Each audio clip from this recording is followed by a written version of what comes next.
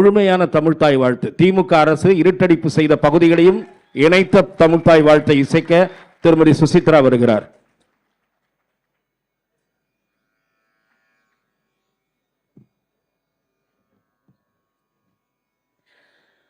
நீராறும் கடலுடுத்த நிலமடந்தை கெழிலொழுகும்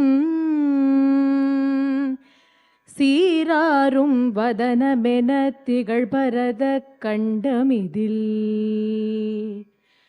தெக்கணமும் மதில் சிறந்த திராவிடனல் திருநாடும் தக்க சிறு பிறை நுதலும் தரிதனரும் திலகமுமே அத்திலக வாசனை போல் அனைத்துலகும் இன்பமுற எத்திசையும் புகழ் மணக்க இருந்த பெரும் தமிழனங்கே தமிழனங்கே.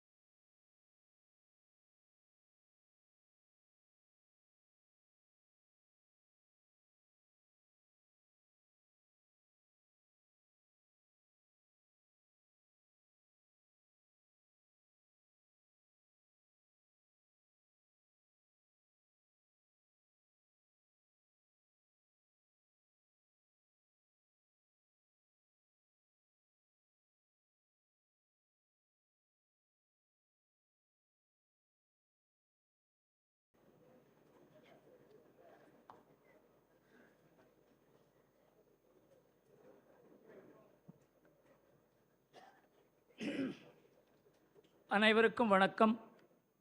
என்னுடைய நண்பரும் உலகளாவிய பெயர் பெற்றவரும் காங்கிரஸ் கட்சியினுடைய காரிய சமிதியில் உறுப்பினராக இருப்பவரும் நாடாளுமன்ற உறுப்பினருமாக இருப்பவர் சசி தரூர். அவர் இங்கே வந்து இசைந்திருப்பதற்கு நன்றி கூறுகிறேன். நான் தான் முதல் காங்கிரஸ்மேனாக இங்கே வரத்துக்குன்னு கேட்டாங்க. நிறைய பேர் வந்திருக்காங்க. Thuglak is a multi party platform. அதனால் நீங்கள் மாத்திரம்தான் முதல் காங்கிரஸ்மேன் என்று நீங்கள் நினைக்க வேண்டாம் என்று கூறி அவர் மனசுக்கு ஆஸ்வாசம் கொடுத்தேன். ஏன்னா நிறைய பேர் அவர்கிட்ட நீங்கள் ஏன் அங்கே போகிறீங்கன்னு கேட்டிருக்காங்க. ஒரு சின்ன மாற்றம். அண்ணாமலை அவர்கள் டெல்லிக்கு போய் அங்கே ஒரே ஃபாகு, எல்லா ஃப்ளைட்டும் கேன்சல் இன்றைக்கி. அதனால் அவர் கொஞ்சம் லேட்டாக வருவார். எப்படி இருந்தது என்றால், முதலில் அண்ணாமலை பேசிவிட்டு அதற்கு பிறகு சசி தரூர் பேச வேண்டும் என்று இருந்தது. ஆனால் அவர் முன்னால் அவர் பேசுவதற்கு வாய்ப்பு இல்லாதனால சசி தரூர் முதல்ல பேசிவிட்டு அதற்கு பிறகு அண்ணாமலை வரும்பொழுது அவர் கை குலுக்கி விட்டு போவார் அப்படின்னு ப்ரோக்ராமை கொஞ்சம் மாற்றியிருக்கோம். ஆனால் அண்ணாமலை வருவார்.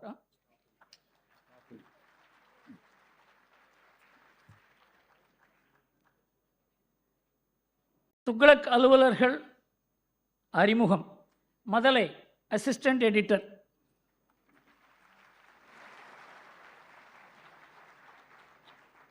இந்த துக்ளக் யாராவது முதுகெலும்புன்னு சொன்னோன்னா அவரை தான் சொல்லணும். இந்த எல்லாருக்கும் இவர் போனால் என்ன ஆகுங்கிறதுக்கு இவர் போனால் என்ன நடக்கும்னே தெரியாது. அதனால் இவர் நீடூழி வாழ வேண்டும் என்று எல்லோரையும் நீங்கள் வாழ்த்த வேண்டும். சத்யா சீனியர் சப் எடிட்டர்,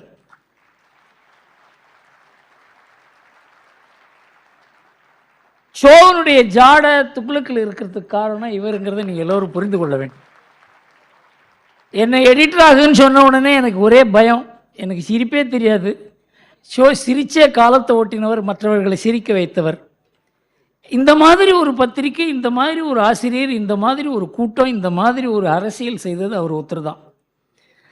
ஆனால் அதை தொடர்ந்து அதை செய்து கொண்டிருப்பது சத்யா. அவருக்கு நன்றி கூறி அவரை அறிமுகிச்சிருக்கிறேன். பர்கத் அலி, சப் எடிட்டர். இவர் கொஞ்ச நாளாக இந்த புத்தக விமர்சனம்லாம் எழுதுவார். இவர் எழுதலைன்ன உடனே பர்கத் அலி எங்கன்னு நான் சொன்னேன், சார் நீங்கள் அவருக்கு உடம்பு சரியில்லை கொஞ்ச நாள், ஒரு 2 மாதம் 3 மாதம் இருக்குமா, 4 மாதம் அவர் பைபாஸ் சர்ஜரி. அதனால் அவரால் வர முடியல. எல்லோரும் என்ன தொலைச்சி நான் சொன்னேன், வீட்டிலேருந்தாவது எதாவது எழுதி அனுப்புங்க சார், இல்லைன்னா உங்களை ஆஃபீஸ்லேருந்து அனுப்பிச்சிட்டோன்னு நினைக்கிறாங்கன்னு சொல்லி. ஏன்னா அவருக்கு இது மாதிரி பைபாஸ் சர்ஜரின்னு சொல்லவும் விரும்பலை நான். அதனால் பர்கத் அலி ரொம்ப முக்கியமானவர். இந்த நம்ம வாசகர்கள்லாம் இது வரைக்கும் யாரும் இவர் எங்கேன்னு கேட்டதே கிடையாது, இவரை தான் கேட்டிருக்காங்க. ரமேஷ், தோஸ்த், சகாதேவன், நிருபன், இந்த மாதிரி பல புனை பெயர்களில் அந்தந்த இதுக்கு தகுந்த மாதிரி எழுதுவார். அவர் சீஃப் ரிப்போர்ட்டர். எஸ்ஜே இதயா, தென் மாவட்ட நிருபர். என்னை பொறுத்தவரையிலும் தமிழ்நாட்டில் இவர் தான் சீஃப் செஃபாலஜிஸ்ட். இவர் இந்த கட்சி ஜெயிக்கும்னு சொன்னால் அந்த கட்சி ஜெயிச்சிரும். அதனாலே நீங்கள் காங்கிரஸ் ஜெயிக்கும்னு சொல்லாதீங்க சார்ன்னு சொல்லணும். எஸ்பி சண்முகம், மேற்கு மாவட்ட நிருபர். இவங்கெல்லாம் ரொம்ப நாளாக ஆரம்ப காலத்திலேருந்து துக்ளக்கில் இருக்கவங்க. துக்ளக்கில் ரிட்டையர்மெண்ட்டே கிடையாது. ராமச்சந்திரன், கட்டுரையாளர். வண்ணல் 11 தூர்வாசர், இந்த பேரில் ரொம்ப கொஞ்சம் கடுமையாக எழுதுவார். Swaminathan, publisher.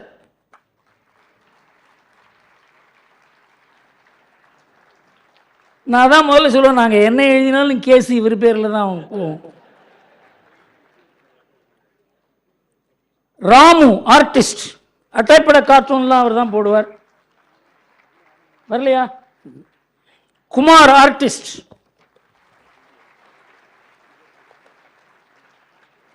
Raju, layout artist, உள்பக்க கார்ட்டூன், நீங்க பார்த்துருப்பீங்க. அது Ramasubramania Raja, DTP operator. Senthil Kumar, layout artist.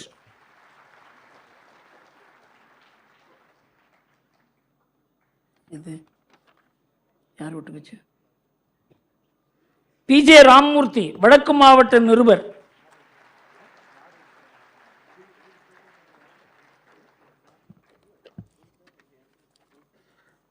R Natarajan, கட்டுரையாளர். அவர் மூத்த பத்திரிகையாளர். அவர் தான் நாம் தமிழில் பேசுறதெல்லாம் சசி தரூருக்கு டிரான்ஸ்லேட் பண்ணி சொல்ல போகிறார். திருவண்ணாதபுரம் Ramakrishnan,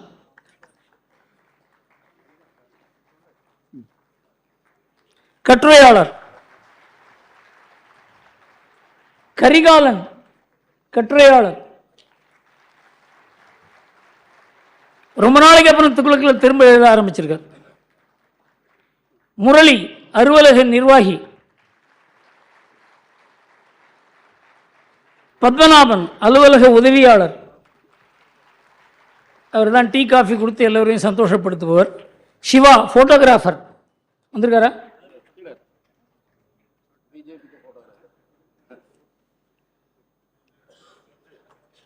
Selvakumar, driver.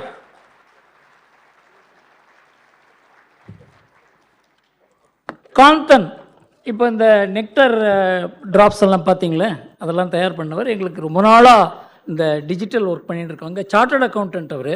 Senior executive, consumer durable conglomerate, experienced in creativity, அதெல்லாம் ரொம்ப விஷயம் தெரிஞ்சவர். நீங்கள் பாலகிருஷ்ண சாஸ்திரிகள்னு ஒரு பெரிய வித்வான் கேள்விப்பட்டிருப்பீங்க, பௌராணிகர், அவருடைய பிள்ளை.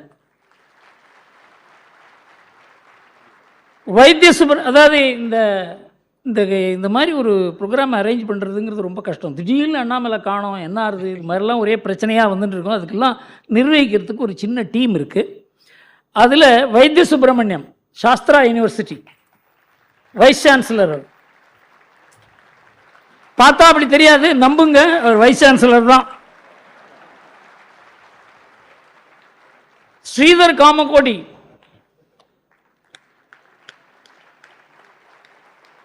தொழிலதிபர். சிவகுமார், தொழிலதிபர். இவங்கெல்லாம் இந்த டுக்லக் டிஜிட்டல் நடத்துறதுக்கு இவங்க முன்னுக்கு வந்து அது கொஞ்சம் கொஞ்சமாக அது பெரிதாகி கொண்டிருக்கிறது. அடுத்தது வெங்கடேஸ்வரன், அவர் தான் துக்ளக் டிஜிட்டலை எடிட்டோரியல் ரெஸ்பான்சிபிலிட்டி செய்கிறார்.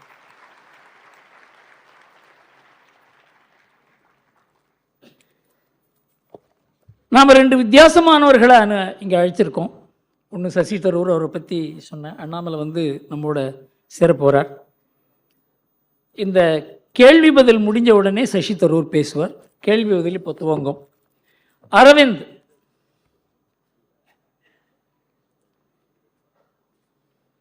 ஆசிரியர் அவர்களுக்கு வணக்கம். எனக்கு 2 கேள்விகள் சார். முதல்ல வரும் தேர்தல் பிரச்சாரத்தில் ஒரு சில கட்சியினர் வந்து நார்த் வர்சஸ் சவுத், அதாவது இந்த வட இந்தியர்கள் வந்து ஒரு சில விமர்சனங்கள் வந்து பேசி அவங்க வட்டத்தட்டுற மாதிரி இருக்கு. அதை பற்றி ஆசிரியர் கருத்து. அடுத்தது வந்து 2 வருஷமா 2 யுத்தங்கள் சார். ஆனால் வந்து ஐநா சபையால் அதை தடுக்கவே முடியல. Is United Nations losing it's relevance sir? இந்த நார்த் வர்சஸ் சவுத் என்ன கேட்டீங்க? இந்த கேள்வி புரியல. இந்த நார்த் வர்சஸ் சவுத், அதாவது வட இந்தியர்கள் தென்னிந்தியர்கள் அந்த பிரிவினையை பேசுற மாதிரி இருக்கு. அவங்க வசதி இவங்க மட்டும்ன்ற மாதிரி சில பேச்சுக்கள்.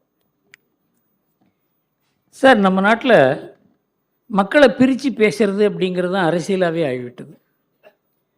இந்த நாட்டை ஒற்றுமைப்படுத்தி சுதந்திரம் வாங்க வேண்டும் என்று ஏராளமான பெரியோர்கள், அது விவேகானந்தர்லேருந்து ஆன்மீகத்துறையிலையும் அரசியலையும் தேசியத்தையும் கலந்து பேசினவங்க, மகாத்மா காந்தி, சர்தார் பட்டேல், ஜவஹர்லால் நேரு கூட பல வித்தியாசங்கள் இருந்தால் கூட இந்த நாட்டை ஒற்றுமைப்படுத்த வேண்டும் என்று நினைத்தவர்கள். இப்போ என்ன இருக்குது அரசியலில், எப்படி பிரிக்கலாம், பிரித்து எப்படி அதுக்குள்ளே நாம் புகுந்து ஓட்டு வாங்கலாம்ங்கிற ஒரு வாக்கு வங்கி அரசியல் வந்த பிறகு எத்தனையோ விதமாக முஸ்லீம், கிறிஸ்தவன், இந்த ஜாதி அந்த ஜாதி, அதே மாதிரி நார்த் வர்சஸ் சவுத். பல பேருக்கு இந்த எலக்ட்ரல் ஹிஸ்ட்ரியே தெரியாது. 1977 காங்கிரஸ் எங்கே பார்த்தாலும் நார்த்து பூரா ஒரு சீட்டு கூட வரல. குவாலியர் ஒன்று தான் எனக்கு தெரிஞ்சு அவங்க வெற்றி பெற்றாங்க. சவுத் பூரா காங்கிரஸ் வந்தது. அப்போ காங்கிரஸ் என்ன, அது பிரிவினை பார்ட்டியா? அதாவது எந்த அளவுக்கு நமக்கு வந்து சமீபத்தில் நடந்த ஒரு அரசியல் மாற்றங்கள் கூட தெரியாத, இப்போ ஏதோ north party BJP, south party மற்றவர்கள் அப்படின்னு பேசுகிறது அரசியலில் அவங்களுக்கு விஷயம் புரியலேங்கிறது ஒன்று மாத்திரம் இல்லாத இந்த மாதிரி பேசுகிறதே ஒரு ஃபேஷன் ஆகிவிட்டது. அதனால் இந்த நார்த் வர்சஸ் சவுத் என்கிறதுக்கு அர்த்தமே கிடையாதுங்கிறது தான் என்னுடைய கருத்து. இந்த யுத்தங்களை ஏன் நிறுத்த முடியல அப்படின்னா, யுத்தங்களை செய்வதே இந்த ஐநாவில் யார் யாருக்கு இந்த யுத்தம் செய்வதை நிறுத்தக்கூடியவங்களோ அவங்க தான் ஐநாவில் இருக்காங்க. யுத்தம் செய்பவர்களும் அவர்கள் தான். அதை பற்றி நம்ம சசி தரூருக்கு நல்லா தெரியும். ஏன் காரணம் என்னென்னா, ஐநா சபையை பற்றி யாராவது பேச முடியும்னாக்க 30 ஆண்டுகள் ஐநா சபையில் பெரிய பெரிய பதவி வச்சிருக்காரு. I request you to say a few words about the state of United Nations then and now and how it has weakened, because this is one of the questions which is agitating the Thuglak reader's mind, and I get a lot of questions on that, but it is very difficult to explain in a few words which you may perhaps. இன்றைக்கு வந்து ஐநா சபை வந்து பலம் இழந்திருக்கிறது. அது வெறும் சேட்டர்ஸ் club மாதிரி ஆயிடுது. அதான் பேசிகிட்டு இருக்காங்க, டீ காஃபி வசதியாக இருக்குது, பில்டிங் இருக்குது, போயிட்டு வரத்துக்கு ட்ராவல் ஃபெசிலிட்டி இருக்குது, இதோடு நின்று விட்டதே தவிர இன்றைக்கு அதனால் ஒரு முடிவெடுத்து ஒரு நாட்டை நீங்கள் இது இப்படி செய்ய வேண்டும் என்று ஒரு நாட்டை கட்டாயம் செய்வதற்கு அதற்கு திராணி இல்லை. Bharadwaj, Madambakkam. Hello sir, 2 questions. Number one,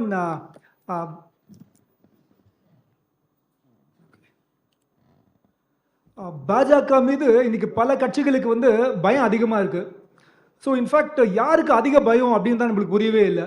ஆனால் திமுக, அதிமுக, காங்கிரஸ், இது வந்து நீங்கள் 1, 2, 3 அப்படின்னு ஆர்டர் படித்து யாருக்கு பயம் அப்படின்னு நீங்கள் சொல்லணும், அதிகம் அப்படின்னு நீங்கள் சொல்லணும். This is question number 1. Question number 2 sir, இன்னைக்கு வந்து மந்த்லி 2 times இன்ஃபேக்ட் ஒரு ப்ராக்டிஸாக போச்சு, ஏடிஎம்கேக்கு வந்து பிஜேபியோட அலையன்ஸ் இல்லை அப்படின்னு சொல்லி இன்ஃபேக்ட் ரீசெண்டாக எஸ்டிபிஐ மீட்டிங் கூட எடப்பாடி அவர்கள் அட்டன் பண்ணிட்டாரு.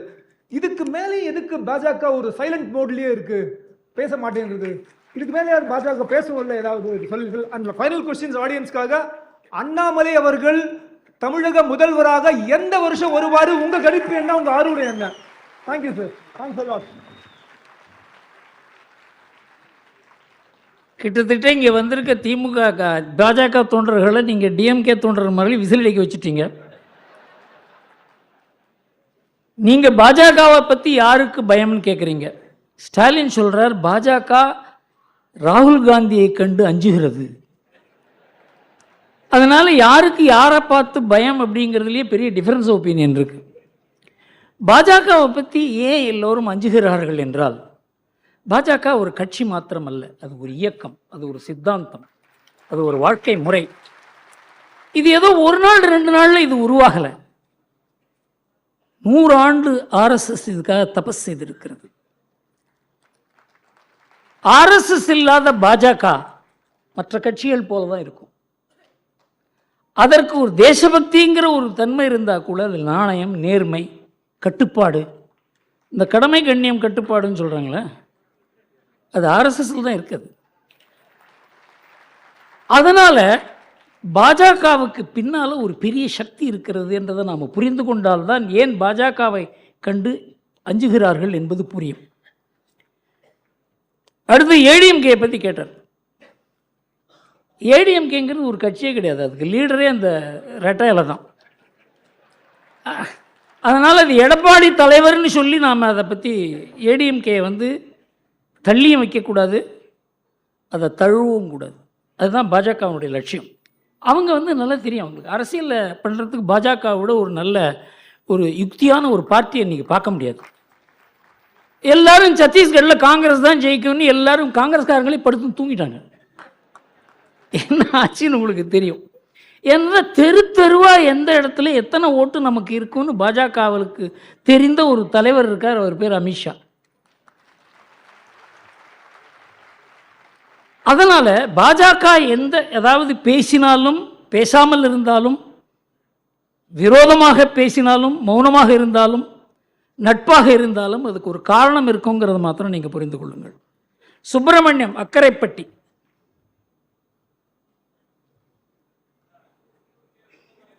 அக்கரைப்பட்டி சுப்பிரமணியம் இல்லையா? அடுத்தது பட்டாபிராமன், சென்னை.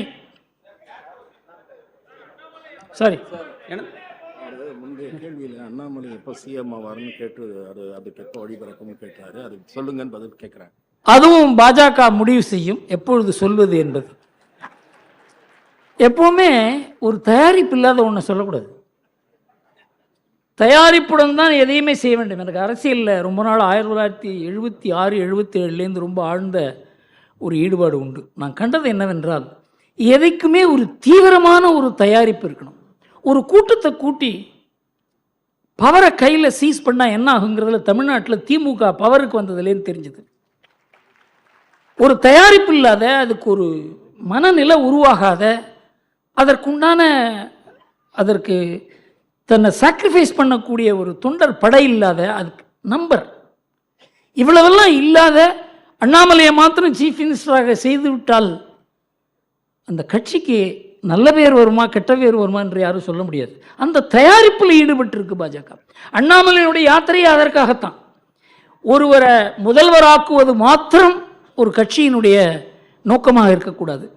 அவர் முதல்வராக்கி அந்த தமிழ்நாட்டுக்கு என்ன நல்லது செய்ய முடியும் அந்த கட்சியால் அப்படிங்கிற ஒரு தயாரிப்பும் தேவை. சுப்பிரமணியம் அக்கரைப்பட்டி வந்திருக்காரா? பட்டாபிராமன் நீங்களா சார்? சுப்பிரமணியம் பட்டாபிராமன். சரி, பட்டாபிராமன் கேளுங்க, அப்புறம் சுப்பிரமணியம். லேட்டாக வந்துடுறீங்க. எனது பேர் பட்டாபிராமன். அனைவருக்கும் மாலை வணக்கம். நான் 40 வருடங்கள் மேலே துக்ளக் படித்து கொண்டிருக்கிறேன். முதல் கேள்வி, காமன் சிவில் கோட். நிறைய டிஸ்பியூட்டில் சொத்தும் சரி, விவகாரத்து கேஸ்லையும் சரி, நிறைய டிஸ்பியூட்டில் சுப்ரீம் கோர்ட்டு ஒரு தீர்ப்பு சொல்லியிருக்கு. இதுக்கு தீர்வு காமன் சிவில் கோட் தான். அதை நடைமுறைப்படுத்துவதற்கு என்ன சாதக பாதகங்கள், அதை ஆசிரியர்கள் விளக்க வேண்டும். இரண்டாவது கேள்வி, மாலத்தீவில் திடீர்னு இந்தியாவுக்கு எதிராக எதுக்கு அவங்க அறிக்கைகள் கொடுக்குறாங்க? அந்த அதிபரே அது மாதிரி மோடிக்கும் திரு மோடி அவர்களுக்கும் இந்தியாவுக்கு எய்த்தாப்பில் அறிக்கை கொடுக்குறாங்க. அதை பற்றி விவராமல் ஆசிரியர் கூற வேண்டும். வணக்கம், நன்றி. மாலத்தீவில் 100% முஸ்லீம்கள். அங்கே ஏராளமான பாகிஸ்தானுடைய இன்ஃப்ளூயன்ஸ், தீவிரவாதிகளுடைய இன்ஃப்ளூயன்ஸ் பெருகி கொண்டே போய் கொண்டிருக்கிறது. நமக்கு அவங்களுக்கு நல்ல உறவு இருக்குது. அதில் இருக்க நல்லவர்கள் பலவர் நம்மோட சேர்ந்து வேலை செய்யணும்னு நினைக்கிறாங்க. அதில் இந்த பர்டிகுலர் தேர்தலில் நமக்கு எதிரானவர்கள் வெற்றி பெற்றதுனால இந்த மாதிரி ஒரு நிலை, இந்த நிலை நீடிக்காது.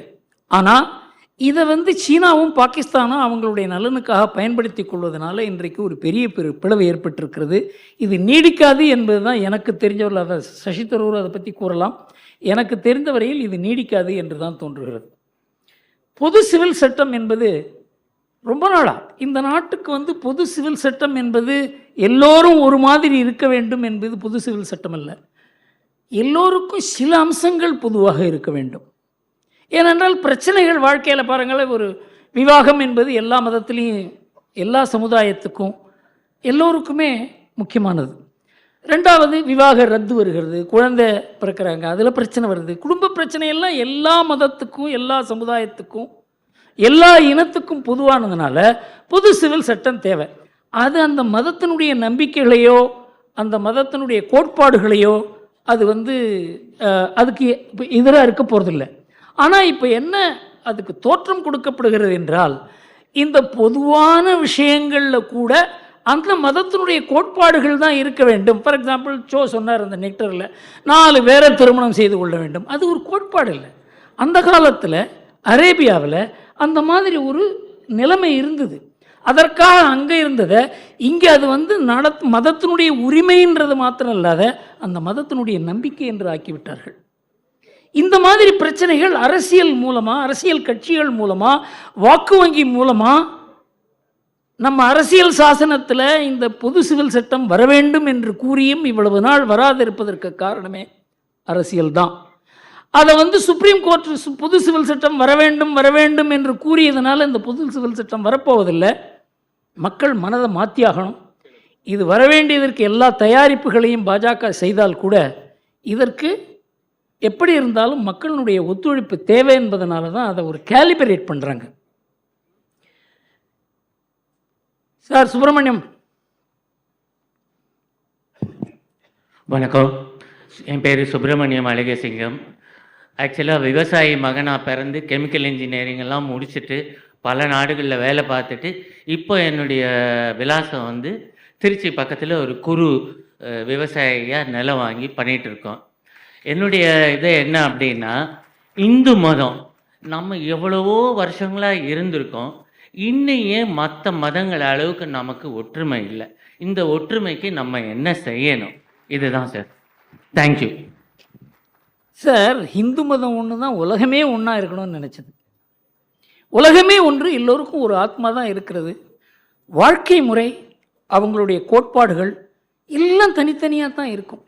ஆனால் இது எல்லாம் ஒற்றுமையாக இருக்க வேண்டும் என்று ஒரு கடவுள், ஒரு புத்தகம், ஒரு வாழ்க்கை முறை, அதை நான் மாத்திரம் அனுசரிக்க மாட்டேன், மற்றவர்களும் அதை அனுசரிக்க வேண்டும் என்று 2 முக்கியமான மதங்கள் கிளம்பின, கிறிஸ்துவமும் இஸ்லாமும். அவங்கள பொறுத்தவரையில் அந்த கோட்பாடுகள் சரியாக இருக்கலாம். ஆனால் மற்றவர்களுக்கும் அந்த கோட்பாடுகள் வர வேண்டும் என்பதற்காக யுத்தங்கள் நடத்தி, அது ஜிகாது, குருசேட், இன்றைக்கு கன்வர்ஷன், இதெல்லாம் இருக்கிறதுனால அது ஒற்றுமை போல தெரிகிறது. ஆனால் இன்றைக்கு இஸ்லாமில் இருக்க வேற்றுமைகள், கிறிஸ்துவத்தில் இருக்க வேற்றுமைகள், நாம் அதை கொஞ்சம் ஆழ்ந்து படித்தால்தான் தெரியும். ஃபார் எக்ஸாம்பிள், கிறிஸ்துவத்தில் ஒரு 100 சர்ச் இருக்குதுன்னு வச்சுங்க. 600-700 சர்ச் இருக்குது. ஒரு சர்ச்சில் இருக்கவங்க இன்னொரு சர்ச்சுக்கு போக மாட்டாங்க, அனுமதிக்கப்பட மாட்டார்கள். அதே மாதிரி ஒரு சர்ச்சுக்கு ஒரு பெரியல் கிரவுண்ட் இருந்ததுன்னா இன்னொரு சர்ச்சில் இருக்கவங்க யாராவது இறந்தால் அதில் பெரியல் கிரவுண்டில் அவங்களுக்கு அனுமதி கிடையாது. நம்மதில் பார்த்தீங்கன்னா யார் இறந்தாலும் ஒரே இடத்துக்கு தான் நாம் போவோம். இது ஒற்றுமை இல்லையா? நாம் எல்லாரும் எல்லா கோயிலுக்கு போவோம், அது ஒற்றுமை இல்லையா? நாம் எல்லோரும் சேர்ந்து பொங்கல் விழா கொண்டாடுவோம், அவங்கவுங்க வீட்டில் தான் கொண்டாடுவோம், அது ஒற்றுமை இல்லையா?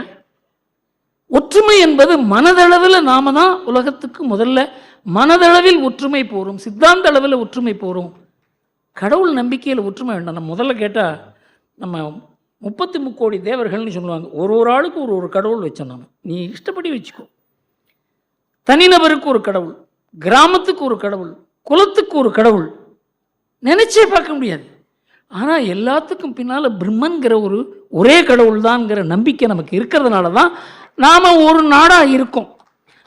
அதனால் இந்துக்கள் ஒற்றுமை இல்லாதவர்கள்னு சொல்ல முடியாது. இந்த ஒற்றுமை யாருக்கும் எதிராக அல்ல. மற்றவர்களுக்கு எதிரான ஒற்றுமையை நம்மால் உருவாக்க முடியல. ஆனால் உருவாக்கினால் அது நமக்கும் நல்லதல்ல, மற்றவர்களுக்கும் நல்லதல்ல. அந்த ஒற்றுமை தேவையில்லைங்கிறது என்னுடைய அபிப்பிராயம். ரமணன் அடுத்தது சார். ரமணன் வந்துட்டாரா? சார் ரமணன், சென்னை 116. ஒரு செகண்ட் இருங்க சார். ராமச்சந்திரன், ரவி, நாகராஜன், பாலசுப்ரமணியம், குணசேகரன். சார் ஆசிரியரிடம் 3 கேள்விகள். ஐயோ ஒன்று போகிறோம் சார். சார் ஜனவரி 22ஆம் தேதி ராமர் கோயில் பிரதிஷ்டையில் காங்கிரஸ் அண்ட் மற்ற இந்தியா கூட்டணி கட்சிகள் போக வேண்டாம் என்று நிராகரித்திருக்கிறார்கள். அதோடைய பின்விளைவுகள் அவர்களுக்கு தேர்தலில் எந்தெந்த மாதிரியான விளைவுகளை ஏற்படுத்தும், அது பற்றி ஆசிரியருடைய கருத்தை தெரிஞ்சுக்க விரும்புகிறேன். ஒன்று, தமிழ்நாட்டுக்கு துணை முதல்வர் பதவி அப்படின்னு வந்ததுன்னா அதனால ஏதாவது அட்வான்டேஜஸ் இருக்கா, அதனால என்ன நன்மைகள் ஏற்படும் தமிழ்நாட்டிற்கு? இது என்னுடைய 2வது கேள்வி. 3வது கேள்வி, இந்த அரவிந்த் கெஜ்ரிவாலுக்கு நிறைய சம்மன் மேலே சம்மன் கொடுத்துட்டு இருக்காங்க. அவர் எதுக்குமே ஆஜராக மாட்டேங்கிறாரு. அவருடைய ஹானஸ்டி இஸ் பிகம் கொஸ்டின்டு. அதை பற்றி ஆசிரியருடைய கருத்து என்ன, அதை பற்றி சொல்லணும்னு கேட்டுக்கிறேன். தேங்க்யூ. அரவிந்த் கெஜ்ரிவால் ஆனஸ்டி இப்போதான் கொஸ்டின்ன்றது இவருக்கு தெரியும்.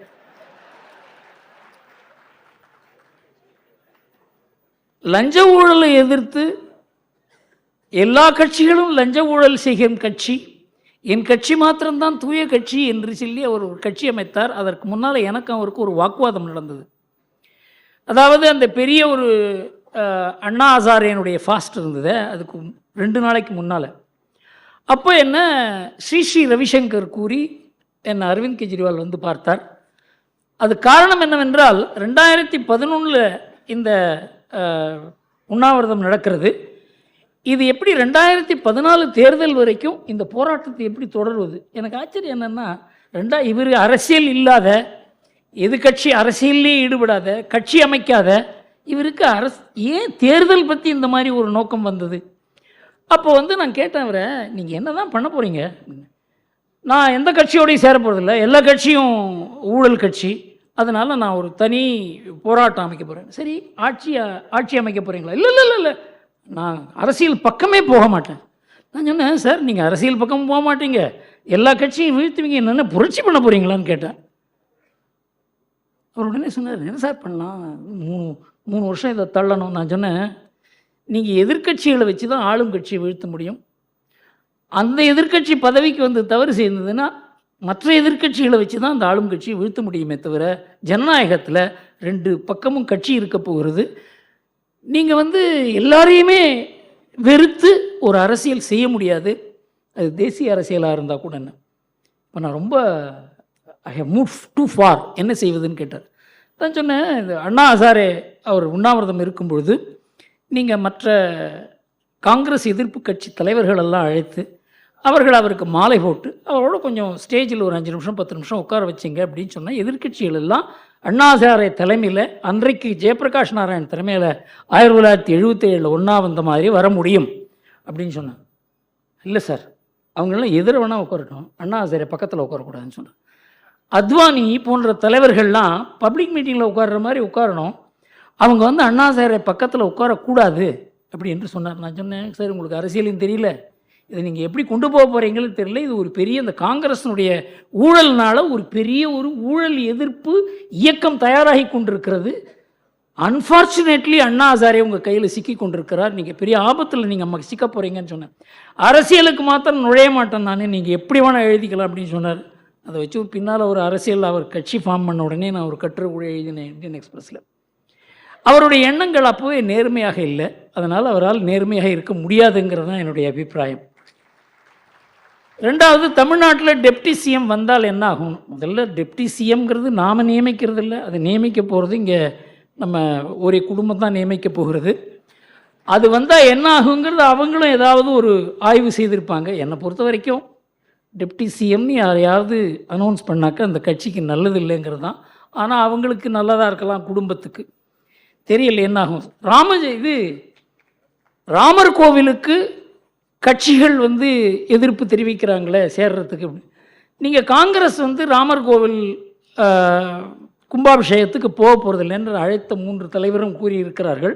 ஆனால் காங்கிரஸுக்கு நிறைய பேர் போக போகிறாங்க. இன்றைக்கி நேற்றுக்கா என்ன நைட்டு நியூஸில் கேள்விப்பட்ட சித்தராமையாவே போகிறார்.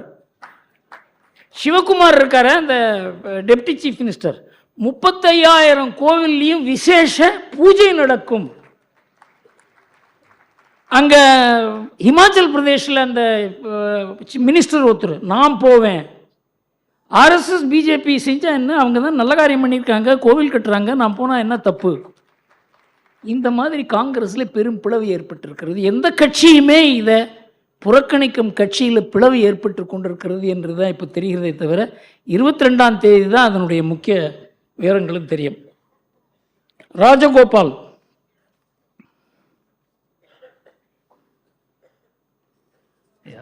மேடையில் வீட்டிற்கும் அதை உற்று நோக்கும் அனைத்து அரசியல் அறிவு ஜீவிகளுக்கும் என் அன்பார்ந்த மாலை வணக்கங்கள். My question is simple and straight forward. திமுகவின் ஊழல் அனைத்து வட்டங்களிலும் அனைத்து துறைகளிலும் உலக பிரசித்தம். அதை அடக்குவதற்கும் ஒடுக்குவதற்கும் பாஜக ஏன் இவ்வளவு தயங்குகிறது?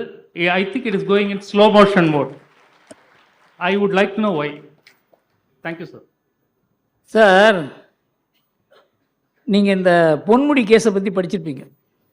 பொன்முடி கேஸ் அது பின்னால் சொல்லுவேன், பட் உங்களை சுருக்கமாக சொல்கிறேன். அது 1996 2001 நடந்த ஊழல். அதுக்கப்புறம் அந்த கேஸை போட்டாங்க ஜெயலலிதா வந்து. அதை என்ன பண்ணாங்க, 2004 அந்த மேஜிஸ்ட்ரேட் இந்த கேஸில் ஒன்றுமே கிடையாதுன்னு தள்ளுபடி பண்ணிட்டார். அதை மறுபடியும் உயர்நீதிமன்றத்துக்கு கொண்டு போனால் உயர்நீதிமன்றமும் சொல்லிட்டு அதில் ஒன்றும் இல்லை இந்த கேஸில் அப்படின்னு. உச்சநீதிமன்றத்துக்கு போய் 2015 உச்சநீதிமன்றம் இந்த வழக்கில் ஆதாரம் இருக்கிறது, இதை நீங்கள் இன்வெஸ்டிகேட் பண்ணணும். எப்போ 1995 நடந்தது 2015 உச்சநீதிமன்றம் கூறுகிறது இதை விசாரணை செய்ய வேண்டும் என்று. அதை விசாரணை செய்து அது ஒரு ஸ்பெஷல் கோர்ட் அமைக்கிறாங்க. ஏன்னா இது சாதாரண கோர்ட்டாக இருந்தாக்க அவங்க வந்து ஒரு மாதிரியாக மேனேஜ் பண்ணிடுறாங்க. விசேஷ கோர்ட் அமைத்து அவர்களுக்கு இந்த கேஸ் கொடுக்கப்படுகிறது. அந்த கேஸ் நடந்து 169 சாட்சியங்கள் அவங்க எக்ஸாமின் பண்ணிட்டாங்க. திடீர்னு அந்த மேஜிஸ்ட்ரேட் ஒரு லெட்டர் எழுதுகிறார் 2022 ஜூனில். நான் வந்து இந்த கேஸை சட்டுன்னு முடிக்க சொல்லியிருக்காங்க, அதனால 4 விடுமுறை நாட்களில் இந்த கேஸை நடத்திடலான்னு இருக்கேன் அப்படின்னு. அந்த கேஸ் இந்த வெங்கடேஷ் ஜட்ஜி இருக்கார், அவர்கிட்ட போகுது. அவர் தான் அந்த கட்சியை அந்த கிரிமினல் கேஸ்லாம் பார்க்குற நீதிபதி. அவருக்கு ஏதோ ஒரு மாதிரியாக இருக்குதுடா, இந்த மாதிரிலாம் ஒரு ரெக்வஸ்ட் வருது அப்படின்னு. அதெல்லாம் நீங்கள் ஒன்றும் பண்ண வேண்டாம், நீங்களே இந்த கேஸை நடத்தக்கூடாது அப்படின்னு சொல்லிட்டார். ஏன்னா இது அவசரமாக நடத்துவதால் இதுக்கு பின்னால் ஏதோ ஒரு பின்னணி இருக்கிறது என்பது அவருக்கு புரிந்து விட்டது. அப்போ என்ன பண்ணுறாங்க, ரொம்ப முக்கியம், நாம் எல்லோரும் இதை பற்றி சிந்திக்க வேண்டும். 2 உயர் நீதிமன்ற நீதிபதிகள் சென்னையில் இருக்கவங்க நம்ம தலைமை நீதிபதிக்கு ஒரு கடிதாசி எழுதுகிறாங்க. இந்த கேஸை வந்து விழுப்புரத்துலேருந்து வேலூருக்கு டிரான்ஸ்ஃபர் பண்ணலாம். எதுக்காக? அதை உச்ச நீதிமன்ற நீதிபதி பாவம் அவர் ஏற்றுக்கிட்டார். அதை அவருக்கு விஷயம் தெரியாது இது என்னன்னு. உடனே இந்த கேஸ் வேலூருக்கு டிரான்ஸ்ஃபர் ஆகிறது. 4 நாளில் 172 சாட்சியங்களை விசாரித்து 370 டாக்குமெண்ட்டை படித்து 280 பேஜில் ஒரு ஜட்ஜ்மெண்ட் எழுதி இவர் நிரபராதி அப்படின்னு சொல்கிறாங்க. இந்த மாதிரி ஒரு ஜுடிஷியல் சிஸ்டம் இருக்கும் பொழுது மோடி என்ன பண்ண முடியும்? யார் தான் என்ன பண்ண முடியும்? அதனால் விஜிலன்ட் பப்ளிக் ஒப்பீனியன் மூலமாகத்தான் இதை பண்ண முடியும். அது மாதிரி நாணயமாக இருக்க ஓரிரு நீதிபதிகள் மூலமாக தான் இந்த மாதிரி கேஸெல்லாம் வந்து. வெங்கடேஷ் என்ன பண்ணார் தெரியுமா? அந்த கேஸை தன் கையில் எடுத்து இது விசாரிக்கப்பட வேண்டிய கேஸ் அப்படின்னு சொன்னதில் பெரிய ஒரு பூகம்பமே கிளம்பித்து. அவர் பேரெல்லாம் சொன்னாங்க. பெரியார் அப்போவே சொன்னார், நாம் சட்டம் பாஸ் பண்ணானே பாப்பான் தான் நீதிபதியாக இருந்து எல்லாத்தையும் நடத்துவான். அந்த மாதிரி அளவுக்கு நீச்சமான ஒரு பிரச்சாரம் நடந்தது. அவர் அதை கண்டு பயப்படலை. நான் தான் இந்த கேஸை நடத்துவேன்னு சொன்னார். உச்சநீதிமன்றம் கடைசியில் கூறியது, இந்த மாதிரியெல்லாம் ஒரு ஜட்ஜி இருக்கிறது நமக்கு கடவுள் வரப்பிரசாதம் என்று சொன்னார். அதனால் ஒரு பிரைம் மினிஸ்டர் ஏராளமான ஒரு அதிகாரத்தை கொடுத்து ஒரு பிரைம் மினிஸ்டர் வந்து விட்டதால நீங்கள் லஞ்சமெல்லாம் குறைஞ்சிரும்னு நினைக்காதீங்க. இது ஒரு பிரம்மாண்டமான பிரச்சனை. ரவி யார்? ராமச்சந்திரன், டி ராமச்சந்திரன், திருச்சி. ராமச்சந்திரன், திருச்சி 21. கடந்த 2.5 வருடங்களில் திராவிடன் மாடல் ஆட்சி சாதித்த சாதனைகள் என்ன? இதனால் எதிர்வரும் காலங்களில் தமிழகமும் தமிழக மக்களும் சோதனைகள் வேதனைகள் எப்படி மக்கள் எதிர்கொள்ள இருக்கிறார்கள்? சார், இந்த துக்ளக் ஆஃபீஸில் எப்போவுமே கொஞ்சம் இந்த முரசொலியை படிப்போம். முரசொலியை படிக்காத நமக்கு தமிழக அரசியல் புரியறதோ இல்லையோ திமுக அரசியல் புரியாது. அதில் இந்த திராவிட மாடல் பற்றி எத்தனை முறை பேசியிருக்காங்க அப்படின்னு எழுதி சொன்னால் இந்த புஸ்தகம் பூரா எழுதியிருக்கு சார். அதில் எத்தனை நாளில் ஒரு கிட்டத்தட்ட 5th July, 7th July, 2nd July, 8th July எல்லாம் திராவிட மாடல். இது எழுதி இந்த புஸ்தகம் முடிஞ்சிடுது சார், இந்த புஸ்தகம் போகாது, இன்னொரு புஸ்தகம் வேணும்னு கேட்குறாங்க. அது மாதிரி இந்த திராவிட மாடலுங்கிற வார்த்தையை அர்த்தம் இல்லாமல் இதை அகில இந்திய அளவுக்கு கொண்டு போவேன்னு கூறுகிற அளவுக்கு இங்கே ஒரு என்ன சொல்கிறதுன்னே புரியல. இது ஒரு அரசியலாக என்னன்னே தெரியல. இதெல்லாம் நம்ம பத்திரிகைகள் இதில் ரொம்ப திராவிட மாடல்னு எல்லா பேப்பரும் போடுறோம். பேர் குறிப்பிட விரும்பலை. எந்த பத்திரிகையும் இதுக்கு என்னையா அர்த்தம்னு கேட்கல. எந்த அரசியல் கட்சியும் கேட்கல. பாஜகவை தவிர யார் திராவிட மாடல்னா என்னன்னு கேட்கல. அதிமுகவுக்கு பயம், இதை கேட்டால் நம்ம திராவிடம் இல்லைன்னு சொல்லிவிடுவாங்களோன்னு பயம். பாஜகவை தவிர இது யாரும் திராவிட மாடல்னா என்னன்னு கொஞ்சம் சொல்லுங்கள் சார்னு யாருமே கேட்கல. எந்த பத்திரிகையும் கேட்கல, எந்த அறிவுஜீவியும் கேட்கல. அதனால் அவர் தொடர்ந்து பேசிக்கொண்டே இருக்கிறார். அதில் இன்னும் ஒன்று வரை சேர்த்துருக்காரு. இப்போ அது பின்னால் சொல்கிறேன். எல்லாருக்கும் எல்லாம், அதுதான் திராவிட மாடல். அதனால் இதனுடைய சாதனையே என்ன அப்படின்னாக்க, எத்தனை முறை நாங்கள் திராவிட மாடல்னு சொன்னாலும் அது எதிர்ப்பதற்கு ஆள் இல்லை என்பது மாத்திரம்தான் அதனுடைய சாதனையை தவிர வேறு எதுவும் சாதனையாக நமக்கு தெரியவில்லை. ரவி, தர்மபுரி. அனைவருக்கும் பணிவான வணக்கம். இந்த பக்கமும் இல்லை, அந்த பக்கமும் இல்லை, மையம் என்று ஒரு கட்சி ஆரம்பித்த திரு கமல்ஹாசன் இப்போது எங்கே மையம் கொண்டிருக்கிறார்? இரண்டாவது கேள்வி, 2024 நாடாளுமன்ற தேர்தல் பாரத பிரதமர் திரு நரேந்திர மோடிக்கானது என்றால் 2026 சட்டமன்ற தேர்தல் திரு அண்ணாமலைக்கானது என்று எப்படி நிரூபிக்க வேண்டும் என்று தாழ்மையோடு கேட்டுக்கொள்கிறேன். நன்றி. முதல் கேள்வி என்ன சார் கேட்டீங்க? கமல்ஹாசன்.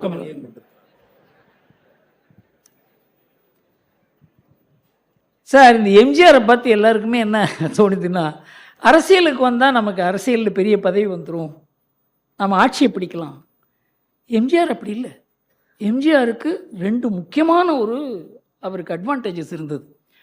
ஒன்று அந்த திமுகவுக்குள்ளேயே ஒரு கட்சி வளர்ந்தது அவருக்கு, அவருடைய ரசிகர் மன்றம். அது ரசிகர் மன்றம் கட்சிக்கு வெளியில் இல்லை.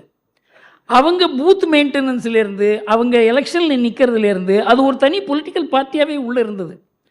அவர் வெளியில் வந்த உடனே ஒரு political party, readymade political party இருந்தது, யாருக்குமே இல்லை. நான் ரஜினியோட இதை பற்றி பேசியிருக்கேன். அவர் அரசியலுக்கு வரணும்னு சொன்னபோது இதெல்லாம் பேசும்பொழுது, சார் உங்களுக்குன்னு ஒரு அமைப்பு இல்லாத இந்த ரசிகர் மன்றத்தை மாத்திரம் வைத்து ஒரு கட்சி நடத்த முடியும் என்று எனக்கு தோன்றவில்லைன்னு நான் சொல்லியிருக்கேன் அவர்கிட்ட.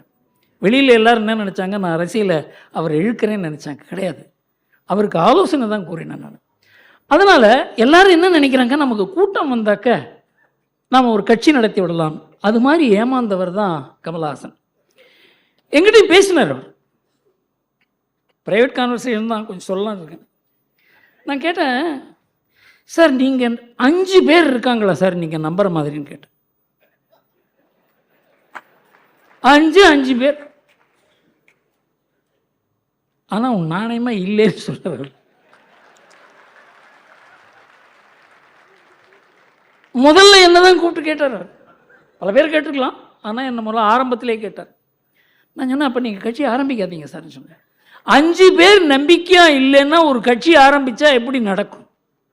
அதனால் இதெல்லாம் ஒரு ஃபோர்தாட் இல்லாத, கற்பனை இல்லாத, பவர் கையில் வந்தால் என்ன ஆகும், என்ன மாதிரி ஆள்லாம் நம்ம சுற்றி இருக்கான், அவன்லாம் என்ன செய்வான், இந்த மாதிரி ஒரு சிந்தனை இல்லாத ஒரு போக்கு இருக்கிறதுனால கூட்டம் சேருவதால் மாத்திரம் ஒரு கட்சி அமைக்க முடியாது என்பதை நிறைய பேர் பார்த்துருக்கோம். ஓரளவுக்கு சக்ஸஸ் ஆனது விஜயகாந்த், அவராலையும் முடியாத போச்சு.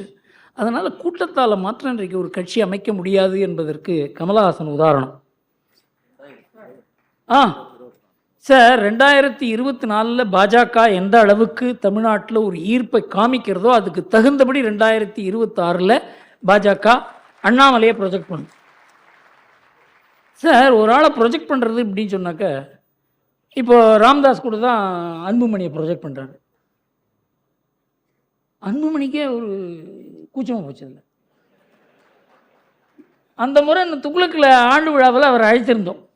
அவருக்கு என்ன பண்ணுறதுன்னே புரியல. அவர் தான் முதலமைச்சர் கேண்டிடேட் அப்படின்னு சொல்லி பிஎம்கே சொல்லியிருக்கு. தயாரிப்பு இல்லாத அண்ணாமலையை அனௌன்ஸ் பண்ணுறது எந்த அளவுக்கு உச்சிதம்ங்கிறத பாஜக முதல்ல அவங்களுடைய தயாரிப்பு தான் முக்கியம். அண்ணாமலை ரெடி, கட்சி அப்படிங்கிறது பின்னால் தான் பார்க்கணும்.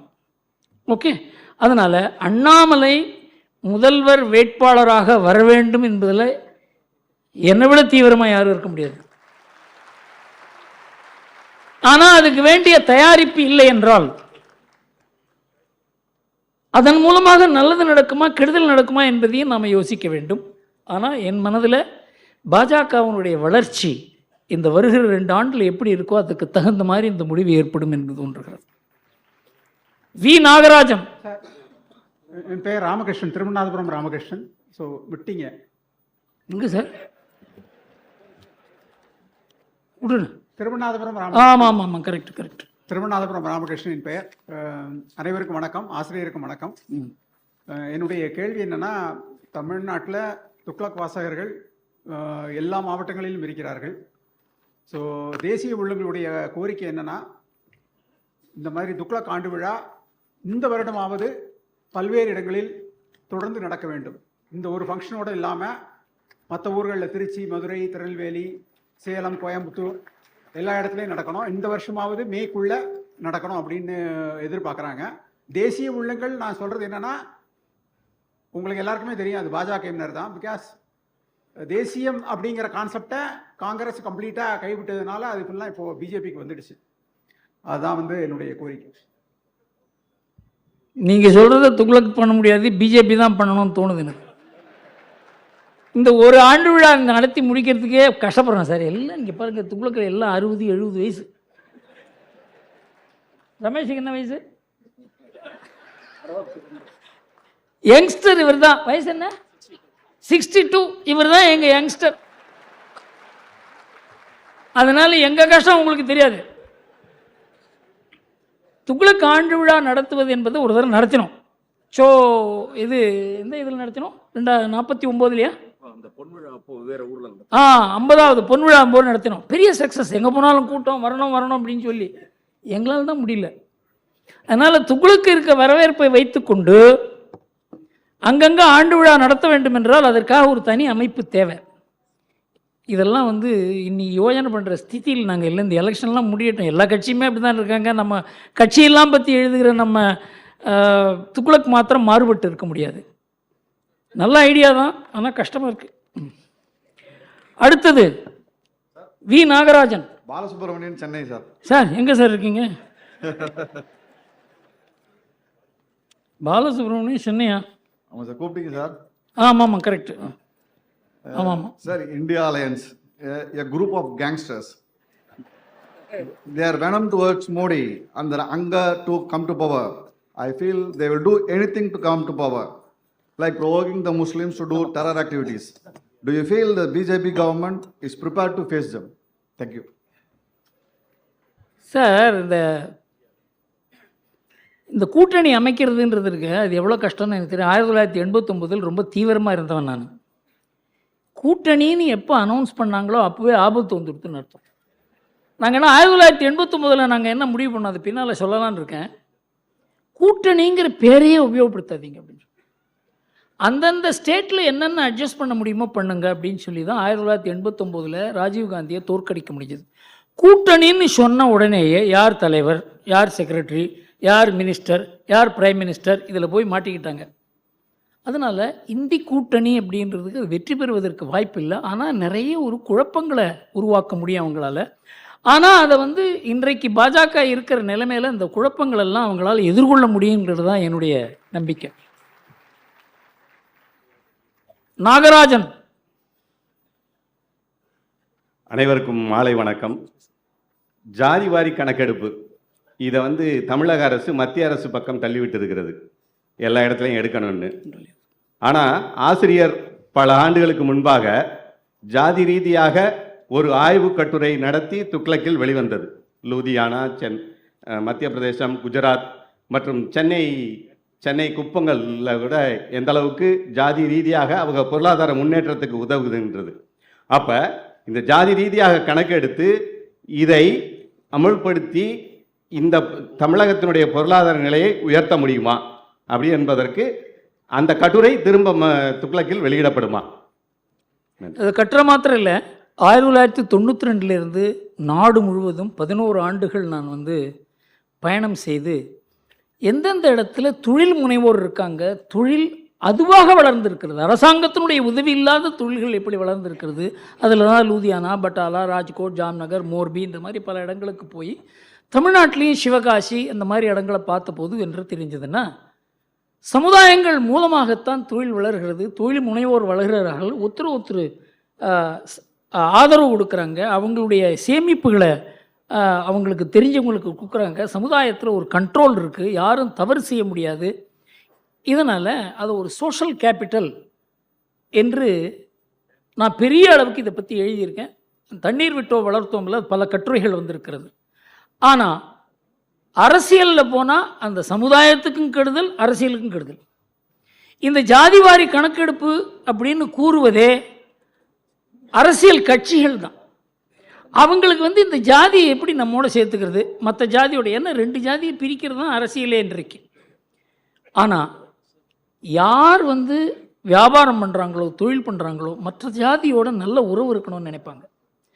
ஸோ பொருளாதாரத்தில் ஜாதி எல்லோரையும் இணைக்கிறது, அரசியலில் ஜாதி எல்லோரையும் பிரிக்கிறது. அதனால் cost in politics is dangerous, cost in economics is prosperity அப்படிங்கிறத பற்றியே நான் ஆர்டிக்கிள் எழுதியிருக்கேன். ஜாதி என்பதை 2 விதமாக பார்க்க முடியும். ஒன்று ஆக்கப்பூர்வமாக பார்க்க முடியும், அது ஒரு கலாச்சார பண்பு, நாகரிகம் உள்ள, அதாவது ஒரு பழக்க வழக்கம் உள்ள, ஒருத்தருக்கு ஒருத்தர் புரிந்து கொண்டு வேலை செய்யக்கூடிய அளவுக்கு ஒரு பெரிய ஒரு அன்இன்கார்பரேட்டட் கம்பெனி போல அது. ஆனால் அதையே அரசியலில் கொண்டு வரும்பொழுது ஜாதியும் பிரிகிறது, அரசியலையும் பிரிக்கிறது. அதனால் அரசியல் நோக்கத்தோடு இந்த ஜாதிவாரி கணக்கெடுப்பு என்று கூறுவதால் அது தவறு என்று தோன்றுகிறது. பாலசுப்ரமணியன் பாடி குணசேகரன் ராயப்பேட்டை. குணசேகரன் பேசுகிறாரா? இல்லை, கூப்பிட்டார். பாலசுப்ரமணியம் பாடின்னு ஒன்று போட்டிருக்க. குணசேகரன் முன்னாடி இல்லை வேறு இது வேலை பாலசுப்ரமணியம். இல்லை தப்பு இருக்கு. அனைவருக்கும் வணக்கம். 3 கேள்விகள். சார் 3 கேள்வியா? சின்ன கேள்வி தான். சரி. தேசிய அளவில் பாரதிய ஜனதா கட்சி 60% மேலான தொகுதிகளை பெற வேண்டும் என்று மனு காட்டுகிறார்கள். தமிழகத்திலே பொறி வைத்து, உட்பொருள் வைத்து, காவலும் செய்து திரு அண்ணாமலை மேற்கொள்ளும் பெரும் முயற்சிகள் 60% தொகுதிகளை தமிழகத்தில் பெற்றுத்தருமா? 2வது, சிறுவயதில் என் வீட்டில் சாராயக் கடைகளை பார்த்து மிகவும் அவசரப்பட்டவன் நான். ஆகவே கல்லுண்ணாமை என்ற அதிகாரம் திருக்குறளில் இருக்க வேண்டுமா, மாற்றப்பட வேண்டுமா, அல்லது நீக்கப்பட வேண்டுமா? ஏனென்றால் அண்ணாமலை அவர்கள் கள்ளுக்கடை வேண்டும் என்று சொல்கிறார், இது புரியவில்லை. 3வது, 3 முறை முதல்வர், 3 முறை பாரத பிரதமர், நிகழாண்டில் பெரும் உலகத் தலைவர்கள் ஒருவரான மோடி அவர்கள் எப்போது உன்னத உலகத் தலைவராக வருவார்? 26க்கு பிறகா, அதற்கு முன்பேயா? இதுதான். நன்றி சார். இந்த கள்ளு சாராய விஷயம் இருக்க, அது மனிதனுடைய குணத்தை சம்பந்தப்பட்டது. இதற்கு காந்தி ஒரு பெரிய மூமெண்ட்டே நடத்தினார் அதுக்கு எதிராக. அதெல்லாம் இப்போ பண்ணுறதுக்கு ஆள் இல்லை. இன்றைக்கு நாம் போலீஸை நம்பி தான் இதை பண்ணுறோம். இந்த மதுவிலக்கை கொண்டு வரும்போது கள்ளச்சாராயம் காய்ச்சறாங்க, அது போலீஸும் கள்ளச்சாராயம் காய்ச்சறவங்களும் சேர்ந்துக்கிறாங்க. அதனால் இது ஒரு பிரம்மாண்டமான பிரச்சனை. இதை வெறும் அரசியல் நோக்கத்தோடு மாத்திரம் பார்க்க முடியாது. எல்லா எதிர்கட்சியும் இதை இந்த சாராயத்தை ஒதுக்கி விடணும் என்று கூறுவார்கள். ஆனால் ஆளுங்கட்சியான உடனே அவங்களுடைய இது இங்கே திமுக என்ன பாருங்கள், இந்த கனிமொழி தான் சொன்னாங்கன்னு நினச்சாங்க. ஒரே ஒரு பொய் தான் சொன்னோம், மதுவிலக்கு கொண்டு வருவோன்னு சொல்லி. 1000 பொய்யை சொல்லி ஒரு கல்யாணத்தை பண்ணுன்னு சொல்லுவாங்க. நாங்கள் ஒரே ஒரு பொய்யை சொல்லி தானே ஆட்சிக்கு வந்தோன்னு கேட்டாங்க தாங்கம்மா. அதாவது எல்லாருமே எதிர்கட்சியில் இருக்கும்பொழுது கூறுவதெல்லாம் ஆளுங்கட்சியாக இருக்கும்போது அவங்களால செய்ய முடிவதில்லை. அதில் மதுவிலக்கும் ஒரு முக்கியமான விஷயம். இதற்கு பெரிய நம்ம ஆன்மீகவாதிகள், சமுதாய தலைவர்கள் இதுக்காக நேரம் கொடுக்கணும். எல்லாரும் வந்து டிவி எதிர உட்காந்துருக்கிறது, எத்தையாவது பொழுதுபோக்குறது, அது மாதிரி இல்லாத சமுதாயத்துக்கு வேலை செய்ய நிறைய பேர் தயாராகணும். ஒரு காலத்தில் இருந்தாங்க அப்படி, நானே பார்த்துருக்கேன். நான் வந்து இளைஞனாக இருக்கும்போது எத்தனையோ பேர் சமுதாயத்துக்காக வேலை செய்யவர்கள் இருந்தாங்க. இப்போல்லாம் யாருமே அந்த மாதிரி வரதில்லை. காரணம் என்றால் அரசியல் அந்த அளவுக்கு நம்ம மனசை தாக்கி இருக்கிறதுனால பொதுவாழ்வு என்றாலே அரசியல் என்று ஆகிவிட்டது. அதனால தான் இந்த மாதிரி பிரச்சனைக்கெல்லாம் நம்ம வந்து தீர்வு காண முடியல. இந்த பிரச்சனைக்கு தீர்வு காண வேண்டும் என்றால் இது ஆன்மீகவாதிகளும் சமுதாய நலன், தேச நலன், நம்ம குடும்ப நலன், பெண்கள் நலன், இதில் ஈடுபாடு உள்ளவங்கள்லாம் சேர்ந்தாதான் இந்த காரியம் முடியுமே தவிர ஒரு கட்சியால் இது முடியும் என்று எனக்கு தோன்றவில்லை. அடுத்தது 60% என்ன சார் கேள்வி? டெல்லியில் 300க்கு மேலே வரும் பிஜேபின்னு சொல்கிறா. இங்கே 60% தொகுதி வருமா தமிழ்நாட்டில் பிஜேபி? சார், தமிழ்நாட்டில் பிஜேபி 60% தொகுதி வருமானு நீங்கள் இப்போ கேட்டீங்கன்னா அதுக்கு என்னால் பதில் சொல்ல முடியாது. ஆனால் பிஜேபி இந்த தேர்தலில் தனியாக நின்றால் கூட பெருமளவு வாக்குகள் வாங்கும் என்பது மாத்திரம் தெரியும். எந்த தொகுதியில் அவங்க ஜெயிப்பாங்க? பல தொகுதியில் அவங்க சில தொகுதியில் ஜெயிக்கக்கூட முடியும். பல தொகுதிகளில் அவங்க 2வது ஸ்தானத்தில் கூட வர முடியும்னு சொல்கிறாங்க. இந்த தேர்தலில் தான் அது தெரியுமே தவிர அதற்கு முன்னால் ஒரு கணிக்க முடியும் என்று தோன்றவில்லை. அடுத்தது மோடியினுடைய தலைமை. மோடி இந்த உலகத் தலைவராக எப்போ உயர்ந்தார்? சார், மோடி தான் இப்போ உலகத் தலைவரே. இது உயர்றதெல்லாம் கிடையாது. இந்த நாட்டுக்கே ஒரு பெரிய உயர்வு வந்திருக்கிறது. அதில் மோடிக்கு ஒரு பெரிய பங்கு இருக்கிறது. ஏனென்றால் அந்த மாதிரி முடிவுகள் எடுத்தார். அந்த மாதிரி இந்த நாட்டை வந்து திரட்ட முடிஞ்சது, அந்த நாட்டை சக்தியாக உருவாக்க முடியுது. அதை பின்னால் கூறுகிறேன். அதனால் மோடி பெரிய தலைவராக இனிமே உருவாவாரா இல்லை, உருவாகி இருக்கிறாருங்கிறத நாம் ஏற்றுக்கொள்ள வேண்டும். தேவகுமார் தீக்ஷிதர்.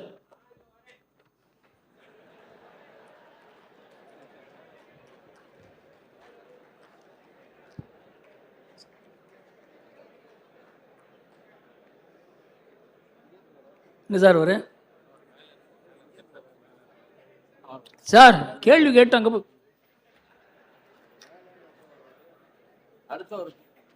அவ்வளோதான் கடைசின்னு நினைக்கிறேன். மகாதேவன். மகாதேவனா? மகாதேவன் ஒரு பேரே இல்லையே. சரி கேட்டுருங்க சார், வந்துட்டீங்க கேட்டுருங்க. பேசுகிறோமா? கேட்டுருங்க.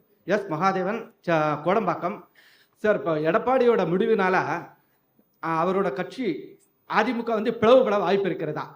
ஏன்னா அவங்க திமுகவும் பாஜக வரக்கூடாது, தான் ஜெயிக்காட்டாலும் பரவாயில்ல பாஜக வரக்கூடாதுங்கிற எண்ணத்தில் இந்த முடிவு எடுத்திருக்காரா? ஏன்னா அவங்க ஆல்ரெடி 2 பேருமே பங்காளி, அங்கே உள்ள அறிவாளிகள் ஆல்ரெடி பேசியிருக்காங்க. அடுத்தது திமுகவும் சிறுபான்மை ஓட்டை பிரிக்கணுங்கிறதுக்காக ஏதோ ஒரு நிர்பந்தத்தால் இந்த முடிவு எடுத்திருக்காரா? 2வது கேள்வி, இப்போ கேஜ்ரிவாலுக்கு சொன்னீங்க, அது மாதிரி சிபு சேரனும் 7 தடவை வந்து இடி சம்மனை வந்து வாய்தா வாங்கி தள்ளி போட்டுக்கிட்டே இருக்காரு. இது எப்படி இடி வந்து ஒரு அராஜகம் பண்ணாதான் அவங்கள வந்து கைது பண்ணுவாங்களா? இல்லை சட்டத்தில் என்ன சொல்லியிருக்கு? 3 தடவை தான் வாய்தா அலவுடு, 4வது தடவை அவங்க அரெஸ்ட் பண்ணி தான் ஆகணும். ஸோ இது பற்றி உங்களோட கருத்து என்ன? 3வது, திராவிட கட்சிகளின் காலம் முடிந்து இப்போ அண்ணாமலை காலம் தொடங்கிவிட்டது. ஸோ இதற்கு பத்திரிகைகள், ஏன்னா ஆல்ரெடி ஷோ வந்து நம்மளுடைய பாரத பிரதமர் அவர் வந்து நிறைய தடவை ப்ரமோட் பண்ணியிருக்காரு இங்கே கூட்டிகிட்டு வந்து. அதுக்கு முன்னாடி பாரத பிரதமர் நரேந்திர மோடி யாருக்குமே தெரியாது, துக்ளக் தான் அவர் வந்து நல்லா அறிமுகப்படுத்தியது. அது போன்ற பத்திரிகைகள் திரு அண்ணாமலை அவரோட உழைப்பு கடுமையாக இருக்குது. ஸோ இதை வந்து அது விழலுக்கு இறைத்த வீணாக போயிடக்கூடாது. ஸோ அதுக்கு என்ன மாதிரியான அவர் வந்து ஒரு ஒத்துழைப்பு எடுத்துக்கணும்? நன்றி, வணக்கம். இப்போ நாம் எப்போவுமே ஒரு தலைவரை வச்சு தான் ஒரு வாய்ப்பு இருக்கா இல்லையான்னு, தலைவர் ரொம்ப முக்கியம். மோடி ஒரு தலைவராக உருவாக்குறதுக்கு அந்த ஒரு பெரிய ஒரு கட்சி, அதனுடைய சித்தாந்தம், அதுக்கு பின்னால் இருக்க தொண்டர்கள் தான் இருந்தாங்க. மோடி தலைவராக தனி மனிதனாக உருவாகலை. அதுபோல் தமிழ்நாட்டில் ஒரு மாற்றம் வரணும், இந்த திராவிட சித்தாந்தத்துக்கு மரியாதை குறைந்து கொண்டிருக்கிறது, அது பின்னால் பேசுகிறேன் எப்படி என்று. அதற்கு மாற்று கொண்டு வருவதற்கு பெரிய முயற்சியை இன்றைக்கு பாஜக செய்து கொண்டிருக்கிறது. அதுக்கு ஒரு வெற்றி வர வேண்டும் என்று நாம் எல்லோரும் நினைக்கிறோம். எல்லாருமே அதற்கு ஒத்துழைப்பு கொடுக்கணும். ஆனால் இப்போ தான் நடக்கும், நாளைக்கு நடக்குமா?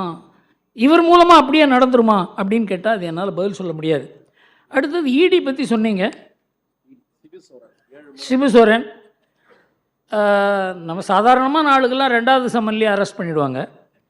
அரசியல்வாதியாக இருந்து அதுவும் பதவியில் இருந்தாக்க அது பண்ண முடியாது. அரசியல்வாதிக்கு ஒரு இந்த சட்டம் வந்து அரசியல்வாதிக்கு இருக்கக்கூடாது. சட்டம் எப்போது அரசியல்வாதியை நெருங்குகிறதோ அப்போ வந்து அவருக்கு வந்து அது காழ்ப்புணர்ச்சியால் செய்கிறார்கள் என்று சொல்லுவாங்க. இந்த காழ்ப்புணர்ச்சிக்கும் இதுக்கு சம்பந்தமே கிடையாது. ஆனாலும் இன்றைக்கு வந்து இந்த இந்தி கூட்டணி எதுக்காக அமைச்சிருக்காங்கன்னா இது பாஜகவுக்கு எதிராக இல்லை, இது ஈடிக்கு எதிராகத்தான் இந்த கூட்டணி அமைக்கப்பட்டிருக்கிறது. அதனால் ஈடி ரொம்ப கேர்ஃபுல்லாக தான் இதெல்லாம் பண்ணிகிட்டு இருக்காங்க. ஆனால் எப்படி இருந்தாலும் இப்போ பெங்காலில் பண்ணாங்க இல்லையா, அது மாதிரி நடக்கும்.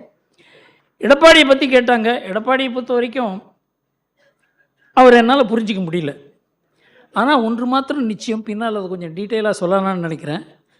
திமுக எதிர்ப்புங்கிறது அவருக்கு முக்கியமாக இல்லை. இன்றைக்கு எது அதிமுகவினுடைய ஆத்மாவோ, எது அதிமுகவுக்கு பலத்தை கொடுக்கிறதோ, எது அதிமுகவுக்கு பெருமளவுக்கு இந்த அரசியல் நாட்டம் இல்லாதவர்களுடைய ஆதரவை கூட கொடுக்கிறதோ, வாக்குகளை கூட கொடுக்கிறதோ, அந்த திமுக எதிர்ப்பை அவர் கைவிட்டது அதிமுகவுக்கு பெரிய பலவீனமாக மாறும் என்பது தான் என்னுடைய அபிப்பிராயம்.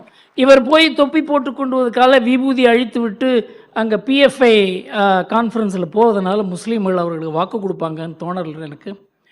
முஸ்லீம்களை மோடிக்கு எதிராக திருப்பி வைத்திருக்கிறது திமுக. அவங்களுக்கு தான் ஓட்டு போடுவாங்கங்கிறது என்னுடைய மனதில் இருக்கிறது. அதிமுக பிளவுபடுமா என்னங்கிறத பற்றி நான் சொல்ல தயாரில்லை. ஆனால் இந்த தேர்தலில் ஒரு பெரிய ஒரு அதிமுகவுக்கு அடி வந்தது அப்படி என்று சொன்னால் அதற்கு வாய்ப்பும் இருக்கிறது. தேவகுமார் தீக்ஷிதர் சார். எல்லாருக்கும் நமஸ்காரம். நான் ஒரு ஸ்லோகம் சொல்லிடுறேன், அதுக்கப்புறம் 2 கேள்வி மட்டும் கேட்குறேன். யாரும் கொஞ்சம் பொறுமையாக இருங்கோ, என்னுடைய வழக்கம் அது. ஓம் சர்வ தர்ம கணாதீஷம் சர்வதர்ம ஜகத்குரும் வந்தேஹம் சர்வபாவஜம் சர்வபோத பிரபோதமோம். என்னுடைய 2 கேள்வி. அதாவது இப்போ நம்ம ராமர் கோவில் கட்டின்னு இருக்கோம். ராமர் கோவில் வந்து பாரம்பரியமான சரித்திரபூர்வகமான கோவில்னு சொல்லி கட்டப்படுறது. ஆனால் நம்முடைய முன்னோர்கள் பாரம்பரியமான கோவில் எல்லாத்துக்கும் துவஜஸ்தம்ப பிரதிஷ்டை பண்ணினதுக்கு அப்புறம் தான் பிராண பிரதிஷ்டை பண்ணுவா. அப்படிதான் சாஸ்திரங்கள் வேதங்கள் சொல்றது. அப்படி இருக்குச்சே, ஏன் வந்து துவஜஸ்தம்ப பிரதிஷ்டை பண்ணாத அங்கே பிராண பிரதிஷ்டை பண்றா இப்படின்றது என்னுடைய கேள்வி. துவஜஸ்தம்பம் ரொம்ப முக்கியம் வேத பிரகாரத்துக்கும் ஆகம சாஸ்திரங்கள் பிரகாரத்துக்கும். அதில் நம்மளுடைய தமிழ்நாட்டில் பார்த்தா ஆகம சாஸ்திர பிரகாரம் கோவில் தமிழ்நாட்டுக்கு தான் சிறப்பு வருது. இப்போ எப்படி செங்கோல் ஸ்தாபனம் பண்ணுற போது தமிழுக்கு ஒரு சிறப்பு கிடைச்சதுன்னு நம்ம சொல்கிறோமோ, அந்த மாதிரி இதுலேயும் தமிழுக்கு ஒரு வாய்ப்பு இருக்குது. அந்த வாய்ப்பு வந்து அங்கே ஏன் வரல, துவஜஸ்தம்ப பிரதிஷ்டை பண்ணலை? இதை தமிழ்நாட்டில் இருக்கிற பண்டிதர்களோ சாஸ்திரம் தெரிஞ்சவங்களோ ஏன் கேட்கல? இதை பற்றி வேதபூர்வமான பிராண பிரதிஷ்டை துவஜஸ்தம்ப பிரதிஷ்டை பண்ணணும், இதை பற்றி ஏன் பண்ணலை? இதை பற்றி விசாரம் பண்ணி அதை பற்றி ஒரு சபை கூட்டுறதுக்கு நம்முடைய ஆசிரியர் அவர்கள் தன்னுடைய சோர்சஸ் மூலமாக எனக்கு வாய்ப்பு ஏற்படுத்தி தருவாரா? இதை பற்றி நான் பண்டித சபை எல்லா சபைகள் மூலியமாக நான் பேசுறதுக்கு ரெடியாக இருக்கேன். அதுக்கு இவர் ப்ராப்பர் சேனல் மூலமாக இதை கொண்டு போவாரான்னு ஒரு கேள்வி கேட்குறேன். 2வது என்னுடைய கேள்வி என்னன்னா, இப்போ நம்ம ராமர் கோவில் கட்டுறது வந்து இந்த நம்மளுடைய ஆஜாதிக்கா அமிர்த மகோத்சவம்னு சொல்ற நம்மளுடைய அமுத பெருவிழா இதனுடைய ஒரு அங்கமாக தான் நம்ம ராமர் கோவிலை கட்டுறோம்னு நான் படித்தேன் நிறைய இடத்துல. அதில் முக்கியமாக கர் கர் திரங்கா நம்முடைய மதிப்பிற்குரிய நரேந்திர மோடி பிரதம மந்திரி அவர்கள் சொன்னார், எல்லாரும் வீடு தோறும் மூவர்ண கொடி ஏற்ற வேண்டும்னுட்டு. ஆனால் ஏன் வந்து ராமரனுடைய வீட்டில் மூவர்ண கொடி ஏற்றப்படவில்லை அப்படின்றது என்னுடைய 2வது கேள்வி. ராமரனுடைய வீடு முதல்ல ஏற்றப்பட்டு இருக்கணுமே, ஏன் துவஜஸ்தம்ப பிரதிஷ்டையும் அங்கே ஆகலை? ராமரனுடைய வீட்டில் மூவர்ண கொடி ஏன் கர் கர் திரங்கா வீடு தோறும் மூவர்ணம்னாக்கா ஏன் அந்த இடத்துல வந்து ராமரனுடைய வீட்டில் அந்த இடத்துல மூவர்ண கொடி ஏற்றப்படவில்லை அப்படின்றது என்னுடைய ஒரு மனசில் ஒரு ஆத்தங்கமாக இருக்குது. அதனால் இந்த 2 கேள்வியை நான் இந்த இடத்துல சமயம் சுருக்கமாக இருக்கிறதுனால நம்ம ஆசிரியர் மூலமாக இதுக்கு ஏற்பாடு பண்ணி தருவாரா, இதை ப்ராப்பர் சேனலுக்கு கொண்டு போவாரா, இதுக்கு தர்ம சபையை கூட்டுவாரா, எனக்கு ஏற்பாடு பண்ணி தருவாரான்னு அவரை நான் கேட்டுக்கிறேன். வாய்ப்பு வந்தாக்கா நான் வந்து அதுக்கு தர்ம சபையில் பேசுகிறதுக்கு ஒத்துழைக்கிறதுக்கு ரெடியாக இருக்கேன். இதுதான் என்னுடைய கேள்வி. 2 கேள்வியை சுருக்கமாக முடிச்சுக்கிறேன். நீங்கள்லாம் கேட்டதுக்கும் ஆசிரியர்களுக்கு நன்றி சொல்லிக்கிறேன். நமஸ்காரம் சார். ஆகம சாஸ்திரங்கள் எதுவுமே விந்தியாசுக்கு மேலே கிடையாது. ஆகம சாஸ்திரங்கள் பூரா விந்திய மலைக்கு கீழே தான். இங்கேயே இருக்க எல்லா கோயிலும் ஆகம கோவில்கள் இல்லை. அதனால் விந்திய மலைக்கு மேலே இருக்க எல்லா கோவில்களுமே ஆகம சாஸ்திரத்துக்கு கட்டுப்பட்டது இல்லை. பல கோவிலில் துவஜஸ்தம்பங்கள் கிடையாது. இந்த கோவில் கட்டுற சாஸ்திரங்கள் எல்லாம் அந்தந்த இடத்துக்கு தகுந்தபடி அமைத்திருக்கிறார்களே தவிர, நீங்கள் போய் இதில் கேதார்நாத்தில் ஏன் இப்படி இல்லை, பத்ரிநாத்தில் ஏன் இப்படி இல்லை, இதெல்லாம் கேட்க முடியாது. ஏன்னா அந்தந்த இடத்துக்கு தகுந்த சாஸ்திரங்கள் அதுதான் நம்ம இந்து மதத்தில் பெரிய விஷயம். பிள்ளையாருக்கு கோவிலே வேண்டாம், அதை ஒரு மரத்தடியில் வைக்கலான் இருக்கு, அது அலோவ் பண்ணியிருக்காங்க. அதனால் இந்த துவஜஸ்தம்பம் தேவை, இப்படித்தான் கும்பாபிஷேகம் நடத்த வேண்டும் என்பதெல்லாம் ஒரு ஆகம சாஸ்திரங்கள் உள்ள ஒரு இடத்துல, அதுவும் சவுத்தில் தான் இருக்குது. அதுலேயும் எல்லா ஆகம கோவில்கள் இல்லைங்கிறத நாம் புரிஞ்சு கொள்ள வேண்டும். அதில் வைதிக கோவில்கள் இருக்கின்றன. காமாட்சி அம்மன் கோவில் வைதிக கோவில், அதே மாதிரி திருவானைக்காவல் வைதிக கோவில், மற்றதெல்லாம் ஆகமத்தில் வைதிகம் இல்லாத கோவில். அதனால் இப்படித்தான் ராமர் கோவில் கும்பாபிஷேகம் நடக்க வேண்டும் என்று யாரும் கூற முடியாது. அங்கே இருக்கவங்க, காசியில் இருக்கவங்கள அந்த ஊரில் இருக்க எக்ஸ்பர்ட்ஸை கன்சல்ட் பண்ணி அதை பண்ணுறாங்க. அதில் எந்த அரசியல் தலையீடும் இல்லை, எந்த கட்சியும் இதை முடிவு பண்ணல, எந்த அரசாங்கமும் முடிவு பண்ணல, இதை தெளிவுபடுத்தி இருக்கிறார்கள். இதுலேயும் அரசியல் வந்திருக்கிறது. இதிலேருந்து நாம் தெளிவு பெற வேண்டியது ஒன்று என்னவென்றால், இதெல்லாம் பண்ணினவங்க இதுக்காக ரொம்ப கஷ்டப்பட்டுருக்காங்க. அவங்கள நான் கண்ணால் பார்த்தேன். எத்தனையோ பேர் உயிரிழந்திருக்காங்க. அதனால் அவங்களாம் ஒரு தவறான டிசிஷன் எடுக்க மாட்டாங்கங்கிறதுல நமக்கு நம்பிக்கை இருக்க வேண்டும். பத்திரிகைகளை நம்பி இதை நாம் பேசக்கூடாது என்று என்னுடைய அபிப்பிராயம்.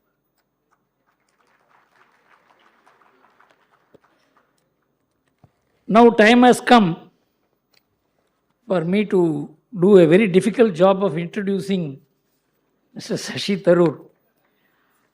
அவர் நம்ம அண்ணாமலையும் அவரும் இருந்தாக்கா சேர்த்து இன்ட்ரடியூஸ் பண்ணாக்க இருக்கோம். ரெண்டு பேரும் வித்தியாசமானவர்கள், ஆனால் ரெண்டு பேருக்குள்ளேயும் நிறைய வித்தியாசம் இருக்கிறது.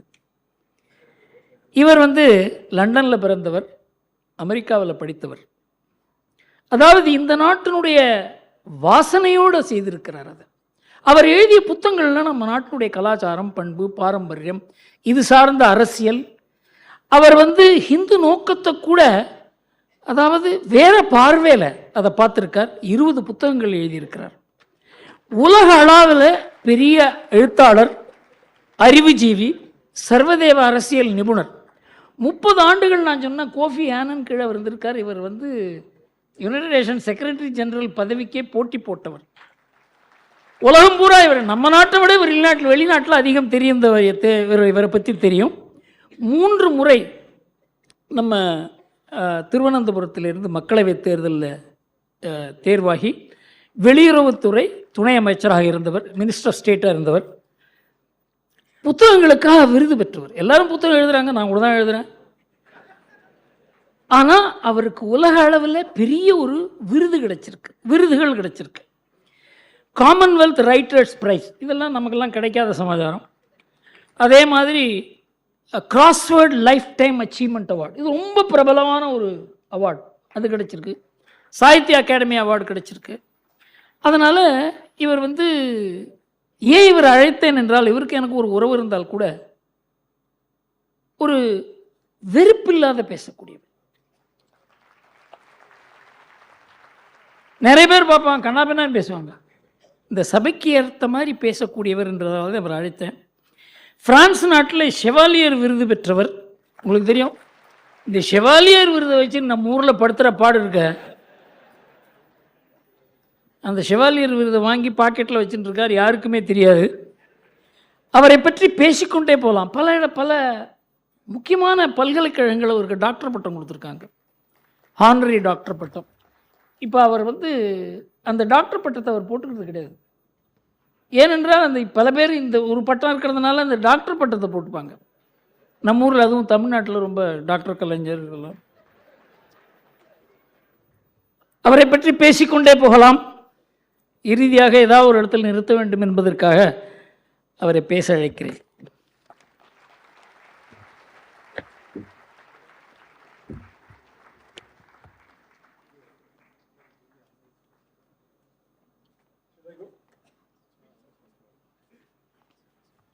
திரு சசி தரூர் அவர்கள் இப்போது உங்கள் மத்தியில் உரையாற்றுவார்.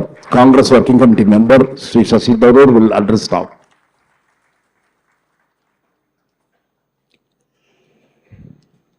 Thank you very much, Mr. Gurumurthy, for your generous introduction and for inviting me to this 54th Thuglak conference.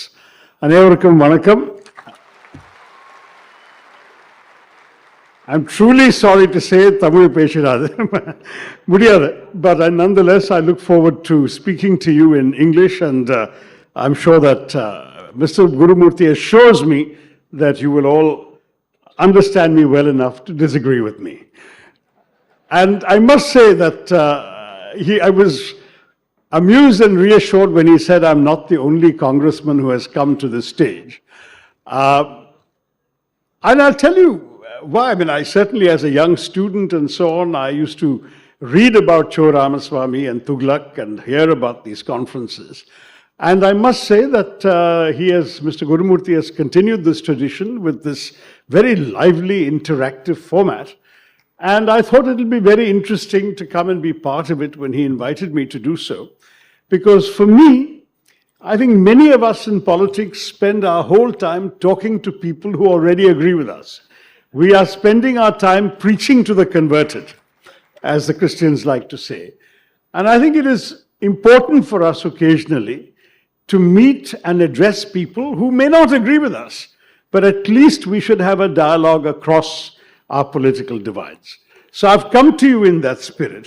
I came with a prepared text, as you may have seen, but listening to Mr. Gurumurthy and hearing these comments, and at his own request to address one question on the UN and another one on the Maldives, I thought there were 6 issues that came up in his interaction that I may perhaps begin by saying a few words about, and then I will give you an abbreviated part of my prepared remarks in case any of that is of interest. But since there were 6 things during the interaction that I thought would be worth addressing, I'll depart from my text and talk about those. The first, you asked Mr. Gurumurthy for me to say a few words about the relevance of the United Nations today. And it's true that there are major conflicts raging, the Russia-Ukraine war, the Gaza war, and we are in a situation in which the UN appears to be helpless. But the truth of the matter is, the UN was designed in a particular way as a result of historical experience. In the last century, we had the First World War, which resulted in immense destruction, the greatest amount of loss of life that had ever been seen up to that point. And so the world decided to create an international body to prevent its recurrence, and they came up with the body called the League of Nations. But within 25 years of the start of the First World War, the Second World War started. The League of Nations failed. And one of the reasons the League of Nations failed was precisely because some of the big powers of the day, the powerful countries that could actually destroy world peace, did not join the United Nations, the League of Nations, that is the United States did not join the League of Nations. And some who did join were expelled by the League of Nations. So Germany, Italy, Russia at various times were expelled. And when the World War started, they were not even in the body for the body to influence their behavior. So when the United Nations was created at the end of the Second World War, the countries of the world wanted to avoid the mistakes that had crippled the League of Nations. And so they created a guarantee for the 5 major countries in the world at that time that they would never have the UN do anything against their interests because they would have a veto on decisions of the Security Council. And that was why when the United Nations Security Council was set up, 5 countries were given permanent seats with a veto. And when they all agree, wonderful things can be done by the UN. The UN has won 6 Nobel Prizes. But when they don't agree, the UN is unable to act because, for example, on the Ukraine war, Russia itself is obviously a participant and they are not going to allow any resolution to be passed against their interests. They would veto it. And on the Gaza matter, there is no doubt that the Americans would support Israel fully, and they too have been vetoing any attempts for the Security Council to impose any binding restrictions on Israel. So that is the reality we're facing today. Does that mean the United Nations is useless? No, because it does a great deal else. And I think we must appreciate the outstanding work of the UN in a number of other fields. But at the same time, we must realize that the United Nations is a mirror of the world. It reflects our agreements and our disagreements. It reflects our inequalities, the power of some big countries and the lack of power of some others,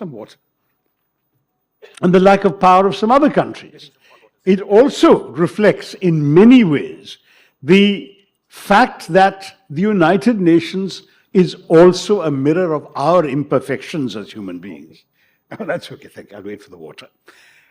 For our imperfections, in fact, the second Secretary General, Dag Hammarskjöld, said 75 years ago something very memorable. He said the United Nations was not created to take mankind to heaven, but rather to save humanity from hell.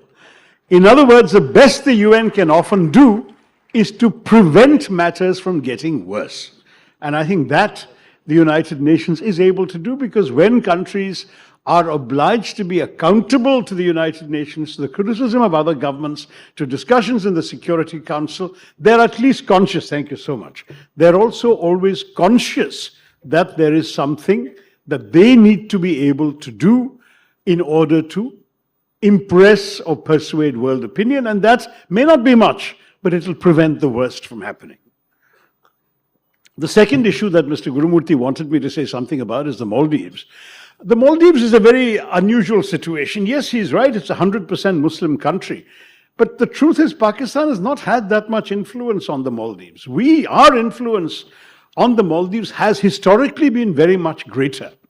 And you may remember in 1988, there was an attempted coup in the Maldives when some mercenaries, backed by some rather wealthy Sri Lankans, came in, held the president hostage and announced they were taking over the government. It's a very small country, I think about 8 lakh people. It's not a very big nation. But when this happened, it was India that immediately parachuted soldiers to the Maldives to put down the coup. And the Maldives government was very grateful for us. When a true democracy, a kind of what the Arabs call those color revolutions, Jasmine Revolution, Velvet Revolution. So when a democracy fully dawned in the Maldives and there was a totally free election, the first person to win was very pro-Indian, Dr. Mohammad Nasheed, who ended up losing his office in some sort of internal quarrel, and subsequently an anti-Indian government came to power. So it's not as if the Maldives is chronically anti-Indian. That government in turn lost a free and fair election to another government that was very friendly to us. And now in turn that government has lost and we have a government that is less friendly to us. So as Mr. Gurumurthy said, he hoped it would not last very long. The truth is that the Maldives does change governments every few years and we can expect them to rethink these policies. But let us understand that gratitude is not a quality that you will often find in international affairs. We have helped Maldives. In fact, just 2 years ago, when there was a very serious shortage of drinking water in the Maldives, literally people had no water to drink. Remember, they're surrounded by the seas are salt water. When that happened, India flew in huge transport planes full of drinking water to the Maldives. And that was when, at the time, there was an India Out campaign led by the party that has now won the election. But that's also part of life. You do something because it is the right thing to do. What does the Bhagavad Gita teach us? Do the right thing without expectation of reward, and so we should not be expecting the kind of gratitude that is largely absent in these matters. We should do what we believe is the decent thing to do to neighbors.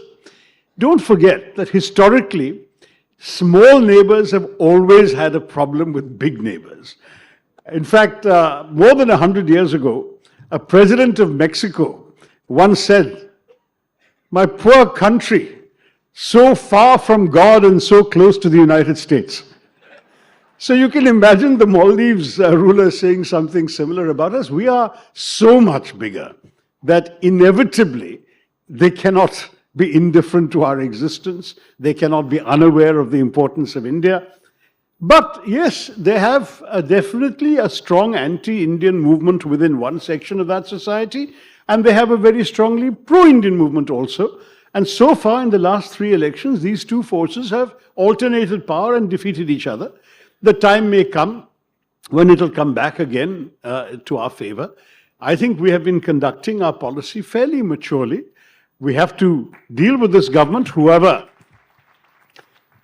comes to power.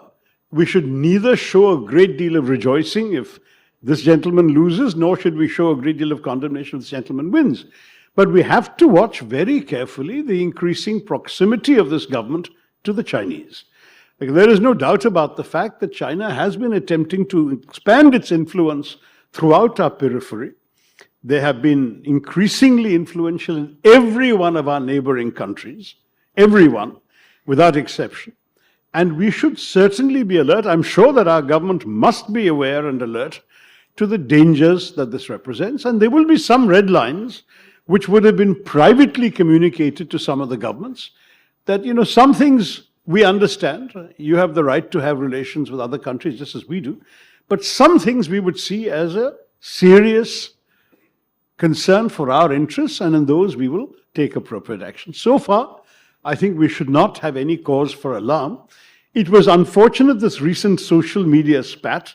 Again, I don't think we should let foreign policy be conducted on social media. I think that there is a far more serious level of engagement that is required in all our parts. And we must understand and respect the sensitivities of a small neighbor about being so close to all of us. So that's on the second issue. The third issue, I think that somebody asked Mr. Gurumurthy about whether the India Alliance was there to bring Muslims to power. The India Alliance is there to bring Indians to power. And I want to remind you all, including the gentleman who asked that question, that Muslims are also Indians. And that we should not forget, because one of our great strengths as a society is that we have appreciated people of all sorts of backgrounds. In fact, I have been a devotee of Swami Vivekananda for a very, very long time. You didn't answer that question.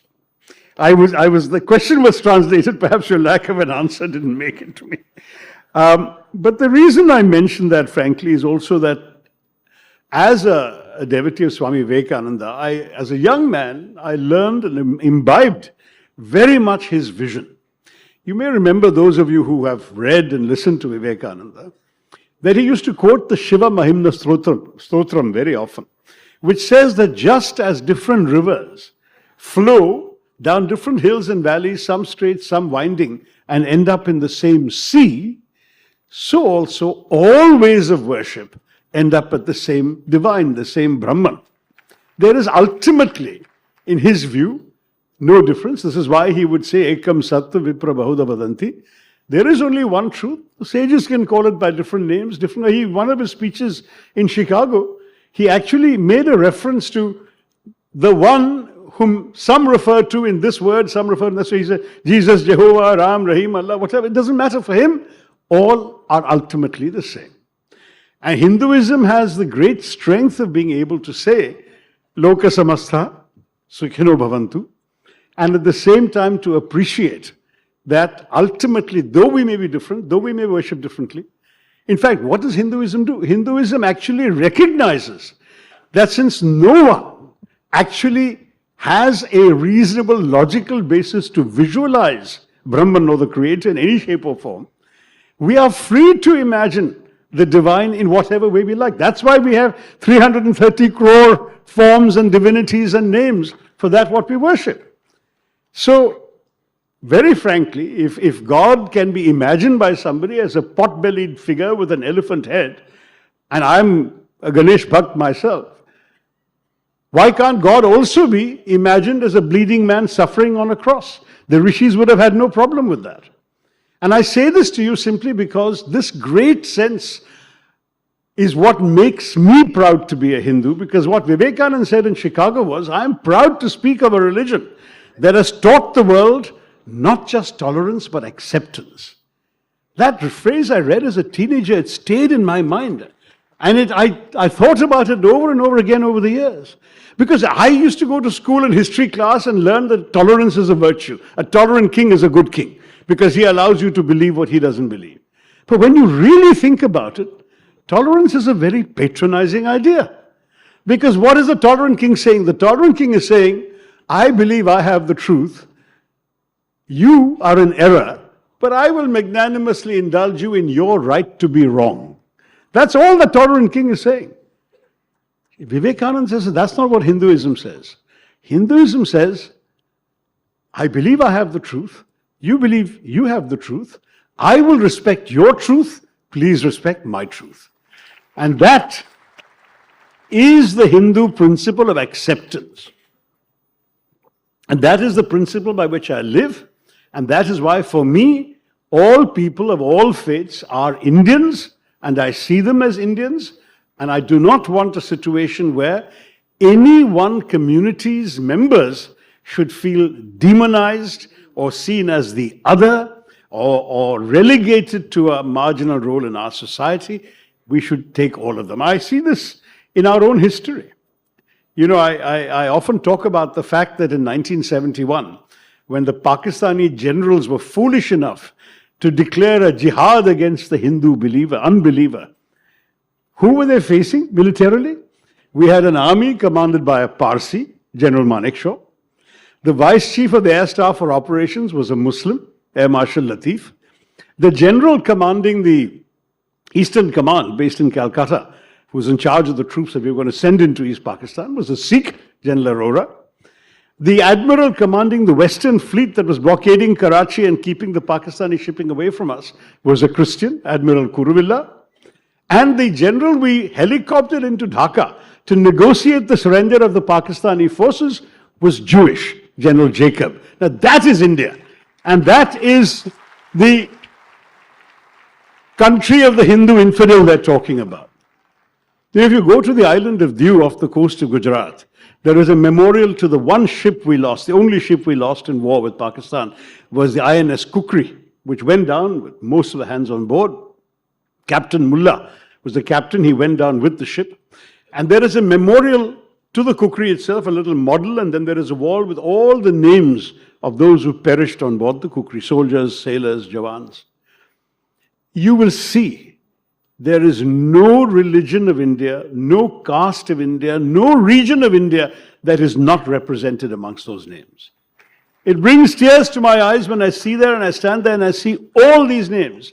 And I realize that everybody of every faith, of every background, has given their blood for this nation. Let us cherish that. Let us celebrate the Indianness of everyone. Let us not let anybody, because of their religion, feel that they're less Indian than we are. That is my conviction. North versus South. I think that was a question that perhaps Mr. Gurumurthy and I would answer differently. I believe that our federalism is really in trouble. The Prime Minister speaks of cooperative federalism, but it seems that the states are the only ones who are expected to cooperate, whereas the union government operates at its own sweet will. The government's decision in 2017 to change the terms of reference of the 15th Finance Commission to base allocations, financial allocations, on the basis of the 2011 census has already prized open a North-South divide, even if Mr. Gurumurthy says it doesn't exist. Because it has opened a Pandora's box with incalculable consequences for our country. The Finance Commission's revised allocations have sent even more tax money from the South to the North than previously. And this North versus South expression is a title of a book by a Tamil writer called Neelakanthan R.S., who wrote that India is rewarding the brute demographic advantage of North India over a state's performance.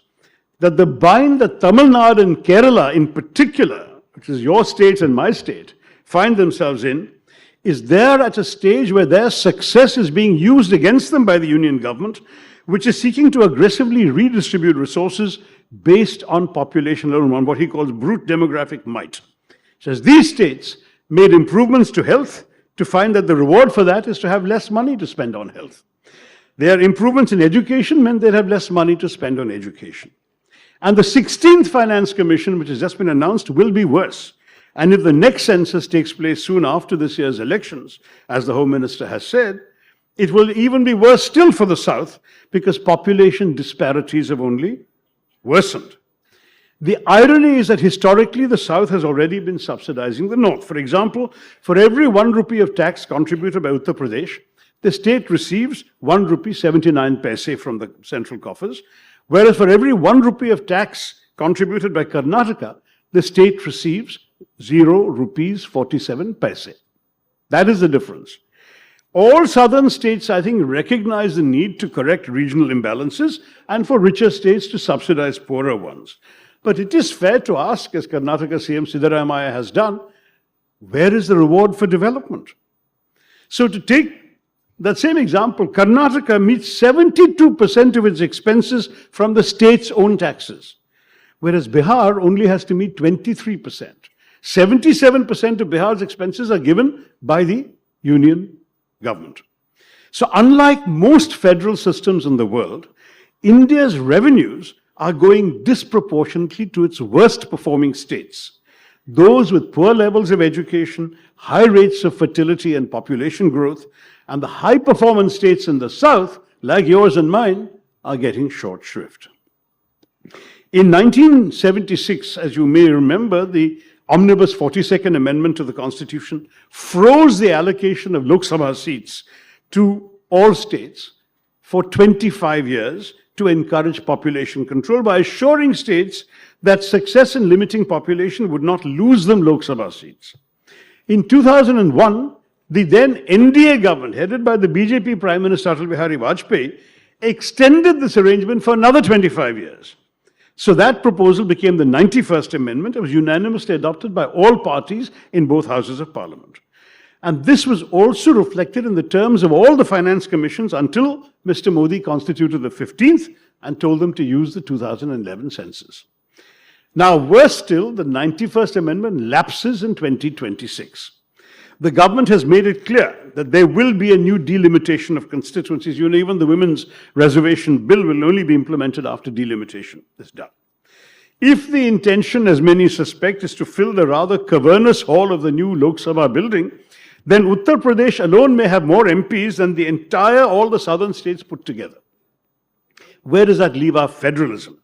If, for instance, the Hindi-speaking states can alone muster a two-thirds majority in parliament to amend the constitution, what would prevent them, for instance, from passing a law making Hindi the official national language? Every year, somebody from the BJP gets up and asks for that to be done. Now, I say this because the North's enhanced political clout in parliament will be coming at a time when population disparities will still worsen in the short term. Tamil Nadu's fertility rate is 1.6, Kerala's is 1.7, UP's is 3, Bihar's is 3.2.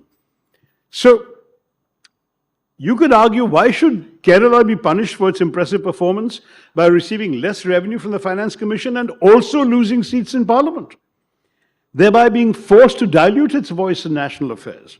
Why should Tamil Nadu's reward for extraordinary economic success, sustained growth, and population control be lower tax revenues from the centre? Now, the government's answer would be, these are the rules in a democracy. One person, one vote means the more people you have, the more political clout and tax rupees you should get. Tough. But in a country like India, whose diversity is held together by a sense of common belonging, but whose civic nationalism must accommodate a range of states with divergent levels of development, it is essential that all people feel that their common nationhood is a winning proposition for them. I'm a very proud Indian. And frankly, I don't think Malayalis can afford to be anything else, because Malayalis are all over the country, working everywhere in India. But in a country where regional, religious, linguistic tensions are never far from the surface, the answer that we have more people, so we will have more money and more power, risks rupturing the fragile bonds that hold us all together. We've seen the erosion of federalism with the ruling party's use of the legislation like an obscure provision of the Disaster Management Act during the COVID pandemic to impose the lockdowns from the centre. So the states had no say. Strictly speaking, a lockdown is a law and order mechanism. Law and order is a state subject. But no, the centre did it. And the fact is that the states therefore had no control over these lockdowns during the COVID pandemic, and their ability to respond to the pandemic was restricted. The invention of PM Cares, which meant a limited flow of funds to the CM's the various CM's relief funds because everything was now going to a new PM fund. The acceleration in the proportion of central-sponsored schemes that effectively reducing states to mere implementing agencies. And add to that the move towards destroying the balance in our fiscal federalism that in previous governments was carefully maintained so that our states felt empowered. Now, you have to know, funds transferred to states from the union government has gone down in each of the last 3 fiscal years, from 4,60,575 crores in 2021-22 to just 3,59,000 in 23-24. A similar trend can also be seen in the devolution of tax revenues. The state's share of tax revenues has come down to just 30.4% in the last budget, whereas in the 14th Finance Commission, states used to get 42%. So we are in a situation where this government has increased its own financial powers at the expense of the states. And on top of that, they've also increased the cesses and surcharges, which do not need to be shared with the states. So in 2011-12, the last figure I saw for the UPA government, cesses and surcharges was 8.16% of gross tax revenue. Under this government, it has tripled to 28.08% of gross tax revenue. Now, the question is, if over 10 years you can more than triple the amount of money you're getting that you can spend in the center and not spend in the states, what happens to our federalism?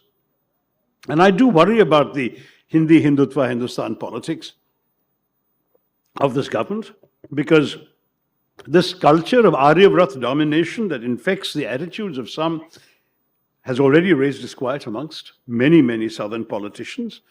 Maybe Mr. Gurumurthy and others here may not feel it's such a big issue. I think it's a very serious issue because the financial and political consequences of all of this threaten the very unity of India. If the South faces political disenfranchisement to go along with a sense of financial victimization, then that combination is absolutely bound to generate resentments that can spill over beyond the confines of our routine politics. I don't want the unity and integrity of India to be threatened in any way. And like every Indian, I rejoice in our successes and applaud our aspirations. But at the same time, we must ensure that we pursue this adventure in a more open and more equitable society. Sorry I took so long in answering that 4th question. The 5th one that I noticed from the Q&A that was going on was about ED. Now, you're all free to have your own views on who deserves to be investigated by ED, but it is more than slightly curious that somehow, however widespread corruption may be in this country, only opposition politicians attract the attention of the ED. I find that quite remarkable. And what is more, an opposition politician being investigated by the ED can suddenly become innocent if he just goes and joins the BJP. That's all that is required. There are half a dozen instances where this happens. Now, I think Mr. Gurumurthy is a man who believes in standards, who believes in integrity. I don't think that the ED, CBI, tax intelligence, IT raids and so on are anything but a political instrument of the government in power that targets only opposition politicians. And I don't think that is healthy for our country. Finally, on the 6th point, which of course is the one that, my gosh, I've already taken most of the time Mr. Gurumurthy gave me, so maybe I'll skip the speech and just end with this. The 6th point was on the Ram Mandir inauguration. And I can see that there are many, many areas we can talk about. I must say I have some sympathy for Mr. Devakumar Dikshita, who came and talked about the missing Dhwaja Stambham, because the fact is that in Kerala all temples have a Dhwaja Stambham, and we, following the Agama Shastras, would normally expect this temple to have that. I'm not sure it's accurate to say there are no agamas in the north. The agamas are written everywhere, and as far as I'm aware, that Shastra applies in many northern temples also, but each temple has its own distinctive style. It's also part of the diversity that Hinduism celebrates. But having said that, when the 4 Shankaracharyas are all saying this is an incomplete temple, it cannot have a prana pratishtha at this time, the temple must be fully complete, and the prana pratishtha cannot be performed by a political leader, it has to be performed by a religious leader. I must say, as a Hindu, I find that a very persuasive argument. I don't think, fortunately, I was not invited, so I don't have to be accountable for going or not going right now. And let me tell you, I do intend to go, but not on the 22nd of January. Because the 22nd of January for an incomplete temple is a date chosen by a prime minister for his own political benefit ahead of the elections. Let's be very honest about that. And therefore, to go there for that function, where the starring role is with the prime minister and the priests and pujaris and purohits are merely sort of playing supporting roles, and in a temple which is still under construction in many places, is to many of us a very troubling act. It is a purely political act. And I would love to see politics and Hinduism kept separate from each other. I don't believe that ours is a religion that prescribes any role for politicians in its conduct. Of course, kings were always powerful in the ancient days. And at the same time,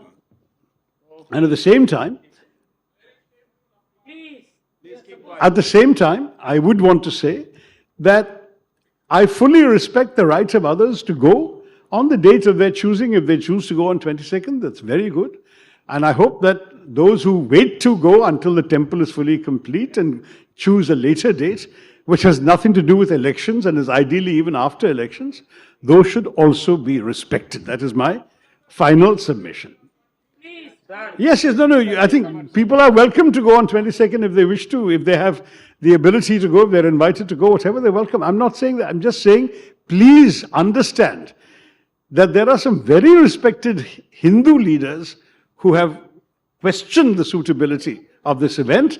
And as a Hindu, you are free to take the advice of the Shankaracharya. You're also free to take the advice of the temple organizing committee. That is the great thing about our faith, is that we all have freedom. And since I have already, I think, reached 28 minutes out of the 30 I was given, yeah, shall I go on a little further? While we're waiting for Mr. Annamalai to arrive, I do have to move on though. No, I have plenty. I actually came with a text which I'm not going to bore you with now, but let me say a couple of things that's worth saying. I've often said that, when I came here, I expected to be speaking after Mr. Annamalai, and I thought that, it's also true. There's a very well-known saying that any truism about India can be immediately contradicted by another truism about India. And anything you can say about India, the opposite is also true. So our country's national motto emblazoned on the governmental crest is Satyameva Jayate. Truth alone triumphs, but you can ask the question, whose truth? And it's a question to which there are at least 1.4 billion answers if the absence of a census for the last 13 years hasn't underestimated us again. But that sort of an answer is no answer at all, and so another answer to this question has to be sought. And this may lie in a simple insight that I would like to offer you, which is that the singular thing about India is that you can only speak of it in the plural. There are, in the hackneyed phrase, many Indias. The very idea of India is of one land embracing many. The idea that a nation may endure differences of caste, creed, color, culture, cuisine, conviction, costume, and custom, and still rally around a consensus.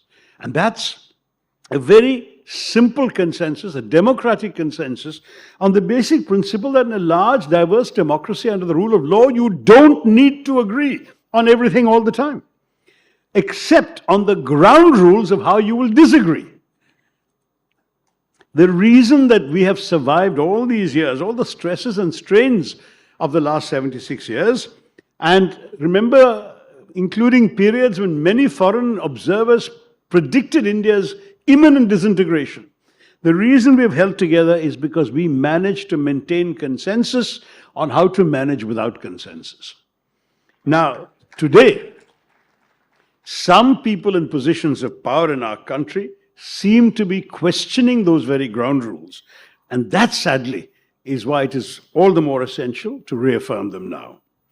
And I want to speak a word for our constitutional democracy, because it is our constitution and our democracy that has given Indians of every imaginable caste, religion, culture, cause, the chance to break free of their lot and to fulfill their aspirations.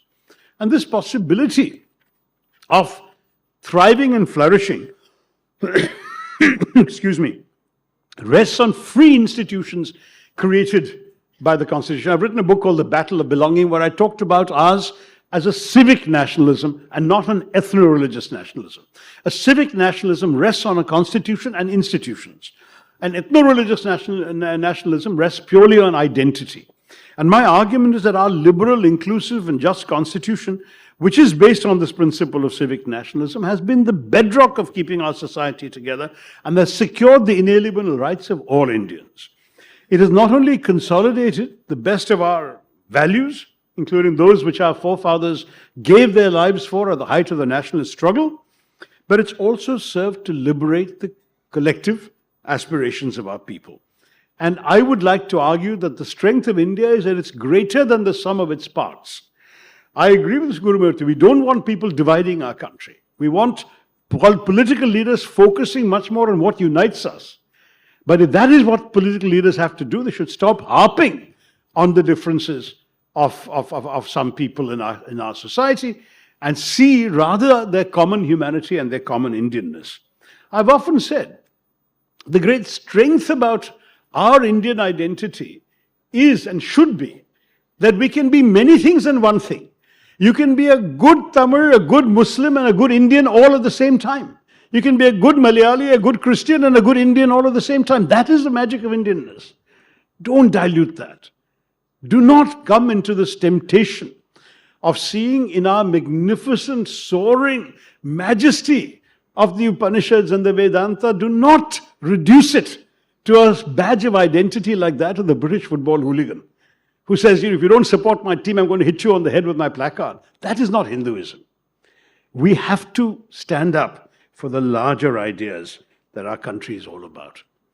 And this is essentially what I want to talk about, that the old India, the Prime Minister talks about new India, but the old India that was fought for by the blood of our forefathers and bathed in the crucible of our national struggle is one in which we had access to an inalienable set of freedoms, and the freedom of choice was prime. The freedom to choose what government you wanted, the freedom to choose what set of convictions to resonate with, the freedom to choose what to eat, who to love, how to love, the freedom to choose what to wear or which language to speak, the freedom to move freely within the sovereign borders of our country, and the freedom to choose whether Ram or Rahim or Jesus or Jehovah or none of them was the force that guided and moved the cosmos. All these freedoms are enshrined in our Constitution, and they're embedded not just in the letter and spirit of the law, but in the lived experience of India and its peoples. And I think it would be a sad thing to threaten that by trying to impose an illusory and dangerous uniformity in the name of our unity. And that's the distorted version of the Indian idea that has been rising in some quarters, with a dangerous ethno-nationalism being fostered, where a narrow-minded majoritarianism is being promoted through incidents of communal violence and Gaurakshak vigilantes and mob lynching, zealots supported by the bulldozers of the state and draconian laws. Why do we want that? Why do we want to create what one writer has called a republic of fear across larger parts of northern India today? Why not celebrate instead the liberty, the equality, the fraternity, a word that really appealed to Dr. Ambedkar, that our Constitution pledged to give us? And also we must, I'm sure Mr. Annamalai will come, because I've seen one of his speeches on YouTube where he talks about the economy and technological advances. Let's applaud economic progress and technological advance, but let us not forget the people at the bottom of the pyramid. The fact is that many of the young people who voted for this government 10 years ago, in the expectation of getting jobs, getting a job, and who still don't have a job, what do we say to them?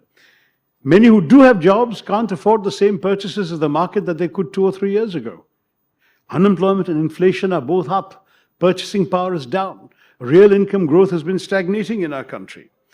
Listening to apologists for the union, the government, reminds me of a cartoon I saw recently showing a government official glibly declaring that the fundamentals of the economy are strong, and the citizen responds, "But I'm not making enough money to survive." And the government official sagely replies, "That isn't one of the fundamentals." So that is the reality of life in India today. And I must say that It's all very well to celebrate a new India, but you can't afford to make a mess of the old India too. I'm going to try and stop there, not because I don't have more to say, but because I really do want to stop within a reasonable amount of time, and you hear other voices as well.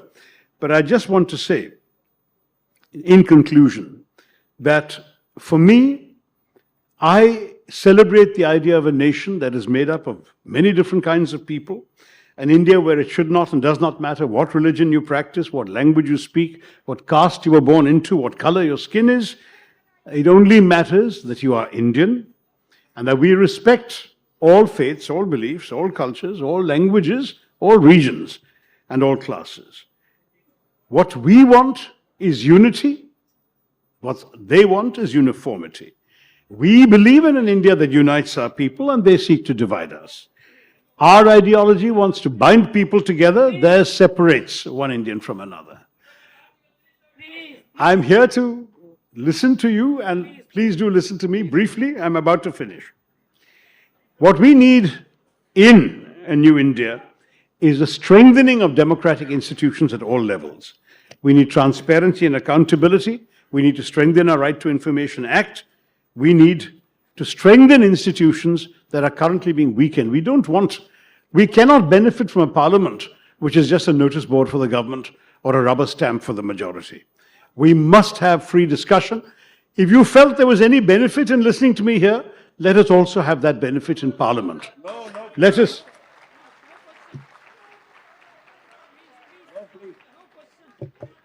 have in our new India a leadership that empowers people and harnesses their collective strength in the pursuit of national objectives, not someone who sees people as instruments of his own power.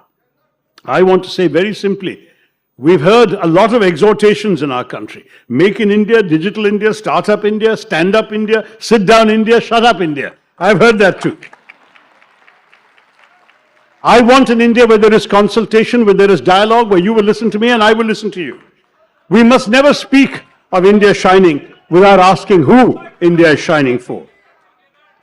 And I hope that we will promote policies that both follow, that both deliver higher economic growth and also ensures that the benefits of our growth are enjoyed by the poor and disadvantaged sections of our society.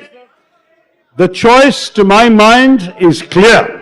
We can have a new India that belongs to all of us, led by government that works for all of us, or we can have a new India that belongs to some and serves the interests of a few. Let us choose an India that embodies hope, not one that promotes fear. We can support a new India united and striving, not an India divided by hatred. Let us remain faithful to the founding values of the 20th century if we are to conquer the challenges of the 21st century. Let us create an India that truly becomes an India shining, but it must shine for all.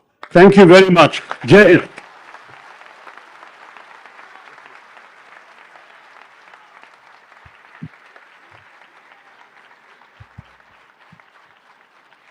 செல்வி ஸ்ருதி ஆத்மநாதன் அவர்கள் Tughlaq digital சார்பாக திரு சசி தரூர் அவர்களுக்கு நினைவு பரிசு வழங்குகிறார்.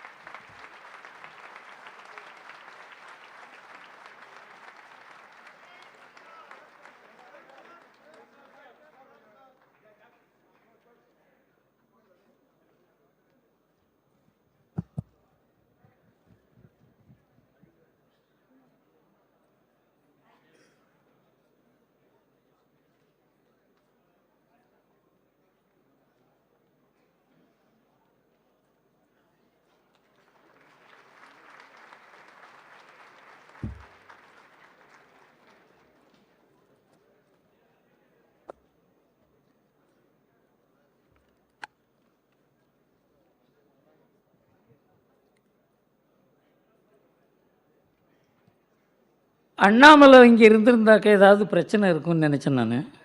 அவர் இல்லாதையே கூட பிரச்சனை இருக்கும்னு இப்போ தான் தெரியுது எனக்கு. இந்த வாரம் துக்ளக் ஆன்சரை துக்ளக் கேள்வி பதில்ல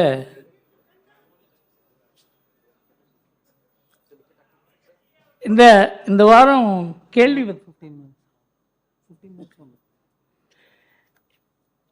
இந்த வாரம் துக்ளக் கேள்வி பதிலில் 2 கேள்விக்கு பதில் கூறியிருந்தேன். அதுதான் துக்ளக்கினுடைய பாரம்பரியம். அதை நாம் எந்த அளவுக்கு மெயின்டைன் பண்ணுறோமோ அந்த அளவுக்கு இந்த மாதிரி நம்முடைய விழா அதுக்கு ஒரு மகத்துவம் இருக்கும். இல்லைன்னா அது ரொம்ப கீழே போயிடும். அதாவது பாரத பிரதமர் என்று கூறியிருக்கிறாரே ஸ்டாலின் திருச்சி சபையில் அப்படின்னு கேட்டார். நான் சொன்னேன், அந்த நல்ல விழாவில் ஒன்றிய பிரதமர் என்று அரசியல் பேசி சர்ச்சை எழுப்பாமல் பாரத பிரதமர் என்று சபை பண்புடன் பேசிய ஸ்டாலினை பாராட்ட வேண்டும். இதுதான் துக்ளக். அவர் பேர் 1000 நமக்கு கருத்து வித்தியாசங்கள் இருக்கலாம். அதே போல அப்போ பிரதமர் பேசின போது கையை காட்டி ஆரவாரமெல்லாம் செய்தார்கள். அதை பற்றி எழுதியிருந்தோம். முதல்வர் ஸ்டாலின் பேசும்போது பாஜகவினர் கையெழுத்து கோஷங்கள் போட்டது பாஜகவுக்கு பெருமை சேர்க்கும் செயல் அல்ல. பாஜக தலைவர்கள் குறுக்கிட்டு அவர்களை தடுத்திருக்க வேண்டும். இதுதான் துக்ளக். நாம் யாருடைய கருத்தையும் துக்ளக்கில் பார்த்தீங்கன்னா பலவிதமான கருத்துகள் இருக்கும். நமக்கு நேர் எதிரடியான கருத்துகள். வீரமணி இன்டர்வியூ போடுவார் துக்ளக்கில். விஷத்தை கக்குவார். அவர் தெரியணும், அவர் விஷம் கக்குவார்னு தெரியணும். அதனால் மற்றவர்களை பேச அதை கேட்கும்பொழுது தான் நாம் எப்படி பதில் சொல்ல வேண்டும் என்று தெரியும். மற்றவர்கள் பேசுவதை கேட்கவே இல்லை என்று அதுக்கு பதில் சொல்வது எப்படி என்று தெரியும். அதனால் துக்ளக்குன்ற ஒரு பாரம்பரியத்தை நமக்கு கொஞ்சம் மனசு கஷ்டமாக இருந்தது. சசி தரூர் முரட்டுத்தனமாக பேசுகிற ஆசாமி இல்லை, தர்க்க ரீதியாக பேசினார். கருத்து வித்தியாசங்கள் இருக்கலாம். ஒரே விஷயத்தை 2 விதமாக பார்க்க முடியும். அவர் அதே ஃபைனான்ஸ் கமிஷனில் அவர் என்ன கூறுகிறாரோ அதை வேறு விதமாக நாம் பார்க்க முடியும், அதுக்கு பதில் கூற முடியும். அதை அவர் ஏற்றுக்கொள்ளாது இருந்தால் கூட புரிந்து கொள்ள முடியும். இப்போ நம்ம ரொம்ப தூரம் பெரிய அளவுக்கு போய்ட்டோம். நம்ம தமிழக அரசியலுக்கு வருவோம். தமிழக அரசியல் எனக்கு ரொம்ப தெரியாது. ஒரு காலத்தில் தான் எனக்கு தமிழக அரசியலுக்கு எனக்கு அறிமுகப்படுத்தினார். அதுக்கப்புறம் தான் இது இவ்வளோ ஆபத்தான அரசியலா அப்படிங்கிறது எனக்கு புரிய ஆரம்பிச்சுது. அப்புறம் கூட இந்த முரசொலியை படிக்க ஆரம்பித்த விட்டு தான் ரமேஷ் தான் சொன்னார், சார் நீங்கள் முரசொலியை படிக்கணும் சார் அப்படின்னு. அதுவரை நான் முரசொலியை படிக்கணும்னு யோசனை பண்ணதே கிடையாது.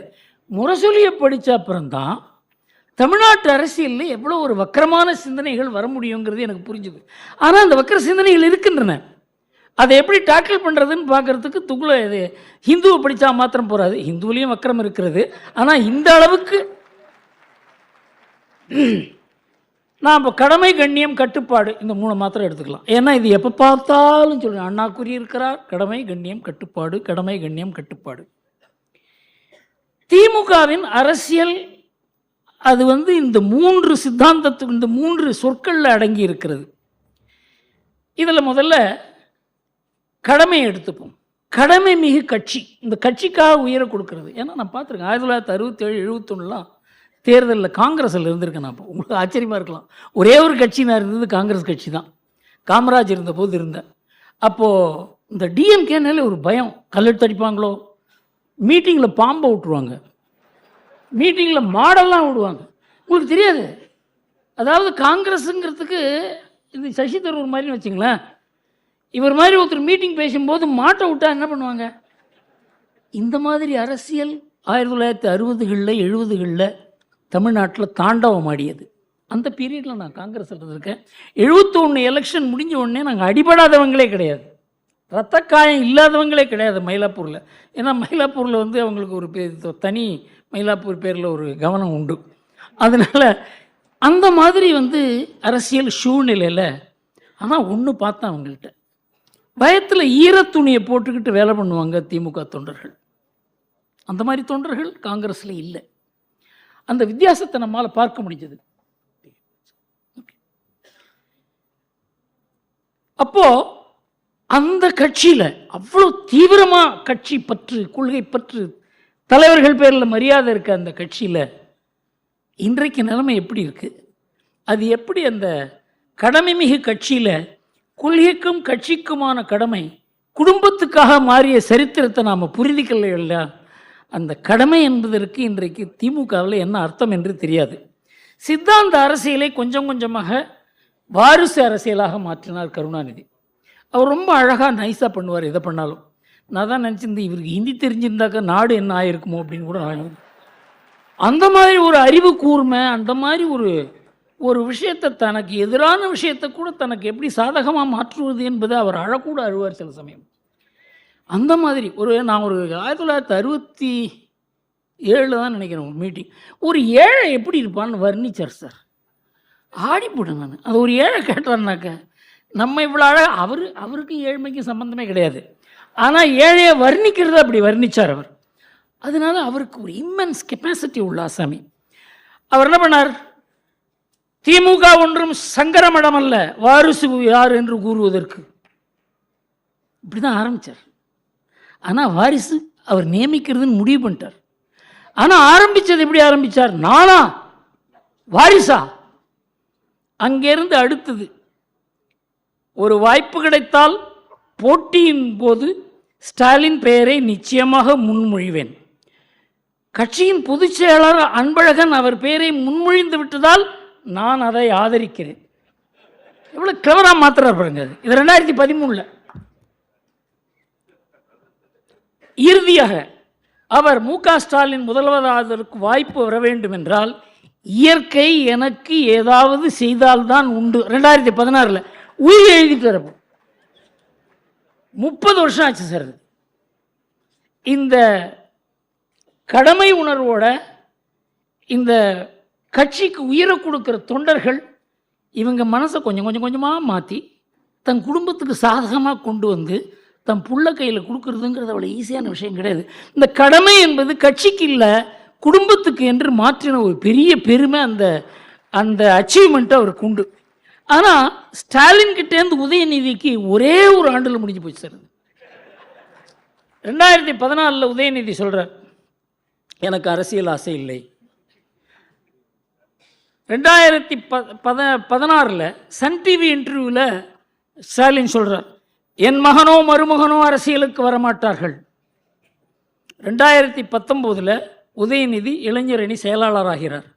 2018 எந்த சூழலிலும் நான் தேர்தலில் நிற்க மாட்டேன். 2021 தேர்தலில் போட்டியிடுகிறார். 2022 அமைச்சராக எனக்கு ஆசை இல்லை. மே மாதம், நவம்பர் மாதம் அமைச்சராவேன் என்பது வதந்தி. 2022 டிசம்பரில் அமைச்சர் ஆனார் அவர்.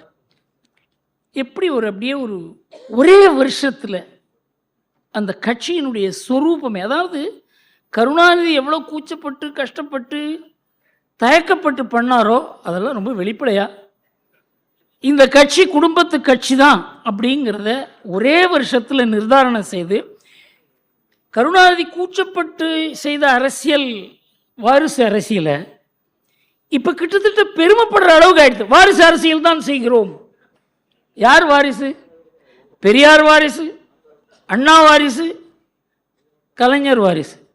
முதல் 2 பேருக்கும் வாரிசே கிடையாது. அப்போ என்ன அர்த்தம்? கருணாநிதி வாரிசு அரசியல் தான்ங்கிறத ஓப்பனாக, அதாவது பிரதம மந்திரி இங்கே வாரிசு அரசியலை பற்றி பேசின உடனே நாங்கள் வாரிசு அரசியல் தான் செய்கிறோம் என்று பெருமையாக கூறினார் ஸ்டாலின். ஒரு ஆண்டில் எப்படி தமிழ்நாட்டினுடைய மனசு இன்றைக்கி எப்படி அந்த கட்சி இருக்குங்கிறத பற்றி சொல்கிறேன் கேளுங்க. எங்களை யாரும் புகழ வேண்டாம், அசம்பிளியில் சொல்கிறார். ஆகஸ்ட் மாதம் 2019 சட்டசபையில் நாங்களே எங்களை புகழ்ந்து கொள்வோம். என்ன நடக்கிறது பாருங்க. 2019 டிசம்பரில் உதயநிதி கண்டிப்பாக என் மாதிரி வருவார் ஸ்டாலின். ஜூலை மாதம் 2022 திமுகவை தாங்கி நிற்கும் தம்பி உதயநிதி. யாரு? ஸ்டாலின்.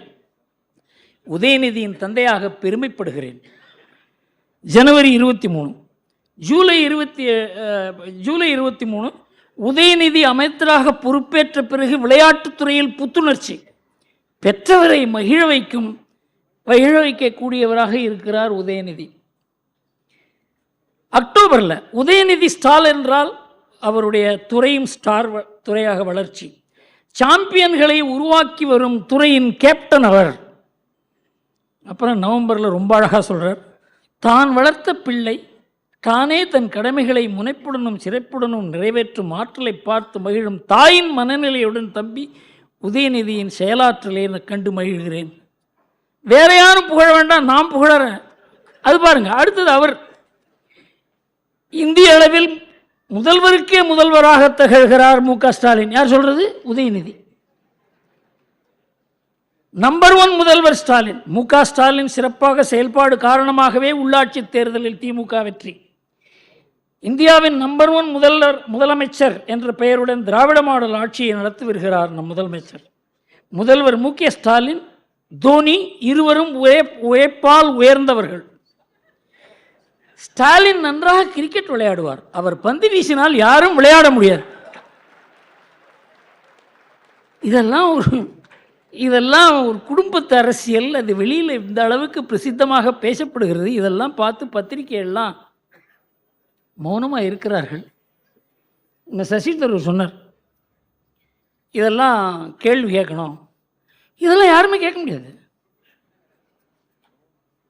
தமிழ்நாட்டில் there is no media which questions any of these petty statements which are being made. I don't know whether they could translate it in the way in which it appeared in the media. இதை பார்த்தாங்க மற்ற அமைச்சர்கள்லாம் என்ன பண்ணுவாங்க, கையை பேசிட்டு உதயநிதியின் புத்தி கூர்மை. Please.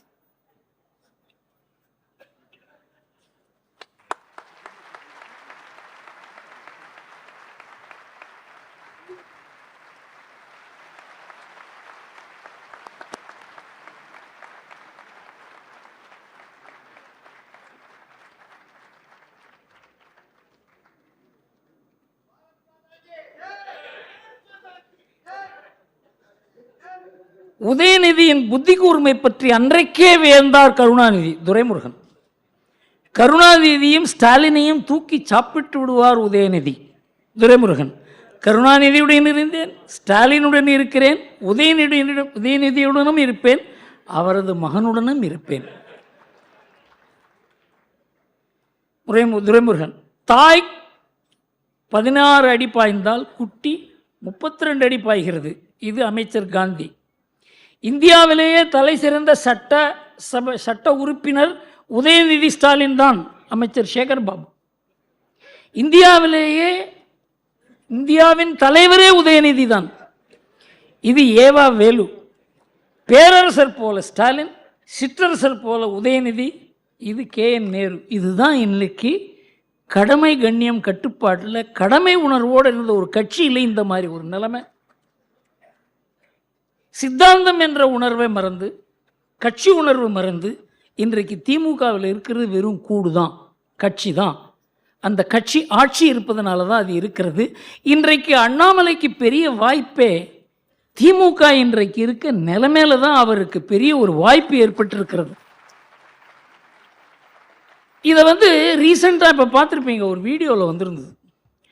Kalaignar centenary, கலைஞர் 100, அது அந்த வீடியோ வந்திருந்தது. அதில் கிட்டத்தட்ட ஒரு 5000-10,000 சேர் போட்டிருந்தாங்க.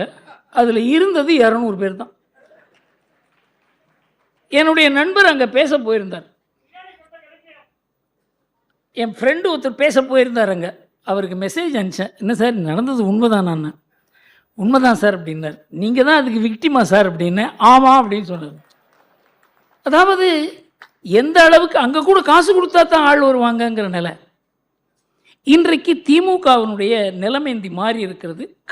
இப்போ அடுத்தது கடமை மிகு ஆட்சியை பார்ப்போம். திராவிட மாடல், எல்லோருக்கும் எல்லாம் பஜனை. 34 அமைச்சர்களில் 12 பேரில் ஊழல் வழக்குகள். அவர்கள்டேந்து இடி கைப்பற்றிய தொகை 82 கோடி. இதெல்லாம் வெளியில் வந்திருக்கு. இதை பற்றி பத்திரிகைகள் பேசுவதில்லை, எதிர்கட்சி பேசுறது கிடையாது, இதை பற்றி அதிமுக கூட பேசுறது கிடையாது. திமுகவுக்கு என்ன இருக்குன்னா, இன்றைக்கு எந்த அளவுக்கு ஜெயலலிதா எம்ஜிஆர்லாம் இருக்கும் பொழுது திமுகவுக்கு ஒரு பயம் இருந்ததோ அந்த பயம் இன்றைக்கு அதிமுகவிடம் இல்லை. அண்ணாமலை கிட்ட தான் அந்த பயம் இருக்கு. இவர் நாளைக்கு என்ன பண்ணுவாரோ. 18,000 நில அபகரிப்பு வழக்குகள். இதில் ஜாமீன் வாங்காத அமைச்சரே கிடையாது, எம்எல்ஏ கிடையாது, கட்சி தொண்டர்கள், கட்சி பொறுப்பாளர்கள் கிடையாது. இவங்கெல்லாம் ஜாமீனில் இருக்காங்க. இந்த வழக்கை நடத்தக்கூடாதுன்னு ஹைகோர்ட்டில் போய் ஸ்டே வாங்க போனாங்க. 18,000 நில அபகரிப்பு வழக்குகள். இந்த எத்தனை சதவிகிதம் உங்கள் வாக்குறுதிகளை நீங்கள் நிறைவேற்றிருக்கீங்கன்னு அப்பப்போ மீடியாவில் கேட்பாங்க. ஜனவரி 22 8 மாதங்களில் 75%, மார்ச் மாதங்களில் 10 மாதங்களில் 75%, செப்டம்பர் 70% அது குறைந்து விட்டது. அவங்களுக்கே தெரியல முன்னால் என்ன சொன்னோன்னு தெரியல. பிப்ரவரியில் 80% ஆகிவிட்டது, மிச்சம் 15 விரைவில். அதே பிப்ரவரியில் உதயநிதி ஸ்டாலின் 75% ஆகியிருக்கிறது. எந்த அளவுக்கு இதை கூட பத்திரிகைகள் என்ன சார் நீங்கள் 75ன்னு சொன்னீங்களே, இப்போ 80ங்கிறீங்களே, 65ங்கிறீங்களே. பத்திரிகைகள் திமுகவை கேள்வி கேட்பதில்லைங்கிறது ஒரு பெரிய ஒரே ஒரு தினமலர் ஒன்று தான் கொஞ்சம் எக்ஸப்ஷன். அவங்க தான் கொஞ்சம் இதை பற்றி திமுகன்னா என்னன்னு படம் பிடித்து காட்டுவதற்கு இன்றைக்கு ஒரு பத்திரிகை இருக்கிறது என்றால் அது தினமலர் தான். இது கட்சி ஆட்சியினுடைய கடமை. கண்ணியத்தை பார்ப்போம். உங்கள் அப்பா வீட்டு சொத்தா என்று பேசிய உதயநிதியை பார்த்து அந்த அம்மா கொஞ்சம் டீசென்ட் லேடி, அவங்க வார்த்தையை அளந்து பேசுங்க, கண்ணியமாக பேசுங்கன்னு சொன்னாங்க. அதுக்கு இவர் நம்ம பதில் சொன்னார், யார்கிட்ட எப்படி பேசணும் என்று எங்களுக்கு பெரியார், அண்ணா, கலைஞர்கள் சொல்லி கொடுத்துருக்காங்க, அப்படி நாங்கள் செய்வோம். நான் அவருக்கு சில சஜஷன்லாம் கொடுக்கலாம் பார்க்குறேன். ஈவேரா, அண்ணா, கருணாநிதி யார்கிட்ட எப்படி பேசணும் என்று சொல்லி கொடுத்துருக்கிறார் பாருங்கள். முதல்ல பெரியார் ரம்ஜான் கூடுதலில் என்ன பேசலான்னு பெரியார் சஜஷன் கொடுத்துருக்கார். பாப்பானுக்கு பயந்தும் முஸ்லீம்களுக்கு அதிக இடம் கொடுத்து வந்தோம், அதன் பலனை இன்று அனுபவிக்கிறோம். இது சாணியை மிதிக்க அசிங்கப்பட்டு மலத்தின் மேல் காலை வைத்து நேர்ந்த பழமொழியாக மாறிவிட்டது. மைனாரிட்டிகளுக்கு அளிக்கும் சலுகையும் உரிமையும் துரோகம், பச்சை துரோகம். இதை தான் பெரியார் சொல்லி கொடுத்துருக்காரு. உங்களுக்கு மைனாரிட்டி மீட்டிங்கில் இதை பேசுவாங்களா? தாழ்த்தப்பட்ட ஒரு மாநாட்டில் என்ன பேசலாங்கிறத சொல்லியிருக்கார் பெரியார். பறச்சி புலைச்சி எல்லோரும் ரவிக்கை சட்டை போட ஆரம்பிச்சுட்டா அதனால் துணி விலை உயர்ந்து விட்டது. பள்ளு பறையனெல்லாம் படிக்க ஆரம்பிச்சிடானுங்க, அதனால வேலையில்லா திண்டாட்டம். அது சசி இல்லைங்க, அதை கேட்கலாம். இது இந்த பெரியாரை தான் அவர் சொல்லியிருக்காரு. இவர் எங்களுக்கு சொல்லி கொடுத்துருக்காரு என்ன பேச வேண்டும் என்று. தமிழ் மாநாட்டில் தமிழை நான் ஒரு காட்டுமிராண்டி மொழி என்று 40 ஆண்டுகளாக கூறுகிறேன். தமிழ் காட்டுமிராண்டி காலத்து மொழி. தமிழ் ஒரு நியூசன்ஸ். தமிழ் புலவர்கள் பொய்யர்கள், சமூக எதிரிகள். இவரைத்தான் சொல்கிற நிர்மலா சீதாராமன்ட்ட எங்களுக்கு பெரியார் சொல்லி கொடுத்துருக்காரு எப்படி பேசலாம்னு சொல்லி. திமுக மகளிரணி மாநாட்டில் என்ன பேசலாம்? அவர் பெண்கள் சுயேட்சைக்கு கர்ப்பம் கொடிய விரோதி, எனவே பெண்கள் கண்டிப்பாக பிள்ளை பெறுவதை நிறுத்தியே ஆக வேண்டும். ஆண்கள் 2 வைப்பாட்டி வைத்துக் கொண்டால் பெண்கள் 3 ஆசை நாயகர்களை வைத்துக் கொள்ள வேண்டும். இதுதான் பெரியார் மண். இந்தி கூட்டணியில் என்ன பேசலாம்னு சொல்கிறோம். தேசிய காங்கிரசும் காந்தியமும் அழிந்தொழிவது ஏழை மக்களுக்கும் சமத்தன்மத்துக்கும் அவசியம். காங்கிரஸ் அழியணும். அடுத்தது கம்யூனிஸ்ட் பற்றி பொறுக்கி தின்னும் பேசியிருப்பார். அதை பொறுக்கி தின்னும் இந்த கம்யூனிஸ்டுகள் காலித்தனம் பலாத்கார தூண்டுதல் மூலம் ஒன்றும் முடியாது. திமுக பேரணியில் என்ன பேசலாம்? பெண்டாட்டியை தவிர மற்ற எல்லாத்தையும் கொடுக்குறானே இந்த முன்னேற்ற கழகத்துக்காரன், இன்னும் கொஞ்ச நாள் போனால் அதையும் செய்வான் போல இருக்கிறது. இவரை போய் நிர்மலா சீதாராமன்ட்ட இவர் எங்களுக்கு பேச சொல்லி கொடுத்துருக்காருன்னு பதில் கூறுகிறது. எந்த பத்திரிகையும், எந்த அரசியல் கட்சியும், எந்த தலைவரும் உங்களுடைய தந்தை இதை கூறியிருக்கிறார் என்று கூறுவதற்கு தமிழ்நாட்டில் நாதி இல்லை, துக்ளக்கை தவிர. அடுத்தது அண்ணா என்ன கூறியிருக்கிறார் பார்ப்போம். மாற்றான் தோட்டத்து மல்லிக்கை மணக்கவே செய்யும், அவள் பரிதாண்டா பத்தினியும் அல்ல, நான் முற்றும் திறந்த முனிவனும் அல்ல. இதெல்லாம் பழைய அந்த காலத்தில் திமுகன்னா என்னன்னு தெரிஞ்சவங்களுக்கு புரியுது, நமக்கு சொல்வதற்கே கூச்சமாக இருக்கிறது. மனைவியை இழந்த நேரு, கணவனை இழந்த பண்டார நாயக்கா 2 மணி நேரம் தனியாக என்ன செய்தார்கள்? இது அண்ணாதுரை. கருணாநிதி காட்டுமிராண்டி, மலம், தேவடியாள், துரோகி, விபச்சாரி, கைக்கூலி, பித்தலாட்டக்காரன், அயோக்கியன், பூனை, மாடு, குள்ளநரி, காண்டாமிருகத்தோழன், அண்டங்காக்கா, முட்டை, பெரிய கருப்பு, சேவல் காவடி, கோமாளி, கூத்தாடி, பண்டாரம், பரதேசி, ஆக்டோபஸ், காந்தாரி, சூர்பனகை, செல்லாக்காசு, போதை நடிகர், தரகர், மந்தபுத்தி, வேலிதாண்டிய வெள்ளாடு, ஓடுகாலி, புறம்போக்கு, கள்ளத்தோணி, குடிகாரன், வாழமட்டை, இதெல்லாம் அரசியல் எதிரிகளை பற்றி விமர்சனம்.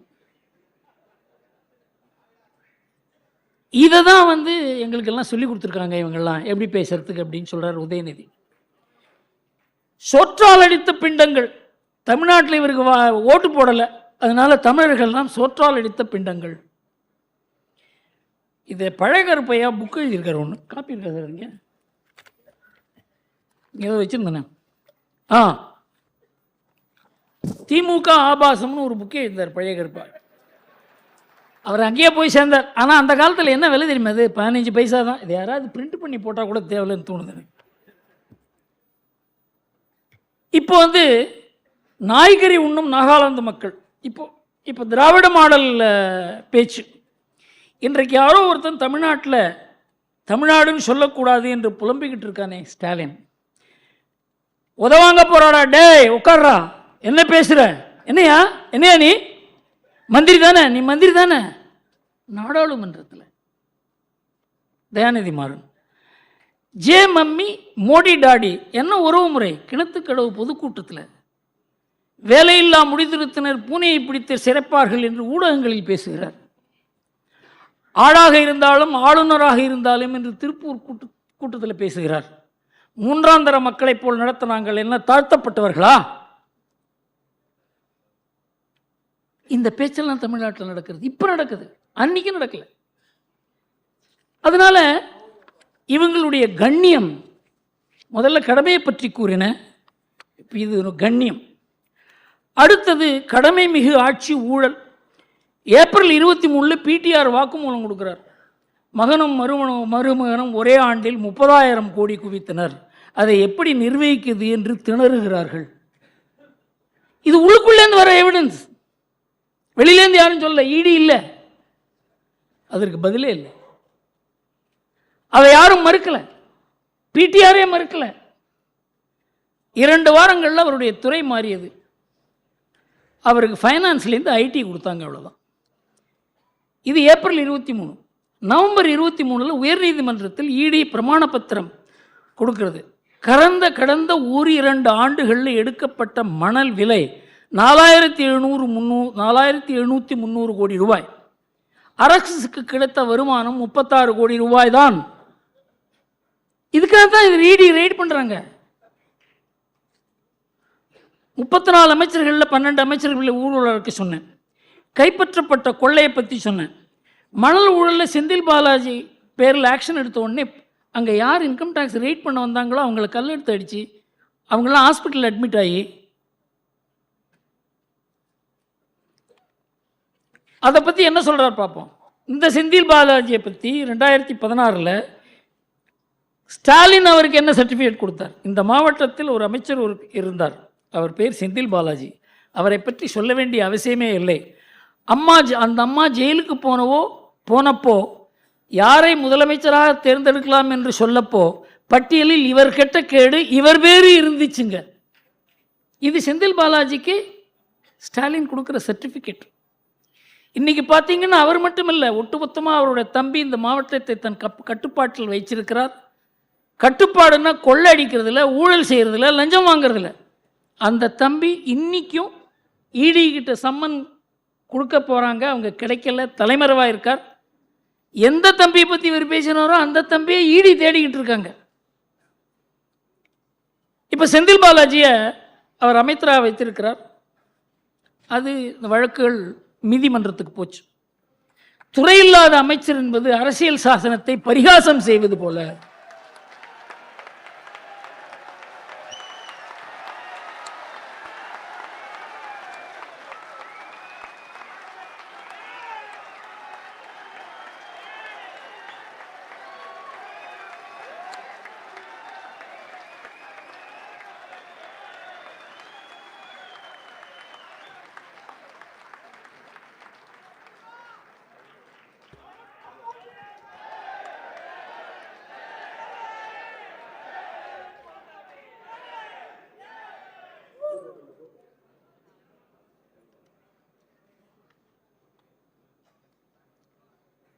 இவரை அமைச்சராக வச்சிருக்கிறதுக்கு நீங்கள் கூச்சப்படணுங்கிற மாதிரி கிட்டத்தட்ட கோர்ட் சொன்ன அப்புறமும் இன்னும் அவர் அமைச்சராக இருக்கிறார். இந்த சமயத்தில் தான் இவங்கெல்லாம் என்ன பண்ணாங்க, ஒரு சாதகமான சூழ்நிலை வரும்போது சாதகமான ஒரு நீதிபதியை வச்சு சாதகமான ஒரு தீர்ப்பு வாங்குவது என்பது இப்போ வழக்கமாகிவிட்டதுனால இந்த ஆனந்த் வெங்கடேஷ்ன்ற ஒரு ஜட்ஜு கண்ணில் இது மாட்டிடுது. அவர் என்ன பண்ணார், அந்த வழக்கினுடைய விசாரணை செய்த அந்த தீர்ப்பெல்லாம் வாங்கினார். அவர் பார்த்தார் 4 நாளில் 1173 விட்னஸஸை எக்ஸாமின் பண்ணது, அந்த வாக்குமூலத்தெல்லாம் படித்து 370 ஆவணங்களை படித்து 280 பக்கத்தில் ஒரு நீதிபதி தீர்ப்பு கொடுத்து பொன்முடி பேரில் ஒரு தவறு இல்லை, குற்றமற்றவர், அவர் நியாயமானவர்ங்கிறது ஒரு தீர்ப்பு எழுதினாக்க அதை படித்து பார்த்துட்டு இது தவறான விஷயம்னு சொல்லி அவர் ஒரு முடிவெடுத்து அதை மாற்றுகிறார். அதுக்கு திமுக ஐடி விங்கிலேருந்து போடுறாங்க ட்வீட்டு. பெரியார் கூறியிருக்கிறார், நாம் சட்டம் இயற்றினாலும் பார்ப்பான் நீதிபதியாக வந்து நிற்பான் அப்படின்னு. எந்த மாதிரி ஒரு அரசியல் சூழ்நிலையை உருவாக்குறாங்க பாருங்க. மணல் குவாரி வழக்கு இது வெறும் சொத்து குவிப்பு வழக்கு மாத்திரம் இல்லை பொன்முடி பேரில். அவர் அது 96 2001 2006லேருந்து 2011 வரைக்கும் ஒரு 28 கோடி ரூபாய்க்கு செம்மண் திருடி இருக்கார் அவர் குடும்பம் அப்படின்னு அவர் பேரில் குற்றச்சாட்டு. அது நிலுவையில் இருக்குது. அதை எப்படியாவது ஹைகோர்ட்டில் போய் தடுக்கணும்னு பாட்டு நல்ல வேளை ஹைகோர்ட் அந்த கேஸை வந்து தடை செய்யக்கூடாது என்று அதை விசாரணை செய்ய வேண்டும் என்று கூறியிருக்கிறார்கள். நில அபகரிப்பு, நான் அதை பற்றி கூறினேன், 18,000 நில அபகரிப்பு வழக்குகள். அதில் பொன்முடி, நேரு, KPK ராஜா, சட்டமன்ற உறுப்பினர்கள் அன்பழகன், சவுந்தரபாண்டியன், திருச்சி மேயர் அன்பழகன், நெல்லை மாவட்ட செயலர் கருப்புசாமி பாண்டியன், வீரபாண்டி ஆறுமுகம், அமைச்சர்கள் பரிதி இளம்பரிதி, சுரேஷ் ராஜன், கருணாநிதி மகன் அழகிரி எல்லோரும் ஜாமீன் பெற்று இருக்கிறார்கள். வழக்கு நடக்கிறது. இந்த செய்தி கொடுத்தது தமிழ் ஈழம் வியூ இணையதளம். அதுவும் இவங்களுக்கு வேண்டிய இணையதளம் தான், எதிர்ப்பானதில்லை. திராவிட மாடல் ஆட்சியில் கடந்த 2 ஆண்டுகளில் நடந்திருக்கு நில அபகரிப்பு பாருங்கள். ஜூனில் துறைப்பாக்கத்தில் ஒரு குடிநீர் தொட்டியை போய் திமுககாரங்க எடுத்துக்கப்போ அந்த ஊரில் பொம்பளைங்கள்லாம் போய் அடித்து அவங்கள விரட்டியிருக்காங்க. டிசம்பரில் திருவண்ணாமலையில் தண்டராம்பட்டில் திமுக பிரமுகர்கள் மலையை குடைந்து 2 ஏக்கர் நிலத்தை அபகரித்திருக்கிறார் என்று அவர் பேரில் குற்றச்சாட்டு. திருப்பூரில் கோவில் நிலத்தை திமுக பெருமர் ஆக்கிரமித்ததாக திருப்பூர் மாவட்ட ஆட்சியர் முன் மக்கள் புகார். திருநெல்வேலி தாமரை செல்வி கிராமத்தைச் சேர்ந்த நீர்நிலை நிலத்தைச் சேர்ந்த திமுகவினர் மீது திமுகவினரே கொலைவெறி தாக்கல். நீயா நானா இதை எடுத்துக்கிறதுக்கு? 7.5 ஏக்கர் நில ஆக்கிரமிப்பு செய்ததாக திமுக பிரமுகர் வெங்கடேசன் மீது புகார். இதெல்லாம் 2021 அப்புறம். நெல்லை மாவட்டம் சங்கர் பகுதியில் திமுக செயற்குழு உறுப்பினராக பேச்சு பாண்டியன் வேறொருவருக்கு சொந்தமான நிலத்தை ஆக்கிரமிப்பு செய்ய முயற்சித்து அதை எதிர்த்த உரிமையாளர்கள் தந்தை மகன் 20 பேரும் கொலைவெறி தாக்குதல். மேடவாக்கம் குணசேகரன் நிலத்தை திமுக கவுன்சிலர் ஆக்கிரமிப்பு, குணசேகரன் தீக்குளிக்க முயற்சி. மெட்ரோ ரயில் நிலையத்துக்கு சொந்தமான நிலத்தை திமுக MP கலாநிதி வீராசாமி ஆக்கிரமிப்பு. பொது மருத்துவமனை கட்டி வசூல். உயர் நீதிமன்றம் 1 மாதம் கெடு வெடித்திருக்காங்க, இதை திருப்ப கொடுக்கணும்னு சொல்லி. 186 ஏக்கர் நிலம் நீர்நிலைகள் அபகரிப்பு. திமுக நாடாளுமன்ற உறுப்பினர் TRVS ரமேஷ் மீது உயர்நீதிமன்றம் விசாரணை செய்ய உத்தரவிட்டு குற்றச்சாட்டுகளின் தன்மையும் பட்டா நிலங்கள் மாற்றப்பட்ட அரசு நில ஆழத்தின் அளவையும் நீர்நிலைகளையும் பட்டா நிலமாக மாற்றியதை பார்த்து எங்களுக்கு அதிர்ச்சி என்று கூறியிருக்கிறது. பாருங்க, அந்த DNA-வில் இந்த நில அபகரிப்பு அப்படிங்கிறது ஊறி இருக்கிறது. அதில் இந்த இவர் இருக்கிற மா சுப்பிரமணியன் அவர் ஒரு மீட்டிங்கில் பேசும்போது அதை வீடியோ எடுத்துட்டாங்க. நாங்கள் இந்த ஆக்கிரமிப்பு நிலத்தெல்லாம் திருப்பி எடுக்கணும்னு நம்ம நினைக்கிறது இல்லை, இந்த கோர்ட்டு பண்ணுற ஒரு தொந்தரவால் தான் நாங்கள் இதை பண்ணுறோமே தவிர, இல்லைன்னா நாம் ஒன்றும் பண்ண மாட்டோம், உங்களுக்கெல்லாம் ஆதரவாக தான் இருக்கார் முதல்வர்னு பேசுகிறார் சார்.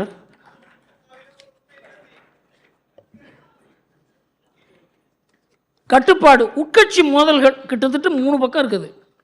இவங்களுக்குள்ள அடிச்சுட்டுது. எல்லாம் மந்திரி எதிர, எல்லாம் கட்சி பிரமுகர்கள் எழுதுற, மண்டை உடையுது. இது இவங்களுடைய கட்டுப்பாடுனுடைய ரெக்கார்ட்.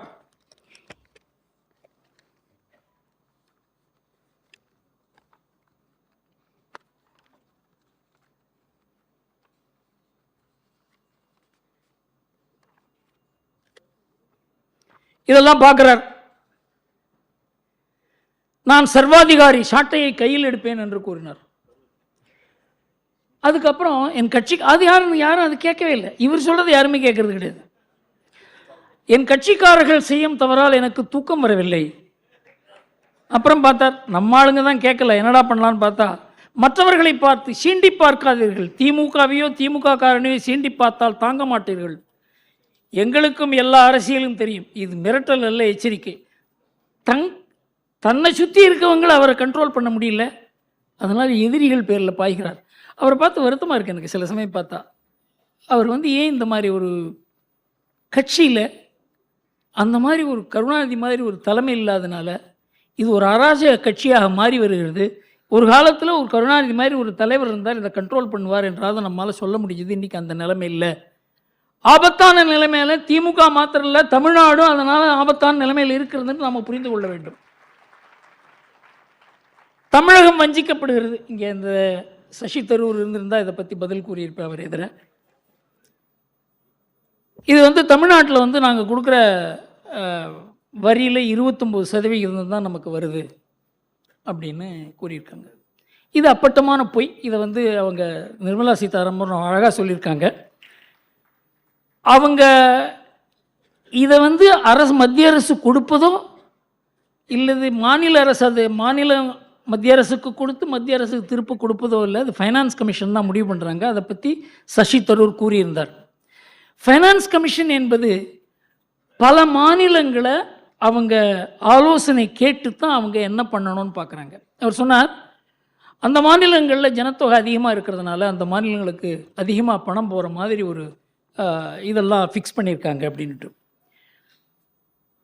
நீங்கள் பார்த்தீங்கன்னா ராஜஸ்தான் மாதிரி ஒரு மாநிலம், உத்தரப்பிரதேசம் மாதிரி ஒரு மாநிலம், பீகார், அந்த வடமேற்கு பகுதிகள், அது எல்லாம் நம்ம எதிரிகள் அந்த மாநிலங்களை தாக்கக்கூடிய மாநிலங்கள்.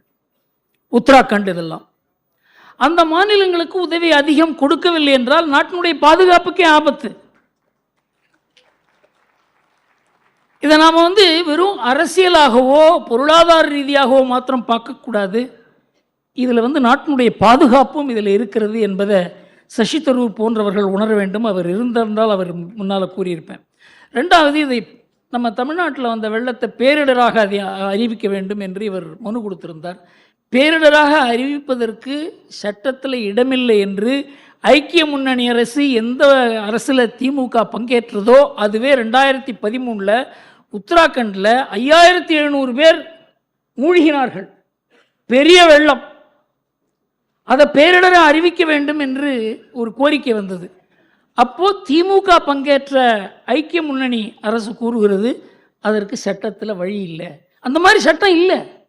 எந்தெந்த இடத்துல ஒரு பேரிடர் நடக்கிறதோ அங்கே போய் ஆய்வு செய்து அதற்கு வேண்டிய பணம் கொடுப்பார்கள். கேரளாவுக்கும் அப்படி தான் நடந்தது, எல்லா மாநிலங்களுக்கும் அப்படி தான் நடந்தது. அதை வைத்து தமிழ்நாடு வஞ்சிக்கப்படுகிறது என்று கூறுவது அது முற்றிலும் தவறு.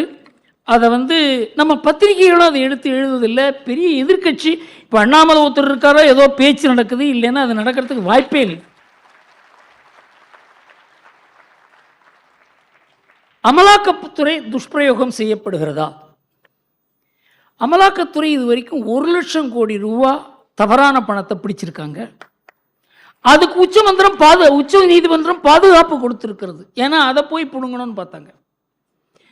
இதில் வங்கி மோசடியில் 41,000 கோடி ரூபா பணத்தை பிடிச்சிருக்காங்க. வங்கி மோசடி செய்ததில் அதில் மல்லையா, நிரவ் மோடி இவங்களெல்லாம் 22,000 கோடி ரூபா மோசடி செய்ததில் 19,000 கோடி ரூபா சொத்தை அவங்கள்ட்டேருந்து பிடிச்சிருக்காங்க அமலாக்கத்துறை. இதெல்லாம் யாராவது பேசுகிறாங்களா? அதை வங்கிகளுக்கு அதை விற்று 15,000 கோடி ரூபா திருப்ப கொடுத்துருக்காங்க இடி. லஞ்ச ஊழலை பொறுத்தவரையில் 5,400 கோடி ரூபா தான் இதுவரைக்கும் பணம் பிடிக்கப்பட்டிருக்கிறது. இதில் தான் பிரச்சனையே. இவ்வளவு பெரிய விஷயத்தை இடி பண்ணுறாங்க, அவங்க சொத்தெல்லாம் பிடிக்கிறாங்க. அதெல்லாம் ஒரு ஸ்டேட்மெண்ட்டு இடி நல்ல காரியம் பண்ணுறாங்கன்னு ஏதாவது ஒரு எதிர்க்கட்சி, ஏதாவது ஒரு பத்திரிக்கை, ஏதாவது ஒரு அறிவுஜீவி சொல்லி கேட்டிருக்கோமா? நம்ம இவ்வளோ நல்ல காரியம் பண்ணுறாங்களேன்னு. அவர்களை தொட்டால் தான் பிரச்சனை. கத்தையாக பணம் கிடைக்குது. ஒரு பார்த்தா சாட்டர்ஜின்னு ஒரு அமைச்சர்கிட்டேருந்து. அவர் பேரில் ஒரு நடவடிக்கை எடுத்தால் இது பழிவாங்கல். இப்போ தமிழ்நாட்டில் 82 கோடி ரூபா கிடச்சிருக்கு, ஜார்க்கண்டில் 340 கோடி ரூபா கிடச்சிருக்கு. இதெல்லாம் ஈடி நடவடிக்கை எடுக்காத கிடைக்குமா இதெல்லாம்? ஆனால் இந்த நடவடிக்கை எடுக்கும்போது இது காழ்ப்புணர்ச்சி, இது பழிவாங்கல் என்று கூறி இது பாஜகவினுடைய எதிரிகள் மேலே இது பிரயோகம் செய்கிறார்கள் என்று சொல்கிறார்கள். பாஜக கர்நாடகா தவிர எந்த இடத்துல அது ஆட்சி செய்தாலும் அதன் பேரில் எந்த லஞ்ச குற்றச்சாட்டும் இல்லை. கர்நாடகாவில் மாத்திரம்தான் குற்றச்சாட்டு இருக்கே தவிர 27 ஆண்டுகளாக குஜராத் ஆட்சி செய்கிறது குற்றச்சாட்டு இல்லை. இந்த தரம் மத்திய பிரதேசில் பாஜக எப்படி ஜெயிச்சது என்பதை பல வல்லுநர்கள் எழுதினார்கள். அதற்கு காரணம் 18 ஆண்டுகளாக அவங்க ஆட்சி பண்ணுறாங்க, யாரும் அவர்களை பார்த்து நீ ஒரு தப்பு பண்ணேன்னு சொன்னது கிடையாது அப்படின்னு. நீங்கள் பாஜகவில் யாரையாவது பிடிச்சி இந்த எதிர்கட்சியில் அரெஸ்ட் பண்ணுறதுக்காக ஒரு ஆள் நீ வாய அவனை அரெஸ்ட் பண்ணுறேன்னு சொல்ல முடியும்? எதிர்கட்சியில் ஃப்ராடு இருக்குங்கிறதுல சந்தேகமே கிடையாது. அதனால தான் இந்த நடவடிக்கைகள் எடுக்கப்படுகின்றன. யூபியை எடுத்துங்க, பாஜக சர்க்கார் எப்படி நடக்கிறதுங்கிறது தெரிஞ்சிடும்.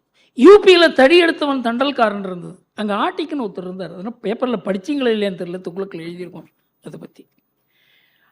10,000 கோடி ரூபா அவர் ஒரு சாம்ராஜ்யமே நடத்தினார், 54 கம்பெனி. இந்திரா காந்தியினுடைய குடும்பத்தினுடைய சொத்தை அவர் பிடிங்கினார். காங்கிரஸ் ஒன்றுமே செய்ய முடியல. அந்த ஆர்டிக்கை என்கவுண்டரில் ஃபினிஷ் பண்ணான். யார் காரணம்னாக்க ஒரு முஸ்லீம் பெண் அந்த ஆர்டிக்கை எடுத்து போராடினான். அதற்காக அவர் அந்த ஆர்டிக் எலிமினேட் ஆன உடனேயே யூபி ஆடி விட்டது. 10,000 கோடி ரூபா பணத்தை பிடிச்சாங்க அவர்கிட்ட. இது வரைக்கும் யூபியில் என்ன ஒரு உறுதியான ஒரு கட்சி ஆட்சி செய்யும் பொழுது என்னென்ன மாதிரி அதுக்கு விளைவுகள் இருக்குன்றதை நம்ம பார்க்கணும், நல்ல விளைவுகள்.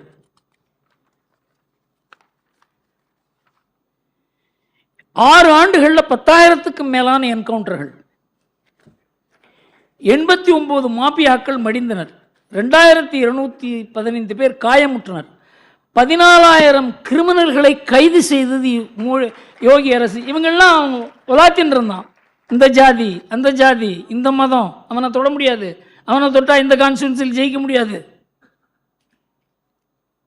அதில் 2 போலீஸ்காரர்கள் இருந்தார்கள், 752 பேர் காயமுற்றார்கள். அரசாங்கம் விலை கொடுத்து தான் இதை செய்தாங்க. 6 மாதங்களில் 3,000 கோடி சொத்துக்களை புல்டோசர் வைத்து இடித்தார்கள். ஏன்னா அதெல்லாம் கட்டினதெல்லாம் புறம்போக்கு நிலத்தில். 2,000 கோடி ரூபா சொத்துக்களை கைப்பற்றியது யூபி போலீஸ். ஆட்டிக்கு என் நிலத்தை அபகரித்து என் குடும்பத்தை அழித்து விட்டார் என்று வாக்குமூலம் கொடுத்து 35 ஆண்டுகளாக அவரை எதிர்த்து போராடி வந்தார் ஒரு முஸ்லீம் பெண்மணி. அவர் பெயர் சூரஜ் கலி. அவருடைய சகோதரர் படுகொலை செய்யப்பட்டார், மகன் சுடப்பட்டார். உனக்கும் அதுதான் நடக்கும்னு சொன்னாங்க. யோகி கிட்ட போனா இதுதான் என் நிலைமை, ஆர்டிக் ஃபினிஷ்ட். இதுதான் உறுதியான ஒரு அரசாங்கம் செய்யக்கூடிய செயல். லஞ்சங்கிறது அந்த ஊரில், அதாவது லஞ்சம் தாண்டவமாடிய ஒரு உத்தரப்பிரதேசத்தில் இன்னைக்கு லஞ்சம் இல்லை என்று கூறுகிறார்கள். இதெல்லாம் பெருமைப்பட வேண்டிய விஷயம். அலகாபாத் நகரே 40 ஆண்டுகள் அந்த ஆட்டிக்கை கண்டு நடுங்கியது. போலீஸ்காரங்களை அவரை கேட்டுன்னு தான் கமிஷனர் போட முடியும். இதெல்லாம் பேப்பரில் வந்த விஷயங்கள். இப்போ நம்ம நாட்டில் என்ன, எப்படியாவது ராகுலை ஒரு பிரதம மந்திரி வேட்பாளராக கொண்டு வரணும்னு முயற்சி பண்ணாங்க. அதுக்கு ஒரு பெரிய ஒரு நாடு பூரா ஒரு நடைப்பயணம் நடந்தது. அதற்கப்புறம் கர்நாடகாவில் ஜெயித்த உடனே அவரால் தான் ஜெயித்தாங்க அப்படின்னு சொல்லி இப்போ இந்த 3 தேர்தலில் படுதோல்வி அடைந்த உடனே அவரை எப்படி மறுபடியும் முன்னுக்கு கொண்டு வரதுங்கிறதுக்காக பெரிய முயற்சி நடக்கிறது தெரியும் நமக்கு. அதனால் இப்போ பஸ் யாத்திரை இதெல்லாம் பண்ணுறாங்க. இந்தி கூட்டணி அவரை ஏற்றுக்க தயாரில்லை. அதனால் மம்தா என்ன பண்ணாங்க, நீங்கள் அவங்க கட்சியிலேயே கர்கேயை போடு அப்படின்னு. கர்கே ஐயோ நான் இல்லை, ராகுல் இருக்கும்போது நான் எப்படி இருக்க முடியும் அப்படின்னு அவர் விலக. இப்போ கர்கே இப்போ நிதிஷ்குமாரை போடுன்னா அவர் எனக்கு வேண்டாம் அப்படின்னு சொல்லி கர்கே இப்படி எப்படி வருது பாருங்க. இந்த மீட்டிங்கில் யார் யார் அந்த சேர வேண்டுமோ அவங்க யாருமே சேரலை. இந்த மாதிரி ஒரு கூட்டணி அமைகிறது. அந்த கூட்டணியினுடைய நோக்கமே எப்படியாவது மோடியை வீழ்த்த வேண்டும் என்பதுதான். அது நடக்க போறதில்லை. ஆனால் எதுக்காக சொல்றேன்னா, விஷத்தை பரப்புகிறார்கள், தவறான கருத்துக்களை நம் நாட்டில் பரப்புகிறார்கள். இந்த கருத்து வெளிநாட்டுக்கு போகிறது. இவங்க என்ன சொல்றாங்களோ அதை வெளிநாட்டில் மோடி எதிரிகள், இந்த உலகம் பூரா இந்த பாரத நாடு எழுச்சி பெற்று வரக்கூடாதுங்கிறதுக்காக ஏராளமான சக்திகள் வேலை செய்கின்றன. அவருக்கு ராகுல் காந்தி என்னென்ன மாதிரி ஒத்தாசை பண்ணுறாரு பாருங்க. இவர் வெளிநாட்டுக்கு எப்போ போகிறாருன்னே தெரியாது. 2014 2019 வரைக்கும் 5 ஆண்டுகளில் 247 முறை அவர் வெளிநாட்டுக்கு போயிருக்கார். அவர் இப்போ கூட அவர் வெளிநாட்டுக்கு போவது ஒரு கட்சிக்கே தெரியாது, ஒரு வீட்டுக்கு தெரியாது. இப்போ யாரோ சொன்னாங்க இந்த யாத்திரை பீரியடில், அப்பா நல்ல வேளை நம்ம நாட்டில் இருப்பார் அவர். அவர் வெளிநாட்டில் என்ன பேசுகிறார் பாருங்க. கேம்பிரிட்ஜ் பல்கலைக்கழகத்தில் இந்திய ஜனநாயகம் நெருக்கடியில் இருக்கிறது, தாக்கப்படுகிறது. நாடாளுமன்றம், பத்திரிகை சுதந்திரம், நீதித்துறைகள் கட்டுப்படுத்தப்படுகின்றன. எங்கள் அரசியலமைப்பின் அடிப்படை கட்டமைப்புகள் தகர்க்கப்படுகின்றன. இந்தியாவில் ஜனநாயகம் காப்பாற்றப்பட வேண்டும், இல்லை என்றால் உலகத்தில் ஜனநாயகமே இருக்காது. இந்த மாதிரி வெளிநாட்டில் நம் நாட்டினுடைய ஜனநாயகத்தை பற்றியும், நம் நாடாளுமன்றத்தை பற்றியும், நாடாளுமன்றத்தில் விவாதங்கள் நடக்கலைங்கிறதையும், இந்த மாதிரி நம் நாட்டிலேருந்து யாரோ ஒரு விஷயம் தெரியாத ஒரு ஆள் பண்ணால், இந்த நாட்டினுடைய ஒரு முக்கியமான கட்சியினுடைய தலைவர் இதை போய் பேசுகிறார். அந்த கட்சி அதை எதிர்த்து சொல்ல முடியல, எல்லாரும் திணறுகிறார்கள், இப்படி பேசாதேன்னு. மூத்த தலைவர்கள் வாய் மூடிக்கொண்டிருக்கிறார்கள். எந்த அளவுக்கு நம் நாட்டினுடைய ஜனநாயகம் ஒரு வக்கரமான ஒரு திசையில் போய்கொண்டிருக்கிறது என்பதை நம்மளால் புரிஞ்சு கொள்ள முடியும். இந்த ராகுல் காந்திங்கிறவரை எப்படியாவது நம்ம நாட்டில் அரசியலில் மோடிக்கு எதிராக கொண்டு வந்து விட வேண்டும், அவரை எதிர்க்கட்சி தலைவராக்க வேண்டும் என்ற முயற்சியில் காங்கிரஸ் தன்னையும் அழித்து கொண்டிருக்கிறது, எதிர்க்கட்சிகளையும் அழித்து கொண்டிருக்கிறது. அப்புறம் மோடி பேரில் எல்லா அபாண்டம், ரஃபேல், அதானி, டெலிஃபோன் ஒத்து கேட்பு, எல்லா பேப்பர்லாம் மோடி தான் இதுக்கு பொறுப்புன்னே சொன்னாங்க. 3லையும் உச்ச நீதிமன்ற தீர்ப்பு. யாரோ ஒரு சிபிஐயை வச்சு என்கொயரி பண்ணி அவர் சரி அப்படின்னு சொல்லு. 3லையும், அதுவும் இந்த இது இருக்கு பெகசஸ் சம்பந்தமான வழக்கில் யார் யார் உங்கள் ஃபோன்லாம் ஒட்டு கேட்குறான்னு நீங்கள் சந்தேகப்படுறீங்களோ அந்த ஃபோன்லாம் கோர்ட்டில் கொண்டு கொடுங்கன்னு சொன்னாங்க. என் ஃபோனை ஒட்டு கேட்டிருக்காங்கன்னு சொன்ன ராகுல் அவருடைய ஃபோனை கொடுக்கல. 29 பேர் அவங்க ஃபோனை கொண்டு கொடுக்குறாங்க. அதை பூரா எக்ஸாமின் பண்ணிவிட்டு சுப்ரீம் கோர்ட் கூறுகிறது யாருடைய ஃபோனும் ஒட்டு கேட்கப்படவில்லை. 6 மாதம் நம்ம நாட்டில் இதுதான் பேச்சு. மோடி ஒட்டு கேட்டுட்டார், மோடி ஒட்டு கேட்டுட்டார், மோடி ஒட்டு கேட்டுட்டார். ரஃபேல் பற்றி 4 மாதம் 2019 எலெக்ஷனுக்கு முன்னால் மோடி வருவாரா, அந்த அளவுக்கு ரஃபேலில் மோடி லஞ்சம் வாங்கி விட்டார். அடுத்தது அதானியும் மோடியும் சேர்த்து முடானி அப்படின்னு கூட ஒரு கேவலமான அரசியல் பண்ணினார் ராகுல் காந்தி. உச்சநீதிமன்றம் இதில் உப்புச்சப்பு இல்லாத விஷயம் என்று கூறினார்கள். இதெல்லாம் நம்ம கண்ணெதிர நடந்த விஷயங்கள். இப்போ அதானி 47,000 கோடி ரூபாய் இங்கே முதலீடு பண்ண போகிறாரு. அதான் நம்ம சத்யா கார்ட்டூன் கூட போயிருக்காரு. அவர் போய் ராகுல் காந்திக்கு ஃபோன் பண்ணி சொல்லுமே, இனிமேல் அதானி எல்லாம் பற்றி ஒன்றும் பேசாதீங்க, நீங்கள் எனக்கு அதானி பணம் கொடுத்துட்டாருன்னு யாராவது சொல்லுவாங்க நாளைக்குன்னு. 3 பிரம்மாண்டமான சாதனைகள் மோடி செய்திருக்கிறார். அதற்கு இந்த நாடு கடமைப்பட்டிருக்கிறது. ஒன்று, பிரிவு 370. இது மாற்றவே முடியாது. இது போன கதை. இது ஏதோ நம்மோட ஒட்டின்னு இருக்கு. காஷ்மீர் அதோட இருக்கட்டும். அவங்களுக்கு எவ்வளவோ பணம் கொடுத்து அந்த எந்த அளவுக்கு அவங்க மோசமான அரசியல் செய்தாலும் ஊழல் செய்தாலும் அவங்களோட ஒத்து போக வேண்டியது தான். பாகிஸ்தானோட பேசுவோம், ஏதாவது ஒரு வழி கண்டுபிடிப்போம். இந்த மாதிரி திண்டாடி கொண்டிருந்த ஒரு நாட்டில் காஷ்மீர் எங்களுடையது, 370 போகும். அந்த 370 போவதற்கு முன்னால் நான் எனக்கு அங்கே உள்ளே நடந்த சில டிஸ்கஷன்லாம் தெரியும். 3000 பேர் ஷாவார்கள், 50,000 பேர் இருக்காங்க அங்கே வெளியிலேருந்து சுற்றுலாவுக்கு போனவங்க. அவங்களெல்லாம் 4 நாளில் வெளில கொண்டு வந்தாங்க கவர்மெண்ட்டில். ஏனென்றால் இதெல்லாம் ரொம்ப நாளைக்கு 15 நாள் 20 நாள் பிளான் பண்ணி நடக்கிற விஷயம் இல்லை. 4 நாளில் 50,000 பேர் சுற்றுலா. அங்கே சினிமா ஆக்டர்லாம் போயிருக்காங்க, கிரிக்கெட் வீரர்கள் போயிருக்காங்க. அவங்கெல்லாம் ஐடென்டிஃபை பண்ணி மூட்டை கட்டி வெளியில் கொண்டு வந்துட்டு 370 நீக்கிறாங்க. சாதாரணமான விஷயம் இல்லை. உலகத்தில் யாரும் இது நடக்கும்னு நினைக்கல. இது ஏதோ பேனாவில் கையெழுத்து போட்டு நடக்கிற விஷயம் இல்லை. அங்கே போய் டோவல் போய் நின்று என்ன வேணால் நடக்கட்டும் அப்படின்னு சொல்லி ஒரு பாதுகாப்பு ஆலோசகர் அங்கே போகிறார். இந்த நாட்டுக்காக உயிரை கொடுக்கக்கூடிய அதிகாரிகள் இருக்காங்க, அவர்களை நாம் நியமிச்சிருக்காங்க மோடி. அவருக்கு ஒன்றும் விருப்பு இல்லை. இவர் நம்ம சம்பந்திக்கு தெரிஞ்சவரா, பக்கத்து வீட்டுக்காரர் தெரிஞ்சவரா, நம்ம ஜாதி ஆளா, இதெல்லாம் இல்லை. அதனால தான் இந்த மாதிரி ஒரு அதிகாரிகள் குழாமை தயார் பண்ண முடியுது. உலகமே வியக்கும் அளவுக்கு. அதாவது இந்த முஸ்லீம் நாடுகள்லாம் இதை சப்போர்ட் பண்ணாங்க. இதெல்லாம் நடக்கிற காரியமா? சீனாவுக்கு இதை அப்போஸ் பண்ணுறதா சப்போர்ட் பண்ணுறதாங்கிறதுல குழப்பமாக இருந்தாங்க. டர்க்கி மாத்திரம் தான் சப்போர்ட் பண்ணாங்க. பாகிஸ்தானை பற்றி கேட்க வேண்டிய அவசியமே இல்லை. இன்றைக்கு பாகிஸ்தானுடைய நிலைமை என்ன? பாகிஸ்தான்ங்கிறது யாருமே போய் பார்க்கறது, பாகிஸ்தான்றதே மறந்துட்டாங்க எல்லாரும். பிச்சை எடுக்கிற நாடாக இருக்கிறது. அந்த நாட்டிலேயே சொல்கிறாங்க இந்தியா எப்படி வளர்ந்துருக்கு பாரு. மோடிக்கு அங்கே ஆதரவாளர்களும் மோடிக்கு அட்மைரர்களும் அங்கே உருவாயிருக்காங்க. எந்த நாட்டில்? 97% முஸ்லீம்கள் இருக்கிற நாட்டில் மோடிக்கு நல்ல பேர். இந்த மாதிரி நம்ம நாட்டில் ஒரு பிரைம் மினிஸ்டர் வரமாட்டாரா அப்படி இப்படியே பேசுகிறாங்க, டெலிவிஷனில் பேசுகிறாங்க. அடுத்தது ராமர் கோவில். எவ்வளோ நாளாக இந்த பிரச்சனை இருக்குது தெரியும். இது ஒரு சிம்பிள் எக்ஸாம்பிள் சொல்கிறேன், எத்தனை பேருக்கு தெரியும் தெரியல. 1947 சோமநாதர் ஆலயம் இடிக்கப்பட்டு அங்கே ஒரு மசூதி இருந்தது. அப்போ பட்டேல் என்ன பண்ணுறார், பட்டேலும் KM முன்ஷியும் நேர காந்தி கிட்ட போய் இந்த இடத்துல சோமநாதர் ஆலயம் கட்டப்பட வேண்டியது. ஏன்னா முதல்ல முகமது கஜினியால் இடிக்கப்பட்டு பலமுறை இடிக்கப்பட்டு திரும்ப திரும்ப புதுப்பிக்கப்பட்ட ஒரு கோவில் அது. அந்த இடத்துல மசூதி இருக்கிறது, அதை மாற்ற வேண்டும் என்று மகாத்மா காந்தி யங் இந்தியாவில் 1925 ஒரு கட்டுரை எழுதியிருக்கார். யாராவது ஒரு முஸ்லீம் ஹிந்து நிலத்தில் மசூதி கட்டினா அதை இடிக்கிறதுல தப்பு இல்லை அப்படின்னு எழுதியிருக்கார். அதையே கொண்டு நேரு கிட்ட காமிச்சாங்க. அந்த மசூதி இடித்து அந்த இடத்துல கோவில் கட்டுவதற்கு government of India cabinet resolution போட்டாங்க. அதுக்கு ஒரு ட்ரஸ்ட் கான்ஸ்டிடியூட் பண்ணாங்க. அந்த ட்ரஸ்ட்டுக்கு கவர்மெண்ட் ஆஃப் இந்தியா பணம் கொடுக்கணும்னு சொன்னார் அந்த ரெசல்யூஷனில்.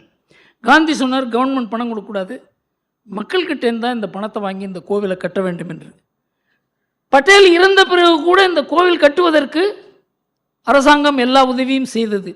1951 இந்த கோவிலுக்கு கும்பாபிஷேகம் செய்வதற்கு ராஜேந்திர பிரசாத் போகும்போது ஜவஹர்லால் நேரு கூறுகிறார், இது செக்யூலர் கவர்மெண்ட், நீங்கள் போகக்கூடாது என்று கூறுகிறார். அவர் சொல்கிறார், அரசாங்கத்தினுடைய முடிவு. அரசாங்கம் கட்டிய கோவிலுக்கு நான் போகக்கூடாது என்று கூறுவதற்கு உங்களுக்கு அதிகாரம் கிடையாது. அப்படித்தான் நம்ம நாடு மாற ஆரம்பித்தது. ஜவஹர்லால் நேரு கூறுகிற சமய சார்பின்மை தான் நம்ம நாட்டினுடைய சமய சார்பின்மை. காந்தியோ பட்டேலோ கூறுவது அல்ல என்கிற 2 ஸ்ட்ரீம் நம்ம நாட்டில் உருவானதுக்கு முதல் காரணம் ராஜேந்திர பிரசாத சோமநாதர் கோவிலுக்கு போகக்கூடாதுன்னு ஜவஹர்லால் நேரு சொன்னது தான்.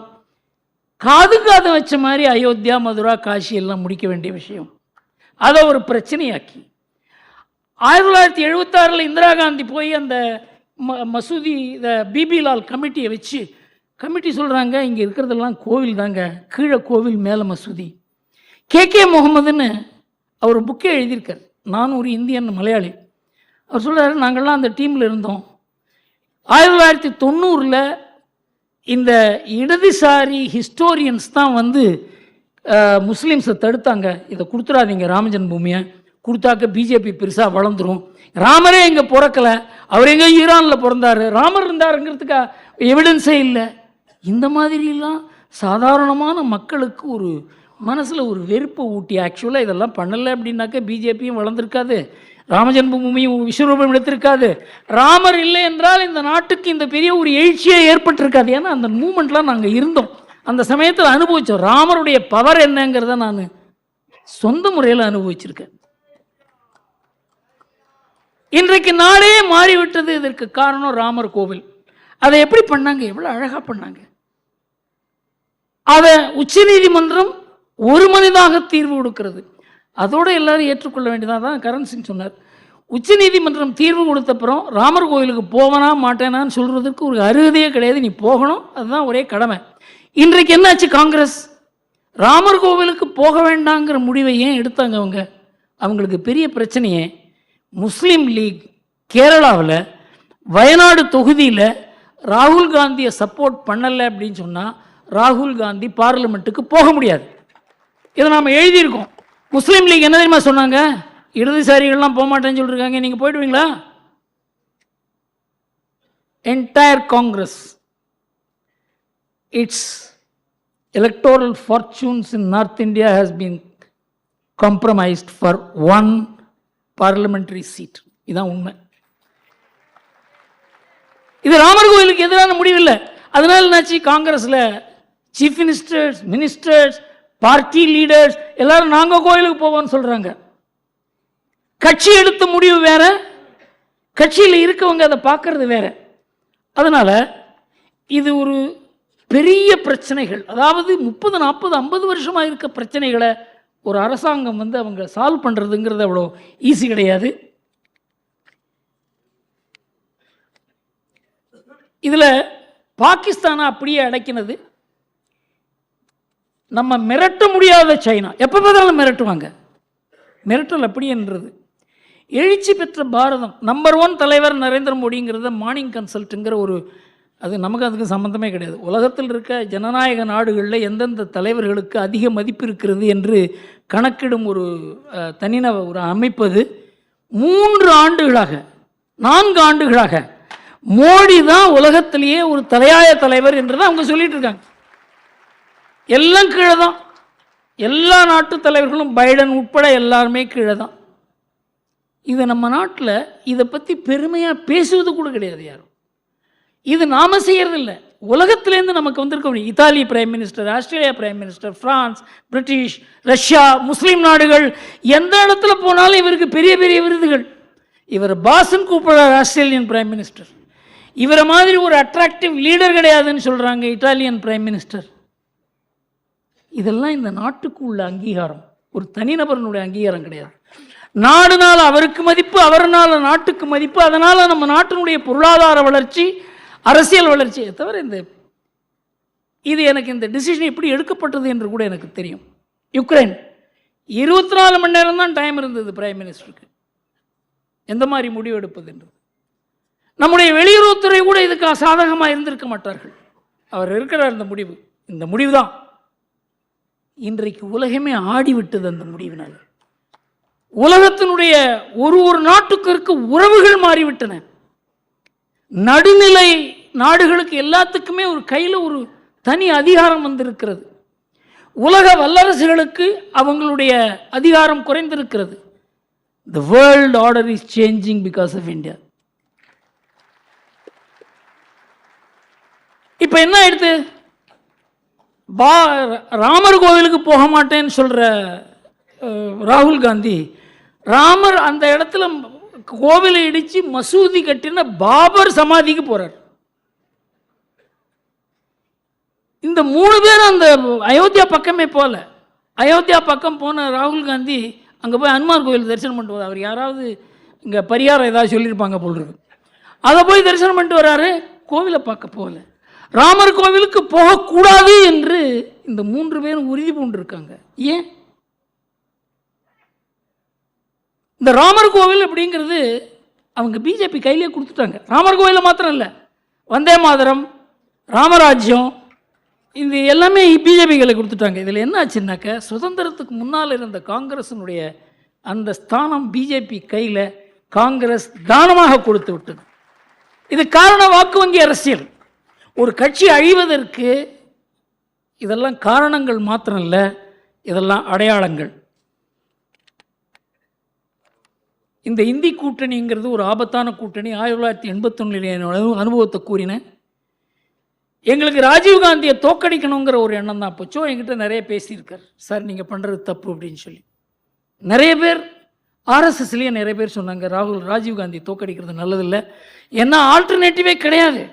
ஆனால் எங்களுக்கு ராஜீவ்காந்தியை தோக்கடிச்சே ஆகணும். தப்பான சைடில் இருந்தேன் இப்போ. ஏனென்றால் இந்தியன் எக்ஸ்பிரஸே அழிந்து விடும். இந்தியன் எக்ஸ்பிரஸை காப்பாற்றணும்னா ராஜீவ்காந்தியை தோக்கடிக்கணும். ராஜீவ்காந்தியை தோக்கடிச்சாக்க இந்த மாதிரி ஒரு அராஜக கும்பல் தான் வரும் அப்படிங்கிறதெல்லாம் தெரிஞ்சு அப்போ சோ சொல்லுவார். நான் ராம்நாத் கோயங்கா உட்காந்து பேசியிருக்கோம்.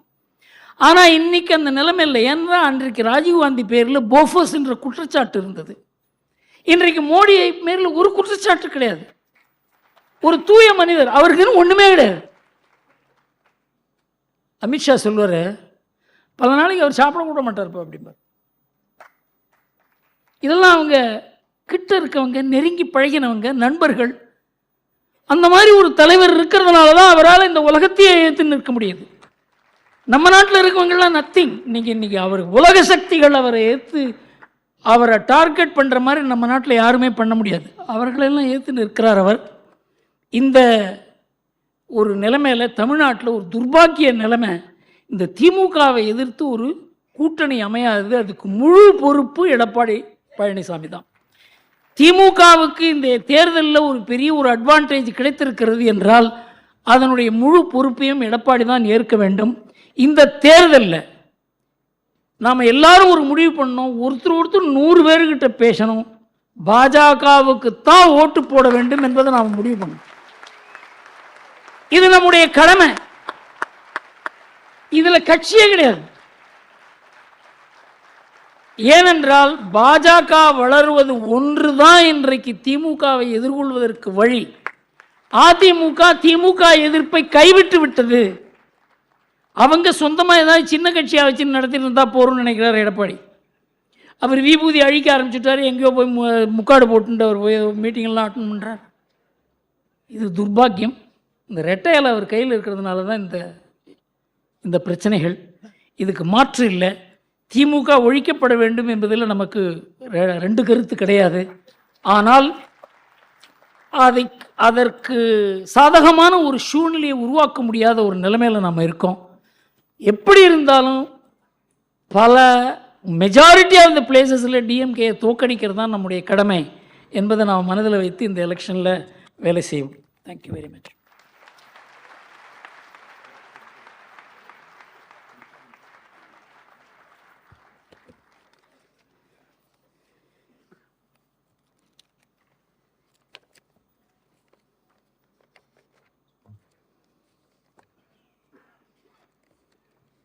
அண்ணாமலை இன்ட்ரோடக்ஷனுங்க. ஒரு நிமிஷம் சார், உங்களை இன்ட்ரடியூஸ் பண்ணிடுறேன் நான்.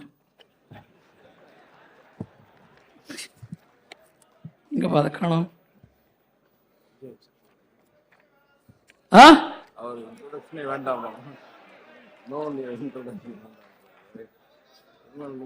இல்லை, இவரை பற்றி இன்ட்ரோடக்ஷன் சிம்பிளாக சொல்லணும்னாக்கண்ணாங்க. சார், சசி தரூர் இவர் வித்தியாசமானவர் சொன்ன இல்லையா? அவர் லண்டனில் பிறந்து அமெரிக்காவில் படித்தார். இவர் கிராமத்தில் பிறந்து கிராமத்திலே படித்தார். அதான் அவருடைய ஐபிஎஸ் அனுபவம் பன்முகத்தன்மை வாய்ந்தது. இவர் ஐபிஎஸ் ஆஃபீஸராக இருக்கும்பொழுது, நான் இதை சொல்லலாம்னு நினைக்கிறேன், இவர் எதிர ரஜினிகாந்த் அப்போ அரசியலில் ரொம்ப தீவிரமாக வரணும்னு நினச்சார். அவர் சொன்னார், நான் சீஃப் மினிஸ்டராக வரமாட்டேன் சார். நீங்கள் சீஃப் மினிஸ்டர்லாம் வேறு யார் சார் சீஃப் மினிஸ்டராக போடுவீங்க அப்படின்னு. சார், உங்களுக்கு தெரியுமா, அண்ணாமலைன்னு ஒருத்தர் இருக்காரு. எனக்கு அண்ணாமலையே பேப்பரில் கேள்விப்பட்டிருக்கேன், அவ்வளோதான். அவருக்கு அண்ணாமலைக்கு தெரியுமா தெரியாதான்னு தெரியாது. அந்த அளவுக்கு இவருக்கு ஒரு தாக்கம் அவர் ஐஏஎஸ் ஆஃபீஸராக இருக்கும்போதே இருந்தது, ஐபிஎஸ் ஆஃபீஸராக இருக்கும்போதே இருந்தது.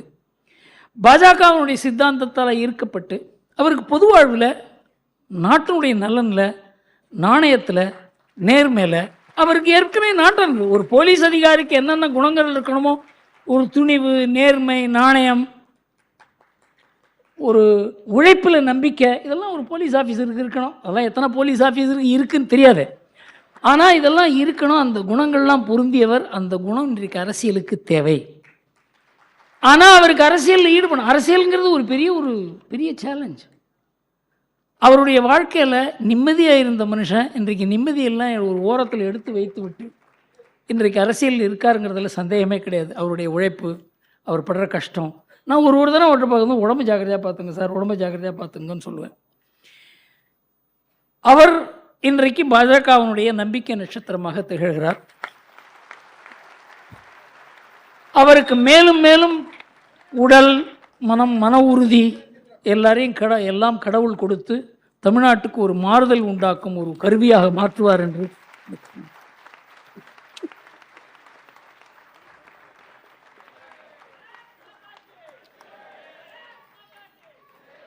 தமிழக பாஜக தலைவர் திரு அண்ணாமலை அவர்களுக்கு துக்ளக் டிஜிட்டல் சார்பாக ஸ்ரீதர் காமக்கோடி அவர்கள் நினைவு பரிசு வழங்குகிறார்.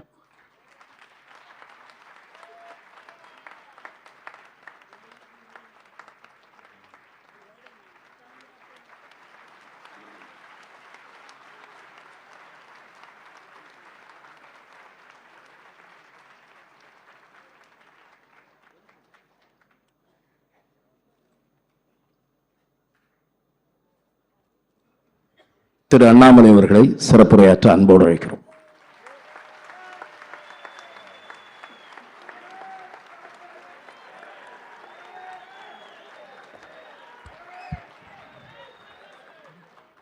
அன்பார்ந்த பெரியவர்களே, தாய்மார்களே, எனக்கு தெரியும் இது ஒரு மதிப்பு மிகுந்த ஒரு மேடை, ஜாம்பவான்கள் நடந்திருக்கக்கூடிய மேடை, இந்தியாவுடைய அரசியலை 54 ஆண்டுகளாக தீர்மானித்த ஒரு மேடை, எப்பொழுதும் கூட உண்மையின் பக்கம் நின்ற ஒரு மேடை. பெரிய பெரிய மேடைகள் இந்தியாவில குறிப்பிட்டு சொல்லக்கூடிய மனிதர்கள் எல்லோரும் இந்த விழாவிற்கு வந்து ஜனவரி மாதம் 14ஆம் தேதி பேசியிருக்கின்றார்கள். இத்தனை ஆண்டு காலமாக ஒரு துக்ளக் புத்தகத்தை ஒரு கடையிலே வாங்கி படித்த மனிதன் நான். கடந்த 4 ஆண்டுகளாக அந்த இருக்கையில் அமர்ந்து பேசுகின்ற மனிதர்களை ரசித்தவன் நான். இன்று துக்ளக், குறிப்பாக அவருடைய ஆசிரியர் ஐயா குருமூர்த்தி அவர்கள் எனக்கு ஒரு வாய்ப்பு கொடுத்திருக்கின்றார்கள். முக்கியமாக இந்தியாவினுடைய இன்றைய அரசியல் 2024 தேர்தல், அதை பற்றி பேச வேண்டும் என்பது என்னுடைய எண்ணம். அதே நேரத்தில் எனக்கு முன்பு இருக்கையில் அமர்ந்திருக்கக்கூடிய மனிதர்கள், குறிப்பாக நான் தமிழறிவி மணியன் ஐயா அவருடைய பெயரை குறிப்பிட்டு சொல்ல விரும்புகின்றேன். அதை போன்ற பெரிய மனிதர்கள் எல்லாம் இருக்கின்றார்கள். அரசியலில் மிகப்பெரிய மாற்றம் நடத்தி காட்ட வேண்டும் என்று துடிக்கக்கூடிய, என்னை விட அறிவிலே, ஆற்றிலே, எண்ணத்திலே, பலத்திலே, சிந்தனையிலே உயர்ந்த மனிதர்கள் அமர்ந்திருக்கின்றார்கள். அவர்களுக்கும் என்னுடைய வணக்கத்தை தெரிவித்து, 1963ஆம் ஆண்டு சோ ஐயா தன்னுடைய நாடக நடிப்பிலே, சினிமா நடிப்பில் நமக்கெல்லாம் அறிமுகமாக ஆரம்பிச்சாங்க. கிட்டத்தட்ட 20 மேடை நாடகங்கள், 180க்கும் மேற்பட்ட சினிமா படைப்புகள். பார்க்கின்ற எல்லா மனிதரும் கூட சிரிப்பது மட்டுமல்ல, சிந்திக்க தூண்டிய ஒரு மிகப்பெரிய ஒரு மகான்.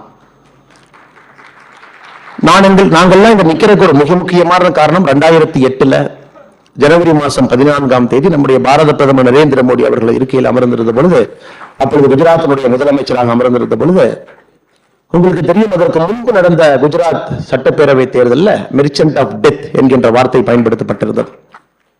அப்ப சோ ஐயா சொன்னாங்க, ஆமாம், இவர் மெர்ச்சன்ட் ஆஃப் டெத் தான். Merchant of death for nepotism, merchant of death for corruption, merchant of death for bureaucratic inefficiency, merchant of death for darkness and despair.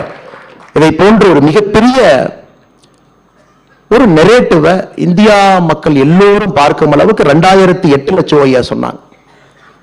இன்னைக்கு ஒரு வேலை சோ ஐயா இருந்திருந்தால், 2024 அந்த பெரிய மனிதர் மேடையில் இருந்திருந்தா, கண்டிப்பா இன்னொரு வார்த்தையை சேர்த்திருப்பார். Yes, he is the merchant of death for dynastic political parties என்கிற வார்த்தையை சேர்த்திருப்பார். இந்த 2024 தேர்தலை தீர்மானிக்கக்கூடியது, இந்திய அரசியல் எந்த பாதையிலே செல்ல வேண்டும் என்பதை தீர்மானிக்கக்கூடிய இந்தி கூட்டணி ஒரு பக்கம், குறிப்பாக எல்லோருடைய மகன் அதில் இருக்கிறாங்க. ராஜீவ்காந்தி ஐயாவுடைய மகன்ல இருந்து ஆரம்பித்து, லல்லு பிரசாத் ஐயாவுடைய மகன்ல இருந்து ஆரம்பித்து, முலாயம் சிங் ஐயாவுடைய மகன்ல இருந்து ஆரம்பித்து, பால் தாக்கரே ஐயாவுடைய மகன்ல இருந்து ஆரம்பித்து, கலைஞர் கருணாநிதி ஐயாவுடைய மகன்ல இருந்து ஆரம்பித்து, அல்லது சில பேருடைய நெருங்கிய உறவினர்கள், எல்லா உறவினர்களும் இந்தி கூட்டணி ஒரு பக்கம் இருக்கிறாங்க. இன்னொரு பக்கம் அரசியல் எப்படி இருக்க வேண்டும், the purity of politics, ஒரு ஜனநாயகம் எப்படி இருக்க வேண்டும், ஒரு அரசியலில் எல்லோரும் எல்லா இடத்திற்கும் செல்லணும், மக்களுடைய அன்பும் ஆதரவும் எப்பொழுதும் இருக்கணும், ஒரு இன்டர்னல் டெமோக்ரஸி ஒரு கட்சியில் இருக்கணும், அந்த கட்சி ஒரு நாட்டை ஆளும் பொழுது மட்டும்தான் அந்த நாடு நிரந்தரமாக ஒரு வளர்ச்சி பாதையில் இருக்க முடியும் என்று காட்டக்கூடிய பாரதிய ஜனதா கட்சி ஒரு பக்கம். அது 2024 தேர்தலில் 2 அணிகளும் கூட மக்கள் மன்றத்தில் நின்று கொண்டிருக்கின்றோம். எனக்கு முன்பு பேசிய சசி தரூர் ஐயா, நான் PhD காலேஜ் ஆஃப் டெக்னாலஜியில் இன்ஜினியரிங் மாணவனாக இருக்கும் பொழுது ஆடிட்டோரியத்தில் அமர்ந்து அவருடைய பேச்சை கேட்டேன். அப்போ அவருடைய பேச்சு ரொம்ப கவர்ந்தது. ஒரு கேள்வி கேட்பதற்கு ஒரு வாய்ப்பு, மைக் எடுத்து கேள்வி கேட்ட சசி தரூர் ஐயாட்ட. கண்டிப்பாக நீங்கள் மறந்துருப்பாருங்க, அப்போ எனக்கு ஒரு 19-20 வயசு இருந்திருக்கும். நிறைய பேர் இருந்தாங்க, 5000-6000 பேர் இருந்தாங்க. தரூர் ஐயாட்ட கேட்ட, ஐயா உங்களுக்கு பிடித்த புத்தகம் எதுன்னு. அவர் ரொம்ப ஸ்மார்ட், கிரேட் டிபேட்டர், அவ்வளோ ஈஸியாக அவரை மடக்க முடியாது. என்ன சொன்னார், எனக்கு பிடித்த புத்தகம் வந்து டிக்ஷனரி அப்படின்னார். ஆனால் இன்னைக்கு ஐயா இருந்திருந்தால் இதை குறிப்பிட்டு சொல்ல வேண்டும் என்று நினைத்திருந்தேன். இன்னைக்கு அவங்க கிளம்பிட்டாங்க. ஆனா குருமூர்த்தி ஐயாவை நாம் கட்டாயம் பாராட்டி ஆக வேண்டும். காரணம், இந்த துக்ளக் விழாவை வித்தியாசமா யோசிச்சிருக்கிறாங்க. காங்கிரஸ் கட்சியிலிருந்து, இந்தி கூட்டணியிலிருந்து, குறிப்பாக ஒரு சென்சிபிளான ஒரு பொலிட்டிக்கல் பர்சன் அங்க இருக்கக்கூடிய, என்னதான் நம்முடைய கருத்து வேறுபாடுகள் இருந்தாலும் கூட எப்பொழுதும் இந்தியா ஃபர்ஸ்ட், இந்தியா முதன்மை என்று வைக்கக்கூடிய சசி தரூர் அவர்கள் மீது மிகப்பெரிய மதிப்பும் மரியாதையும் வைத்திருக்கக்கூடிய ஒரு மனிதன் நானும் இங்கு இருக்கின்றேன். அவர் ஒரு பக்கம் அழைத்து, இன்னொரு பக்கம் பாரதிய ஜனதா கட்சியிலிருந்து என்னையும் அழைத்து இருவருக்கும் நேரத்தை கொடுத்து பேச வேண்டும் என்று ஒரு சம வாய்ப்பு உருவாக்கினார். காலத்தினுடைய கட்டாயம். இன்னைக்கு தி வர்ஸ்ட் வின்டர் ஸ்கெடியூல் இன் டெல்லி இன்னைக்கும் நடந்துச்சுங்க. 95% விமான டிஸ்ட்ரப்ஷன், 180க்கும் மேற்பட்ட விமானங்கள் கேன்சல். இதுவரை டெல்லி பார்க்காத ஒரு டிஸ்ட்ரப்ஷன் இன்னைக்கு நீங்க ட்விட்டர்ல பாத்தீங்கன்னா இண்டிகோ வந்து குளோபல் ட்ரெண்டிங்ல இருக்கு. இன்னைக்கு ஒரு தனியார் விமானத்தினுடைய பேர் கரெக்டா அது இன்னைக்குன்னு பார்த்து நடக்க வேண்டி இருந்துச்சு. அதே நேரத்தில் நம்முடைய பாரத பிரதமர் நரேந்திர மோடி ஐயா, முருகன்ஜி அவங்க வீட்டில் அவராக வந்து பொங்கல் பானையில் பொங்கல் வைத்து நீங்க பார்த்துருப்பீங்க. அந்த அற்புதமான காட்சியம் இன்று காலை டெல்லியில் நடந்துச்சு. அதனால் தாமதமாக வந்ததற்கு என்னுடைய மன்னிப்பை கோரிக்கொண்டு, என்னையும் மீறி இது நடந்து விட்டது என்று சொல்லி, ஐயா குருமூர்த்தி அவர்கள் மிக முக்கியமான காலகட்டத்தில் துக்ளக கையில் எடுத்திருக்காங்க. சோ ஐயாவுடைய காலத்தில் குட் கவர்னன்ஸ்னா என்னன்னு மைக்ரோஸ்கோப் போட்டு தொலைட்டு இருந்தார் சோ ஐயா. இந்தியாவில் எங்கேயாச்சும் குட் கவர்னன்ஸ் கிடைக்குமா, அதை நாம் படம் பிடித்து காட்ட முடியுமா, நல்ல அரசியல் இருக்கான்னு ரொம்ப கஷ்டப்பட்டு சோ அவர்கள் தேடினாங்க. ஐயாவுடைய கடைசி காலகட்டத்தில் ஒரு நரேந்திர மோடி அவர்கள் சோ ஐயா கிடைச்சாங்க. அது ஒரு பேரோமீட்டரா பெஞ்ச் மார்க்கா வைத்து இந்திய அரசியலை சோ ஐயா ஆராய முடிந்தது. அப்ப இருந்த நம்முடைய சேலஞ்சஸ் வேறுங்க. குறிப்பா இந்தியாக்குள்ளேயே சேலஞ்சஸ் அதிகமா இருந்துச்சு. இன்னைக்கு குருமூர்த்தி ஐயாவுடைய காலம் துக்ளக்குடைய ஆசிரியர் கையில் எடுக்கும் பொழுது கம்ப்ளீட்லி டிஃப்ரெண்ட் சேலஞ்ச். ஒரு குளோபல் அவுட்லுக் இருக்கக்கூடிய நாடு, மெயின் எனிமீஸ் நமக்கு வெளியே இருக்காங்க, உள்நாட்டிலே வேறு விதமான நரேட்டிவ், அதெல்லாம் தாண்டி குட் கவர்னன்ஸை நம்முடைய இந்திய நாட்டிலே நடத்தி காட்ட முடியும் என்கின்ற காலத்தில் அவங்க ஆசிரியராக இருக்கிறாங்க. அதனால் இரண்டும் வேறு வேறு துருவங்களாக இருந்து இன்னைக்கு ஐயா அவர்கள் துக்ளக் அதே ஒரு சீரிய ஒரு பாதையில் எடுத்துட்டு போறாங்க. அவர்களுக்கும் இந்த நேரத்தில் என்னுடைய வாழ்த்துக்களை எல்லாம் தெரிவித்து, தொடர்ந்து துக்ளக் நம்மை ஊக்கப்படுத்தட்டும், நல்ல விஷயங்களை கொண்டு வரட்டும். நியூஸ் பேப்பர் எல்லாம், பீரியாடிக்கல்ஸ் எல்லாம் வணிகமயமாகும் பொழுது துக்ளக் மட்டும் துணிவாக நிற்கிறது, வணிகம் எனக்கு தேவையில்லை என்று. துணுக்குகளும் கிசுகிசுகளும் எந்தவித ஆதாரமும் இல்லாத செய்திகளை தான் மக்கள் விரும்பி படிப்பாங்கன்னு ஒரு பக்கம் நியூஸ் மீடியா இருக்கும் பொழுது, அதெல்லாம் எதுவும் தேவையில்லை. துக்ளக்கினுடைய வாசகர்களுக்கு உண்மையும் நேர்மையும் கலந்து கொடுத்தால் என்னுடைய வாசகன் எப்பொழுதும் படிப்பான் என்கின்ற பாதையில் துக்ளக் போயிட்டு இருக்குங்க. அதனால் இந்த துக்ளக்கை வாழ வைப்பது நம் ஒவ்வொருடைய கடமையாக நான் கருதுகின்றேன். அதைத்தான் ஐயா நான் பேசியிருக்கக்கூடிய தலைப்புக்கு நான் வந்து விடுகின்றேன். இன்னைக்கு திராவிட முன்னேற்ற கழகத்தினுடைய வரலாறு நமக்கு தெரியும். சர்க்காரியா கமிஷனுடைய வழக்கும் வேறு வழக்குகளும் அவர்கள் மீது பாய ஆரம்பித்த பொழுது கலைஞர் கருணாநிதி அவர்கள் சொன்ன வாக்கியம் பார்த்தீங்கன்னா, நேருவின் மகளே வருக, நிலையான ஆட்சி தருக. இது 1980 சொல்லப்பட்ட வாக்கியம். அதன் பிறகு விபி சிங் ஐயாவுடைய ஆட்சி கவிழ்ந்து, அது குறிப்பாக இந்தியா டுடேல வந்த ஒரு கட்டுரையின் அடிப்படையில் ஜெயின் கமிஷன் ரிப்போர்ட்ல ராஜீவ்காந்தி அவருடைய படுகொலைக்கு ஏதோ ஒரு தூரத்துல கூட திமுகவுக்கு சம்பந்தம் இருக்கலாம் என்கின்ற யூகம் அந்த கட்டுரையில் வந்த பொழுது காங்கிரஸ்காரங்கெல்லாம் ஒன்னா சேர்ந்து சப்போர்ட்டை வாபஸ் வாங்கணும்னு சொன்னாங்க. அன்னைக்கு ஒரு ஆட்சி கவிழ்ந்தது, திமுக வெளியே போனாங்க. ஆனா மறுபடியும் திமுகவுக்கு காங்கிரஸ் தேவைப்பட்ட பொழுது 2004 அது அப்படியே மாத்தி சொன்னார். 1980 கலைஞர் ஐயா சொன்னது, நேருவின் மகளே வருக, நிலையான ஆட்சி தருக. நாங்க 2004 கலைஞர் ஐயா என்ன சொன்னார்னா, இந்திராவின் மருமகளே வருக, இந்தியாவின் திருமகளே வெல்க அப்படின்னா. திமுகவுக்கு இது புதிது கிடையாது.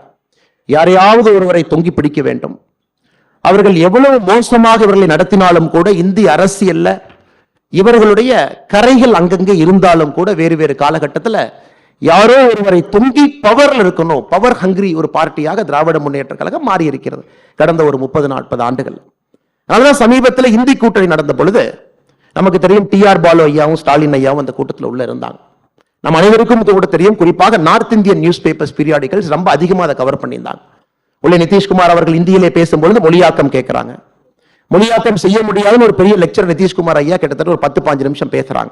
குறிப்பாக எப்படி ஆங்கிலம் இந்தியாவில் திணிக்கப்பட்டது, எப்படி ஹிந்தி 2வது வந்துச்சு, எப்படி இந்தி தான் இந்தியாவுடைய தேசிய மொழினா நிதிஷ்குமார் அவர்கள் பேச ஆரம்பிக்கும் பொழுது சத்தமே இல்லாம கேட்டுட்டு 2 பேர் வெளியே வர்றாங்க. ஏன்னா history is repeating it self. 1980 பார்த்தோம், 2004 பார்த்தோம், 2024 அதை பார்க்கிறோம். எப்படியாவது தொங்கி பிடித்து இந்த இந்தி கூட்டணியில இருக்க வேண்டும் என்கின்ற ஒரு பெரிய மாயையில திராவிட முன்னேற்ற கழகம் இருக்கிறார். ஒருவேளை நிதிஷ்குமார் அவர்கள் இன்னும் ஒரு 10 நாள்ல தமிழகத்திற்கு வந்தா, திராவிட முன்னேற்ற கழகத்தினோடு இப்ப இருக்கக்கூடிய தலைவர் ஸ்டாலின் ஐயா என்ன சொல்லுவாங்கன்னா, நிதிஷ்குமார் அவர்களே வருக, போஜ்பூரி கட்டி தருக என்று சொல்லுவார். நிச்சயமாக அந்த அளவுக்கு தான் அரசியலை பொறுத்தவரை திராவிட முன்னேற்ற கழகத்தை 1980 44 ஆண்டுகள் பிரிச்சு பார்த்தீங்கன்னா இந்த 3 வாசகம் மட்டும்தான் திமுக என்கின்ற கட்சியை நமக்கு பிடித்து கொடுக்குது. சமீபத்தில் OECD அமைப்பு ஒரு ஆய்வறிக்கை கொடுத்திருந்தாங்க. ஒரு சொசைட்டில, ஒரு சமுதாயத்துல கடைசி 10% பிறக்கக்கூடிய எக்கனாமிக் பர்சன்டேஜ்ல லாஸ்ட் 10% ஆஃப் an economy, அதுல பிறக்கக்கூடிய ஒரு குழந்தை நடுத்தர வாழ்க்கைக்கு வருவதற்கு எத்தனை நாட்கள் தேவைப்படுகிறது? Somebody is born in the last 10% economic percentile in a society, 50% வர்றதுக்கு எத்தனை நாள் ஆகுது? இந்தியாவிற்கு எழுதியிருந்தார்கள், இது நாட்கள் இல்லை, 7 தலைமுறை ஆகிறது. பின்லாந்துக்கு பாத்தீங்கன்னா 1 தலைமுறை, ஸ்வீடனுக்கு 2 தலைமுறை, குறிப்பாக இந்த குளோபல் சவுத்தில் இருக்கக்கூடிய நாடுகள் எல்லாமே 6 தலைமுறை 7 தலைமுறையில் இருக்கு. இந்தியாவை பொறுத்தவரை 7 தலைமுறை ஆகிறது. பாவர்ட்டி டிராப்ல அந்த குழந்தை தப்பிக்கவே முடியாது. என்னதான் தப்பிக்கணும்னு ஒரு ஜெனரேஷன்ல ட்ரை பண்ணாலும் அந்த குடும்பத்தில் யாருக்காச்சும் உடம்பு சரியில்லாம போகும், கேன்சர் வரும், 1 லட்ச ரூபாய் செலவு பண்ண வேண்டி வரும், மறுபடியும் கீழே வந்துருவாங்க. மறுபடியும் கஷ்டப்பட்டு மேல வரணும்னு நினைச்சா ஒரு ஆக்சிடென்ட் ஆகலாம், ஒரு நேச்சுரல் டிசாஸ்டர் ஆகலாம், ஒரு வெள்ளத்துல வீடு அடிச்சுட்டு போயிடலாம், ஆடு மாடு காணாம போயிடலாம், மறுபடியும் கீழே வந்துருவாங்க. இந்த OECD ஆய்வறிக்கை பார்த்தீங்கன்னா குறிப்பாக பாவர்ட்டியில கீழ் இருக்கக்கூடிய 10% மேலே வருவதற்கான சாத்தியக்கூறுகள் இந்த உலகத்துல மிராக்கல் எக்கனாமிஸ்ல மட்டும்தான் நடந்திருக்கு. இன்னைக்கு நம்முடைய மோடி ஐயாவுடைய 9 ஆண்டு கால ஆட்சியை நாம் மைக்ரோஸ்கோபிக்க எக்ஸாமின் பண்ணோம்னா we can safely say India is on the verge of breaking the poverty trap. இந்த poverty trap என்று சொல்லக்கூடிய இந்த வார்த்தையை, அதிலிருந்து தப்பிக்கவே முடியாது என்று சொன்ன அந்த விஷயத்தை இன்னைக்கு நாம உடைக்க ஆரம்பித்திருக்கின்றோம். சமீபத்தில் மோடி அவர்கள் அயோத்தியாவுக்கு போயிருந்த பொழுது மீரா என்கின்ற சகோதரி வீட்டுக்கு போயிருந்தாங்க. அந்த மீரா கிட்ட கேட்டாங்க, ஏன் உங்க வீட்டுக்கு வந்திருக்கேன் தெரியுமா, சொல்லுங்க அப்படி. மீரா அவர்கள், இல்ல நீங்க வர்றீங்கன்னு சொன்னாங்க, நீங்க வந்தது சந்தோஷம், ஏன் தெரியல. நம்முடைய கேஸ் அடுப்பு இல்லாதவங்களுக்கு நம்ம கொடுக்கிறோம், குறிப்பாக யாரு கேஸ் அடுப்பு இல்லையோ 2014 பின்பு கொடுக்க ஆரம்பிச்சிருக்கோம். அதுல 10வது கோடி கேஸ் அடுப்பு உங்க வீட்டுக்கு வந்திருக்கு. 10th crore connection. அதான் உங்களை பார்க்க வேண்டும் என்பதற்காக நான் வந்திருக்கேன். அப்ப யாராவது ஒருவர் நம்முடைய பாரத பிரதமர் நரேந்திர மோடி அவர்களும் மீரா அவர்களும் பேசுற அந்த 7 நிமிஷம் வீடியோவை பார்த்தீங்கன்னா, மீரா அவங்ககிட்ட ரொம்ப ஆழமா கேட்பார், உங்க வீட்டுல என்ன திட்டமெல்லாம் வந்திருக்கு, நீங்க என்ன படிச்சிருக்கீங்க, நீங்க என்ன வேலை பாக்குறீங்க, நான் பூ சுத்துற வேலை பாக்குறேங்க ஐயா, நான் பூ விற்கிறேங்க ஐயா, என்னென்ன ஸ்கீம் எல்லாம் வந்திருக்கு. நீங்க பாத்தீங்கன்னா கிட்டத்தட்ட 7 ஸ்கீம் மீராவுடைய வீட்டுக்கு எட்டி பாட்டிருக்கும்.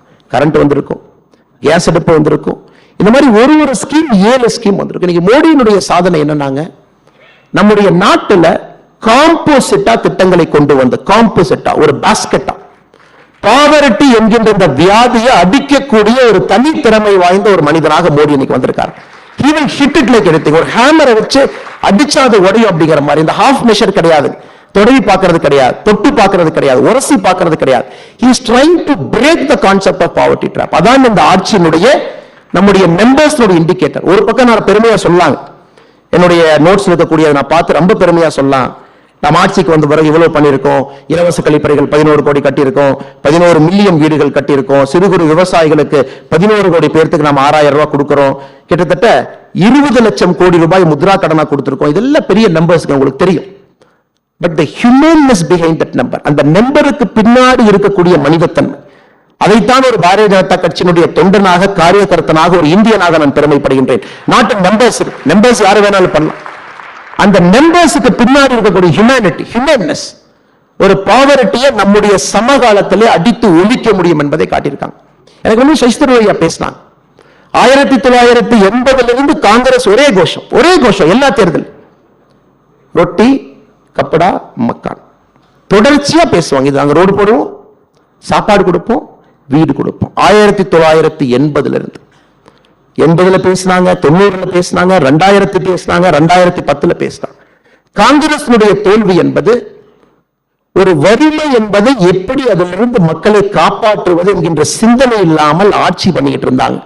வேறு தலைவர்கள் தொட்டு பார்த்தாங்க, தொடங்கி பார்த்தாங்க. இது நம்முடைய 9 ஆண்டு காலத்தினுடைய மிக மிக முக்கியமான ஒரு சாதனையாக உங்கள் முன்னால் நான் வைக்க விரும்புகின்றேன். அதே நேரத்தில் இரண்டாவது பார்த்தீங்கன்னா, மோடினா கேரண்டி. யாராவது ஒருத்தருக்கு நேரம் இருக்கு, 2019 நம்முடைய மேனிஃபெஸ்டோ நேரம் இருந்தா நீங்க படிச்சு பார்க்கணும். நான் சேலஞ்சே பண்றேன். திராவிட முன்னேற்ற கழகத்தினுடைய மேனிஃபெஸ்டோ ஒரு காப்பி 511 வாக்குறுதி நீங்க எடுத்துக்கங்க. 2019 பாரதிய ஜனதா கட்சியினுடைய மேனிஃபெஸ்டோ எடுத்துங்க. பாரதிய ஜனதா கட்சியினுடைய மேனிஃபெஸ்டோ இஸ் வெரி டெக்னிக்கலுங்க, சர்ஃபேஸ் மேனிஃபெஸ்டோ இல்லைங்க. எல்லா எலெக்ஷன் டைம்ல பாத்தீங்கன்னா அரசியல் கட்சிகள் சர்ஃபேஸ்ல எழுதுவாங்க, நாங்க வந்தா பாவர்ட்டியை ஒழிப்போம், வேர் இஸ் த நம்பர்? நாங்க வந்தா பழங்குடியை பண்ணுவோம், வேர் இஸ் த நம்பர்? நாங்க வந்தா விவசாயிகளுடைய வருமானத்தை பெருக்கும். இல்லைங்க, நம்ம மேனிஃபெஸ்டோ மட்டும்தான் இந்தியன் ஹிஸ்டரியில நீங்க எந்த மேனிஃபெஸ்டோ எடுத்து பார்த்தாலும் it is an indicator with number and target. அதனால யாருக்கெல்லாம் நேரம் இருக்கோ நம்முடைய மேனிஃபெஸ்டோ நீங்கள் எடுத்து படிக்க வேண்டும் என்று நான் அறிவுறுத்துகின்றேன். அதுல பாத்தீங்கன்னா ரொம்ப ஸ்பெசிபிக்கா சொல்லியிருப்போம். இதுவரை மீனவர்கள் நலனுக்கு அக்கறையை காட்டல, நம்ம காட்டுவோம். நம்ம ஆட்சிக்கு வந்தவுடன் மத்திய சம்பத்த யோஜனா 10,000 கோடி ரூபாய் நேரடியாக ஒதுக்கீடு செய்யும். ஆட்சிக்கு வந்த பிறகு மீன்வளத்துறைக்கு புதிதாக ஒரு அமைச்சகத்தை உருவாக்கி செஞ்சிருக்கும். அதே போல சும்மா சொல்லிங்க, ஒரு வீட்டுக்கும் 2024 டிசம்பர் 31 முடிவதற்குள்ள ஜல்ஜீவன் திட்டத்தில் லாஸ்ட் ஹவுஸுக்கு பைப்ல தண்ணி கொண்டு போய் கொடுப்போம். நம்ம ஆட்சிக்கு வரும்பொழுது 2014 2019 அறிவிச்ச திட்டம் 2019 ஆட்சியில் நம்ம அறிவிக்கிறோம். நம்ம அறிவிக்கும் போது வெறும் 17% வீடுகளுக்கு இந்தியால பைப்ல தண்ணி வந்துச்சு. இன்னைக்கு we have reached 73%. we are on track to hit the target. 73% நம்ம கொண்டு வந்திருக்கோம். எல்லாமே இண்டிகேட்டர்ஸ், நம்பர்ஸ், பெர்ஃபார்மன்ஸ். பழங்குடியினருக்கு அரசியல் அங்கீகாரம் மற்றும் பொருளாதார மேம்பாடு. இந்தியாவுடைய முதல் பழங்குடி இனத்திலிருந்து ஜனாதிபதி அம்மா திரௌபதி முர்மு அவங்க வந்திருக்கிறாங்க. அரசியல் அங்கீகாரம், the number 1 citizen of our country. அதன் பிறகு 24,000 கோடி ரூபாய் தனியா ஒரு செப்பரேட் ஹெட்ல முதலாக ஒதுக்கீட்டிலிருந்து ஜன்ஜாத்தியா திவஸ் என்று சொல்லக்கூடிய பிர்சா முண்டா அவருடைய நாளை அவர்களுக்கான ஒரு சிறப்பு நாளாக கொடுப்பதிலிருந்து சத்தீஸ்கரிலே பாரதிய ஜனதா கட்சியினுடைய முதலமைச்சரை பழங்குடி இனத்திலிருந்து தேர்வு செய்ததிலிருந்து அரசியல் அதிகாரம் மட்டுமல்லங்க, we have proven political power, economic power இரண்டும் சேர்ந்து செல்ல வேண்டும். பாரதிய ஜனதா கட்சி அதை கொடுக்கும் என்று பாராளுமன்றத்திலும் சட்டமன்றத்திலும் பெண்களுக்கு 33% ஒதுக்கீடு மேஜர் மேனிஃபெஸ்டோ ப்ராமிஸ் செய்திருக்கின்றோம். 10,000 புதிய விவசாயிகள் உற்பத்தி நிறுவனங்கள் உருவாக்குவோம். 2023 ஜூலை மாசத்துல 10,001வது FPO நம்ம முடிச்சு காட்டிட்டோம். ஓபன் டிஃபிகேஷன் ஃப்ரீ ஸ்டேட்டஸ் பெற்றிருக்கின்றோம். இஸ்லாமிய பெண்கள் பாதுகாப்புக்கு ட்ரிபிள் தலாக், பெட்ரோல்ல 10% எத்தனால் கலப்பு, இன்னைக்கு 17% ரீச் ஆயிருக்கிறோங்க. சிறு குறு விவசாயிகளுக்கு பென்ஷன் திட்டம் செப்டம்பர் 2010 கொண்டு வந்திருக்கும். நீர் மேலாண்மைக்கு தனி அமைச்சகம், ஆர்டிகல் 320 அயோத்தியா ராமர் கோவில். நம்முடைய மேனிஃபெஸ்டோ நீங்க எடுத்து ஒரு லைனா நீங்க டிக் போட்டுட்டு வந்தீங்கன்னா we have achieved everything we have promised to the Indian people. நாட்டு மக்களுக்கு இது இந்தியால முதலுங்க, the first time in our country. நாட்டு மக்களுக்கு முதலாக ஒரு ஆட்சி தான் சொல்லியதை 5 ஆண்டுகளிலே செய்து காட்ட முடியும் என்று காட்டியிருக்கிறோம். நம்ம எக்ஸ்கியூஸ் கொடுக்கலீங்க. ஐயோ பியூரோக்ரசி இப்படி, நாங்க என்ன பண்றது, சொல்றது கேட்க மாட்டாங்க. ஐயோ நம்ம பணத்தை டெல்லியில இருந்து 100 ரூபாய் அனுப்பிச்சா 15 ரூபாய் தாங்க வருது, 85 ரூபாய் சாப்பிட்டுறாங்க, நாங்க என்ன பண்றது சொல்லலீங்க. ஐயோ இந்த நாட்டுல கரப்ஷன் அதிகம், நம்மளால செய்ய முடியல சொல்லலீங்க. பொலிட்டிக்கல் இன்ஸ்டபிலிட்டி இருக்கு, 5 வருஷத்துல கிட்டத்தட்ட எல்லா மாநிலங்களும் எலெக்ஷன் சைக்கிள்ல மாட்டி வெளியே வருது, நம்ம சொல்லலீங்க. ஒரு எலெக்ஷன் சைக்கிள் கிட்டத்தட்ட 6 மாத காலம் அரசு இயந்திரங்கள் ஸ்தம்பிச்சு நிக்கிறாங்க. அதனால நம்முடைய டெவலப்மெண்ட் பின்னாடி போகுது. எந்த காரணமும் எந்த எக்ஸ்கியூஸும் கொடுக்காம ஒரு ப்ரூவன் கவர்மெண்ட், ஒரு ப்ரூவன் பெர்ஃபார்மர் செய்து காட்டி இருக்கின்றோம். மனது வைத்தால் நம்முடைய நாட்டிலே நம்மால் செய்ய முடியும் என்று இன்னைக்கு ஐயா சொன்னாங்க. 2 ஆண்டு முக்கியமா கொரோனா காலம் சசிதரூர் ஐயா பேசின ஒரு விஷயத்தை குருமூர்த்தி ஐயா தொட்டாங்க. இது தமிழ்நாட்டில் பல ஆண்டு காலமாக இருக்கக்கூடிய ஒரு பெரிய பிரச்சனை. குறிப்பாக நீங்க பாத்தீங்கன்னா வடக்கெல்லாம் வாழ்ந்துகிட்டு இருக்கு, தெற்கெல்லாம் தேஞ்சிக்கிட்டு இருக்கு. அப்படி இது திரும்ப பாத்தீங்கன்னா பினான்ஸ் கமிஷனுக்கு போயிருவாங்க, நிதி பங்கீட பாருங்க அப்படி. சசிதரூர் அவர்கள் ஒரு பெரிய அறிவாளி, நிச்சயமாக அவர்களுக்கு தெரியாத ஒண்ணு இல்லைங்க. இன்னைக்கு இருக்கக்கூடிய formula modified version of Gadgil formula அப்படிங்கிறது 1969 இந்திரா காந்தி அம்மையார் கொண்டு வந்தது. இந்திரா காந்தி அம்மையார் 1969 காங்கிரஸ் ஆட்சியிலே கொண்டு வந்த பொழுது north south different states devolution of resources பாப்புலேஷனுக்கு 50% இந்திரா காந்தி அம்மையார் வெயிட்டேஜ் கொடுத்திருந்தாங்க. அது 100 ரூபாய் நம்ம அனுப்புறோம், அல்லது 100% 50% வாஸ் பாப்புலேஷன். 1990 திரும்ப காங்கிரஸ் எல்லாம் இருக்கும் பொழுது இட் வாஸ் ஸ்டில் 35%. நம்முடைய ஆட்சியில நாம கொண்டு வந்த பினான்ஸ் கமிஷன்ல, குறிப்பாக 15வது பினான்ஸ் கமிஷன் முழுமையாக நம்மோடு இருந்துச்சு.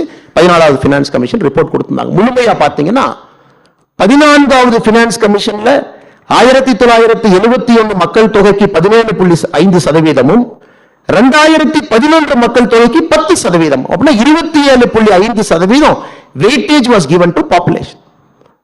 பாரதிய ஜனதா கட்சி ஆட்சிக்கு வந்த பிறகு ஐயா குருமூர்த்தி அவர்கள் சொன்னது போல கன்சென்சஸ் எல்லா மாநிலத்தினுடைய அனுமதியை பெற்று எங்க 50-60% ஆரம்பிச்சதவங்க we have brought it down to 15%. இன்னைக்கு 15% மட்டும்தான் பாப்புலேஷனுடைய weightage. Remaining for 45% is the distance between the haves and have-nots. ஆனா எல்லாரும் ஏத்துக்கணுங்க. பணம் இருப்பவனுக்கும் பணம் இல்லாதவனுக்கும் இருக்கக்கூடிய குறியீடு 45% வெயிட்டேஜ் கொடுத்திருக்கிறாங்க. 15% குட் பெர்ஃபார்மன்ஸ். பிஸ்கல் மேனேஜ்மெண்ட் நல்லா பண்றீங்களா? நீங்க மத்திய அரசுடைய ப்ராஜெக்டை வேகமா முடிக்கிறீங்களா? நீங்க வெளிநாட்டிலிருந்து வரக்கூடிய இன்வெஸ்டர் ப்ராஜெக்ட் ஆன் டைம் பண்றீங்களா? அதுக்கு 15%. 10% இக்காலஜி, கிரீன் கவரை மெயின்டைன் பண்றீங்களா? தேவையில்லாம பொல்யூட் பண்ணலையா? கிரீன் எனர்ஜிக்கு போறீங்களா? 15% ஜியோகிராபிக்கல் ஏரியா. இது எங்கே ஆரம்பித்தது? காங்கிரஸ் 60-50%இலிருந்து 15% பாப்புலேஷன் வெயிட்டேஜ் இன்னைக்கு வந்திருக்கு. அதை இன்னொரு விஷயமா பிடித்துக் கொண்டு அதை தொடர்ச்சியாக எந்தவித நாலேஜும் இல்லாம திராவிட முன்னேற்ற கழகத்தினுடைய அரசியல்வாதிகள் இது பேசுவது வியப்பு மட்டுமல்ல, இது நகைச்சுவை. இன்னைக்கு உங்களுக்கு தெரியுங்க, 16th ஃபினான்ஸ் கமிஷன் நம்ம அனௌன்ஸ் பண்ணியிருக்கோம். அனௌன்ஸ் பண்ணி 15 நாள் ஆகுது. 31/12/2023 நம்முடைய 16th ஃபினான்ஸ் கமிஷன் அனௌன்ஸ் பண்ணியிருக்கோம். 16th ஃபினான்ஸ் கமிஷன் புது வெயிட்டேஜ் கொடுக்க போறாங்க. உங்களுக்கு தெரியும், பாப்புலேஷன் வெயிட்டேஜ் 60 15க்கு வந்துருச்சு. குட் பெர்ஃபார்மன்ஸ் 0 15க்கு போயிருச்சு. இப்ப குட் கவர்னன்ஸ் பக்கம் பாரதிய ஜனதா கட்சி நிற்கிறதா, காங்கிரஸ் நிற்கிறதா என்பதை நீங்கள் முடிவு செய்து கொள்ளுங்கள். கட்கில் ஃபார்முலா 1969 தேர்ட் ஃபினான்ஸ் கமிஷன்ல ஆரம்பித்து கட்கில் முகர்ஜி ஃபார்முலாவா மாறுச்சு, மாடிஃபைடு கட்கிலா மாறுச்சு. இன்னைக்கு நம்ம நித்தி ஆயோக்ல வந்த பிறகு முறையாக மாநிலங்களுக்கு நிதி பகிர்வு. நிர்மலா சீதாராமன் அவர்கள் மிக சிறப்பாக சொல்லி இருக்கிறாங்க.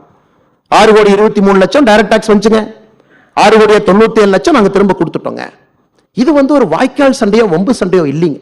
எனக்கு ரொம்ப ஒரு கஷ்டமான வேலை, ஒரு அரசியல் தலைவராக, ஒரு இந்திய குடிமனாக இந்த சப்ஜெக்டை பேசும்பொழுதே உடம்பு மேல ஒரு கம்பளி பூச்சி ஊடுற ஃபீலிங்ல தாங்க நான் அதை பேசுறேன். ஏதோ ஒரு வாய்க்கால் சண்டை வம்பு சண்டையை போல நார்த் இந்தியா எப்படி, அங்க பாருங்க பீகார் எப்படி, தமிழ்நாடு எப்படி.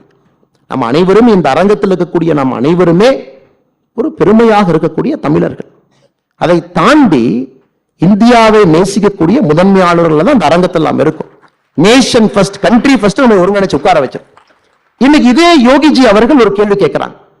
தமிழ்நாடுடைய லேபர் ரெஜிஸ்ட்ரேஷன் போர்டுல 25 லட்சம் மைக்ரண்ட் லேபரை பதிவு பண்ணியிருக்காங்க. அபிஷியலி கவர்மெண்ட் ஆஃப் தமிழ்நாடு 25 லட்சம் மைக்ரண்ட் லேபரர்ஸ் பதிவு டேட்டா வச்சிருக்காங்க. அன்அபிஷியலி உங்களுக்கு தெரியும், அது 40 லட்சத்தை தாண்டி இருக்கும்.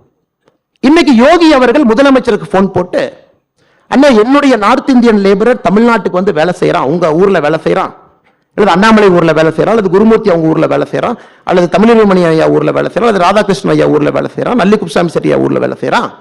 அந்த மனிதனை உருவாக்குவதற்கு யூபி எவ்வளவு செலவு பண்ணிருக்கோம். அதனால ஒரு யூபி காரர் தமிழ்நாட்டில் வேலை செய்யறாங்க, எம்ப்ளாய்மெண்ட் போர்டு ரெஜிஸ்டர்ல இருக்கு, எனக்கு ஒரு 10,000 ரூபாய் அனுப்பிச்சுட்றீங்களேன்னு கேட்டா இது என்ன ஆகும் இந்த நாடு? மைக்ரோஸ்கோபிக்கா if you keep going examining this argument, இல்ல நான் லேபர் கொடுக்கிறேன் உங்களுக்கு, காஸ்ட் ஆர்பிட்ரேஜ் தமிழ்நாட்டுக்கு வருது, you get a cheap labor north இந்தியால இருந்து, directly you get a cost arbitrage. Indian software company முதல்ல இருந்த மாதிரி 1990 2000. இப்ப யோகி அவர்கள் நிதிஷ்குமார் அவர்கள் அந்த ஆர்குமெண்ட் நம்ம முன்னாடி வச்சா, நாளைக்கு காலையில எங்களுக்கு எந்த நார்த் இந்தியன் லேபரும் வேண்டாம், தயவு செஞ்சு நீங்க போங்கப்பா, எங்க வேலையை பார்த்துக்கிறோம் நம்மால் சொல்ல முடியுமா? அதனால்தான் திராவிட முன்னேற்ற கழகம் தன்னுடைய அரசியல் வாழ்விலே முதல் முறையாக ஹிந்தியில பத்திரிகை அறிப்பு கொடுத்தாங்க. ஹிந்தியில பிரஸ் ரிலீஸ் கொடுத்தாங்க. மைக்ரண்ட் லேபர் கிரைசிஸ் வரும்போது ஹிந்தியில பிரஸ் ரிலீஸ் கொடுத்தாங்க. யாரும் போயிடாதீங்க, எல்லாம் இங்க இருங்க. ஒரு நாட்டை அப்படி நடத்த முடியாது sir. we cannot run a country like that. அதே ஆர்குமெண்ட்ல கொங்கு பகுதியில் இருக்கக்கூடிய 8 மாவட்டங்கள் தமிழகத்தினுடைய 54% டைரக்ட் இன்கம் கான்ட்ரிபியூட் பண்றாங்க. இப்ப கொங்கு பகுதியில் இருக்கக்கூடிய கோயம்புத்தூரோ, திருப்பூரோ, பொள்ளாச்சியோ, நாமக்கல்லோ, ஈரோடோ, சேலமோ அவங்க சரி நம்ம கணக்கு போடலாம், கணக்கு பிள்ளை மாதிரி கணக்கு போடலாம். கோயம்புத்தூர்ல மொத்த இன்கம் எவ்வளவு, மொத்த எக்ஸ்பெண்டிச்சர் எவ்வளவு ரோடு போட்டேன்னா மிச்ச பார்ட் என்னங்க ஆகும்? இன்னைக்கு தமிழகத்திலே திருவாரூர் கலைஞர் கருணாநிதி அவர்கள் பிறந்த திருவாரூரினுடைய கிராஸ் எக்கனாமிக் அவுட்புட் தமிழகத்தில் 1.5%, 1.5% தமிழகத்தினுடைய gross economic output Thiruvarur. Chennai, Chengalpattu, Coimbatore, Kanchipuram 4 மாவட்டங்கள் 34 விழுக்காடு. அப்படி இந்த 4 மாவட்டங்களும் நாங்க கிராஸ் எக்கனாமிக் அவுட்புட் 34% கொடுக்கிறோம், எங்களுக்கு 34% ஆஃப் ரெவென்யூ நீ கொடுப்பேன்னா தமிழ்நாடா இருக்குமா? அதனால இது எல்லாமே ஒரு சிந்தனை இல்லாதவர்கள், குறுகிய மனப்பக்குவத்தோடு அரசியல் செய்ய நினைப்பவங்களுக்கு பதிலடி கொடுக்கும் பொழுது எங்கேயோ கம்பளி பூச்சி எனக்கு விடுற மாதிரி இருக்கும். I feel very bad to give that argument. இன்னைக்கு பாருங்க, தமிழ்நாட்டில் நம்ம இன்வெஸ்டர் சமிட் நடத்தி இருக்கோம். நமக்கு பணம் வேண்டும், மிக முக்கியம், பணம் வேண்டும். நமக்கு 6,64,000 கோடி நமக்கு வந்திருக்கு. நமக்கு முடிந்து 3 நாள்ல குஜராத் இன்வெஸ்டர் சமிட் நடத்தியிருக்காங்க, 26 லட்சம் கோடி. 2023 பிப்ரவரியில யூபி இன்வெஸ்டர் சமிட் 33 லட்சம் கோடி. 2022 கர்நாடகா இன்வெஸ்டர் சமிட் 10 லட்சம் கோடி.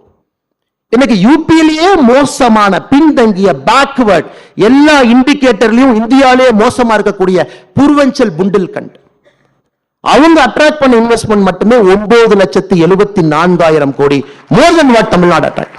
அதனால ஸ்டாலின் அவர்களும் திராவிட முன்னேற்ற கழகத்தினுடைய அமைச்சர்கள் புரிந்து கொள்ள வேண்டும், மணி will always see the future, money will never see the past. வரக்கூடிய பணம் என்பது ஃபியூச்சர் பொட்டன்ஷியலை பார்க்கும். அடுத்த 20 ஆண்டுகள் எங்க, ஸ்டெபிலிட்டி ஆஃப் பொலிட்டிக்கல் எக்கனாமி என்ன, பாலிடிக்ஸ் எப்படி இருக்கு, கரப்ஷன் எப்படி இருக்கு, கோயிங் ரேட் எப்படி இருக்கு, பவர் சென்டர்ங்கிறது 2 பேர் கையில் இருக்கா, டெமோக்ராட்டிக்கா இருக்கா? நான் ஒரு ஆடிட்டர் மட்டும் பார்க்கணுமா, இல்ல அண்ணா நகர் ஒருத்தரை பார்க்கணுமா, இல்ல நைட்டு போய் மருமகனை பார்க்கணுமா? Yes, Mani will see the future, money will never see the past. அதனால சத்தமே இல்லாம புண்டில் கண்டுங்க, பான்பராக் வாயை எவ்வளவு திட்டுறாங்க, 9,74,000 crore சாதாரணமா ட்ராக் பண்றாங்க. உத்தரப்பிரதேசம் 75 மாவட்டங்களுக்கு இன்வெஸ்ட்மெண்ட் வந்துச்சு, எவ்ரி சிங்கிள் டிஸ்ட்ரிக்ட் அட்ராக்டட் பண்ணி. இது நெப்போலியன் போனாப்பட்ட அருமையா சொல்லுவாருங்க, never wake up China, China எழுப்பிட்டுறாதீங்க, once China wakes up the world will tremble. இப்ப நான் சொல்றேங்க, never wake up UP, one UP wakes up, நம்ம ஜிங்கோயிஸ்டிக்கா தமிழனா சொன்னா oh Tamil Nadu is in trouble, இந்தியனா சொன்னா once UP wakes up it will power India. 23 கோடி மக்கள், அவங்க கிராஸ் என்ரோல்மெண்ட் ரேஷியோ 36% இருக்கிறாங்க. if they hit 40%, சதர்ன் ஸ்டேட்ஸ்னுடைய மொத்த எஜுகேஷன் அவுட்புட் யூபி மட்டும் கொடுக்கும். சசி தரூர் சொன்ன ஆர்குமெண்ட் நான் கவுண்டர் பண்றேன், I am just reversing it. when UP's gross enrollment ratio hits 40% in a matter of 3.5 years, உங்களுக்கு ஒரு லேபர் நமக்கு தமிழ்நாட்டுக்கு கிடைக்க மாட்டாங்க. Tamil Nadu is in serious trouble 2028 2029. காரணம், மேனுஃபேக்சரிங் இண்டஸ்ட்ரி யூபியை நோக்கி போச்சுனாங்க, we are in serious trouble. அதை நோக்கி நம்ம அரசியல் பயணிக்கிறது இல்ல, இன்னும் நார்த் சவுத் பேசுறோம், சத்தமே இல்லாம. எங்க 2016 வரைக்கும் உத்தரப்பிரதேசனுடைய மொத்த மருத்துவக் கல்லூரி 12ங்க, மொத்த மருத்துவக் கல்லூரி 12ங்க, 23 கோடி மக்கள் 12 மருத்துவக் கல்லூரியில் போய் படிச்சாங்க. கடந்த 4 ஆண்டுகள்ல உத்தரப்பிரதேசத்தில் புதிதாக உருவாக்கப்பட்டிருக்கக்கூடிய மருத்துவக் கல்லூரி 32. எங்க என்ன ஸ்கேல்ல திங்க் பண்றாங்க பாருங்க, என்ன அம்பிஷன்ல போறாங்க பாருங்க. 6 lane 8 lane fighter jet account பேசிட்டு இருக்காங்க, 9 ஃபங்க்ஷனிங் ஏர்போர்ட்ஸ் வச்சிருக்காங்க. அதனால ஒரு பெருமை மிகுந்த தமிழனாக, பெருமை மிகுந்த இந்தியனாக நம்முடைய பொலிட்டிக்கல் நெரேட்டிவ் ஷிஃப்ட் ஆகி வேற பக்கம் போகணுங்க. டெவலப்மெண்ட் பத்தி பேசணும், தமிழ்நாட்டுக்கு இருக்கக்கூடிய ரீஜனல் டிஸ்பாரிட்டியை பத்தி பேசணும். 7 மாவட்டங்கள் பிலோ 2% எக்கனாமிக் அவுட்புட்ல இருக்கு, அதை பத்தி பேசணும். தமிழ்நாட்டில் 11 மாவட்டங்கள் சராசரியாக லேபரை வெளியே அனுப்புறாங்க, லேபர் உள்ள வரல, அதை பத்தி பேசணும். ராமநாதபுரத்தில் இன்னைக்கு போனாலும் பெண்கள் ஒரு வண்டியில 6 குடத்தை வச்சு இழுத்துட்டு போயிட்டு இருக்காங்க, தண்ணிக்காக சீதனமா கொடுக்குறாங்க, அதை பத்தி பேசணும். 2014 மோடி அவர்கள் வந்த பிறகு திராவிட மாடல் அரசு இருக்கக்கூடிய மண்ணில் 55 லட்சம் குடும்பத்திற்கு முதலாக கழிப்பறை மோடி கட்டி கொடுத்திருக்காரு, அதை பத்தி பேசணும். அதை விட்டு சும்மா வடக்கு தெற்கு எத்தனை நாளைக்குங்க? We have seen the power shift, global power shift பத்தி குருமூர்த்தி சொன்னாங்க. We are seeing a global power shift, we are seeing a power shift within the country. இன்னைக்கு தமிழ்நாட்டில் டிபேட் என்ன, யூபி நம்மளை முந்திட்டாங்களா இல்லையாப்பா, அது கேட்டு சொல்லுப்பா. உடனே ஃபினான்ஸ் மினிஸ்டர் பெரிய ஒரு அறிக்கை கொடுக்குறாரு தமிழ், இல்லைங்க யூபி முந்தின கிட்ட இருக்காங்க, பட் நாங்க தான் முன்னாடி இருக்கோம். இதுதான் டிபேட். ஏங்க எங்க இருந்த யூபியை எங்க கொண்டு வந்து நிறுத்திருக்காங்க? பொலிட்டிக்கல் வில், ஒரு கிளீன் கவர்மெண்ட், ஒரு விஷன், 3 விஷயம் மட்டும்தான். 3 இருந்தால் எந்த மாநிலம், எல்லா மக்கள் தானுங்க, எல்லா ஹியூமன் பொட்டன்ஷியல், எல்லாரும் labour, all the need is a good education and a stable law and order, அவ்வளவுதான். ஒரு பிரைவேட் கார பணத்தை போட்டானா இவ்வளவு பேசுறாங்க இல்லைங்க. நம்முடைய நகரத்தார் கம்யூனிட்டி, செட்டியார் அவங்க கம்யூனிட்டி வாரணாசியில இத்தனை ஆண்டுகளாக அவங்களுடைய இடத்தை ஒருத்த கப்ஜா பண்ணி வச்சிருந்தான். நீங்க UPA 1 UPA 2 இருந்தீங்க. அது எவ்வளவு மகத்துவான இடத்துக்கு யாராச்சும் போய் ஒரு பெட்டிஷன் கொடுத்தீங்க இடத்த கொடுங்க. அதுக்கு ஒரு யோகி புல்டோசர் எடுத்துட்டு வந்து இடத்தை இடிச்சு தமிழ்நாட்டை சார்ந்த நகரத்தார் செட்டியார் கொடுத்து ஐயா மறுபடியும் ஒரு மண்டபம் கட்டிக்கன்னு சொல்ல வேண்டிய நிலைமை யோகி அவர்களுடைய காலத்துல. ஆனா இன்னைக்கு தமிழ்நாட்டினுடைய பிரச்சனைங்க, இன்னைக்கு தமிழகத்தினுடைய பிரச்சனையாக நான் பார்ப்பது நீட்லெஸ் ஜிங்கோயிசம். நீட்லெஸ் ஜிங்கோயிசம் தேவையே கிடையாது, தேவையே கிடையாது. எதுக்குங்க ஜிங்கோயிசம்? எதற்கு திராவிட முன்னேற்ற கழகம் ஜிங்கோயிசத்தில் இருக்கணும்? நேற்று ஒரு விஷயம் சொல்லியிருந்தேன். ஆர்டிபிஷியல் இன்டெலிஜென்ஸ் தமிழ்நாட்டு ஸ்கூல்ல கொண்டு வந்துட்டோம் திராவிட மாடல் அரசு. நான் சும்மா ஒரு ரிப்ளை போட்டேன் ட்வீட்ல. முதலமைச்சர் அவர்களே, மரியாதையோடு சொல்லுகின்றேன், வணக்கத்தோடு சொல்லுகின்றேன். ஆர்டிபிஷியல் இன்டெலிஜென்ஸை CBSE ப்ரோக்ராம்ல மத்திய அரசு கொண்டு வந்து 3 வருஷம் ஆகுது. மைக்ரோசாப்டோட கையெழுத்து போட்டு 3 வருஷம் ஆகுது. இன்னைக்கு தான் நீங்க விழிச்சிருப்பீங்களா இருக்குன்னு. அதுக்கு இன்னைக்கு தமிழக அரசு ஒரு செய்தி குறிப்பு கொடுக்குறாங்க, ஒரு பெரிய செய்தி குறிப்பு அட்டாக் பண்ணி நீங்க கொடுத்தீங்க. பெரியார் அவர்கள் 1920 அண்ணா யூனிவர்சிட்டியில போய் கம்ப்யூட்டரை பார்த்தாரு. அப்புறம் பெரியார் அவர்கள் அண்ணா யூனிவர்சிட்டியில போய் கேட்டாரு. அவருடைய பிறந்த நாளை சொன்னோன்னே அந்த கம்ப்யூட்டர் சொல்லுச்சு, ஐயா உங்க பிறந்த நாள் சனிக்கிழமைன்னு சொல்லுச்சு. அந்த அளவுக்கு வளர்ந்த ஒரு மாநிலத்தை பத்தி நீங்க பேசுறீங்களா? நான் ரிப்ளை போட்டேன், ஐயா IAS ஆஃபீஸருக்குலாம் சம்பளம் கொடுக்குறீங்க, யாரோ டைப்ல அடிக்கிறாங்க, கொஞ்சம் அறிக்கையை கரெக்டா டைப் படிங்க. 1920 எங்கேயும் பெரியார் வந்தாரு, அண்ணா யூனிவர்சிட்டிக்கு போனாரு, எங்கேயும் கம்ப்யூட்டர் வந்துச்சு. ரெண்டாவது, பெரியார் அவர்கள் பிறந்தது புதன்கிழமை, சனிக்கிழமை இல்லைங்க ஐயா. கம்ப்யூட்டர் தப்பா சொல்லுச்சா, பெரியார் தப்பா சொல்லுச்சு. உடனே முதல் முறையாக தமிழக அரசு என்ன பார்க்கிற அறிக்கைக்கு திருத்துவ அறிக்கை வர்றாங்க 2 மணி நேரத்தில். 1970 போனாரு.